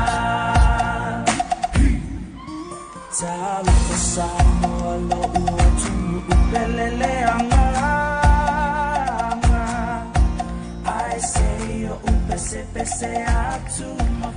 Thank you very much. Another round of applause. There you have it. Congratulations to our new Miss Pacific Islands, the new Miss Pacific Islands, Miss Samoa. And a big thank you to all of you who came out tonight for the 2025 Miss Pacific Islands, as we do have our new Miss Pacific who has been crowned.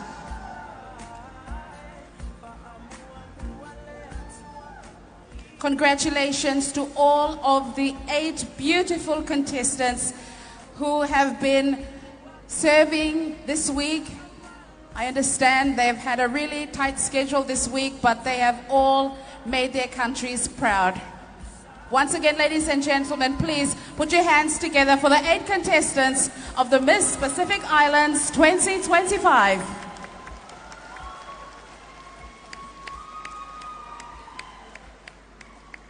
And please join us in Fiji, same time next year, for the Miss Pacific Islands Pageant 2026. From all of us here in the Happy Isles of Solomon Islands, it's good night to you all.